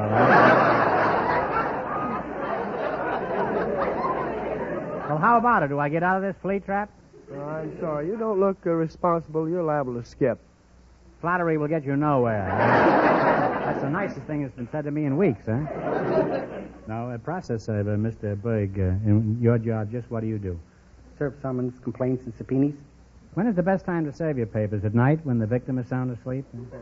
Best time to serve is at dinner time. I see. While the victim is serving cold cuts, you hand out hot subpoenas. Is that it? What is a subpoena? As if I didn't have one in my back pocket.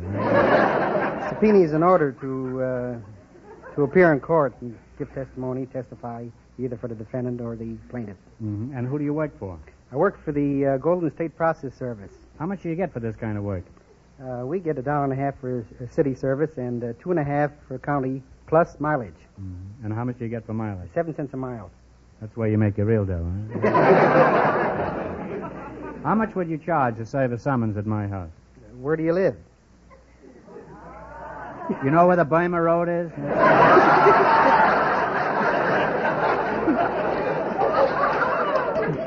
You turn left there and go to Hong Kong. And it's the third Burma shave on the left. Well, we're happy. We're delighted to have you two as our guests tonight, and in return we have some lovely gifts from our sponsor. For the bail bondsman, Elgin American's exclusive heart-shaped compact that's definitely different. Something your wife will truly appreciate. It's jeweler's bronze that looks like gold. Well, thank you very much, and on behalf of my wife, we appreciate this. Thank you. For the process server, here's an ideal gift for you. An Elgin American cigarette case with today's smart new leather-like look. Thank you very much. Now, let's play You Bet Your Life for $1,500. Run your $20 into more than the other couples, and you get a chance at the big question later. And I can't tell you how much they won, but George has gone off stage to remind our listeners. The butcher and the housewife are ahead with $30. Here we go. Let's see how high you can build your $20. You selected foreign monetary units as your category. That's right. Now, you have $20. Now, how much are you going to try? $10. $10. Here's your first question. You're going to bet $10. What is the monetary unit of Mexico? The peso. The peso is right, huh? They're on their way. They have $30. Remember, you're going for $1,500 tonight. How much of your $30 will you bet? Talk right up. 25. 25. What is the monetary unit of the Netherlands? That's a tough one. It's based upon the English pound. Nothing is based on the English pound anymore. Huh? I'm sorry. It's the guilder. Guilder. They now have $5. You now have $5. Now, here's your third question. How much of the 5 are you going to try? Try 4. Try 4. All right. You're going to try 4. All right. What is the monetary unit of Japan? The yen. The yen is correct. Now they have $9. All right. You've climbed up to Mount McKinley. You've got $9. Here's your last chance to beat the other couples. How much of the 9 are you going to risk? 9. 9. Okay. What is the monetary unit of Canada? Canadian dollar. The Canadian dollar is right, huh? And they wind up with $18. You wound up with $18. But that means that the butcher and the housewife with $30 get the chance at the $1,500 question.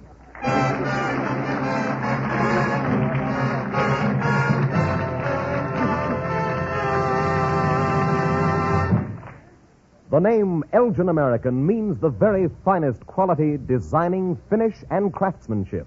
The best value. In exquisite compacts, gorgeous simulated pearls, magnificent dresser sets, magic action lighters, wondrous lighter cases, distinguished cigarette cases, handsome military sets, fascinating musical humidors. Your favorite store has a complete assortment of the newest Elgin American styles right now. See them. And for your own proud use, for thrilling prestige gifts, always buy Elgin American.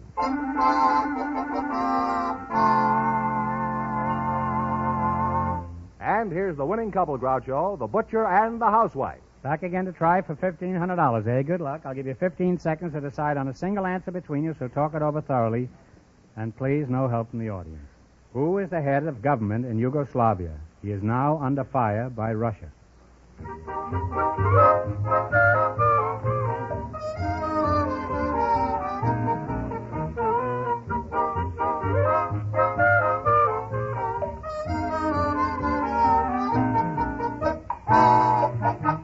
And what is the answer you two have decided upon? We think it's Tito. Marshal Tito is right.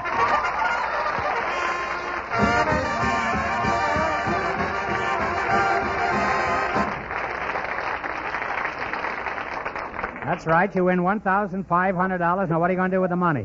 I know one thing I need very much, and it's a new Umbrella. gas range. A gas range, huh? That's one thing I need. And what are you going to buy? Well, I'm going to give us some gonna- meat for a gas range? Huh? Could be. Yes, you could. No, I'm going to try to help my youngster through college. He's going to school in San Francisco on the GI Bill. You couldn't give the money for a better purpose. You received those lovely gifts from Elgin American. You won $30 plus $1,500. You won $1,530. Congratulations to both of you.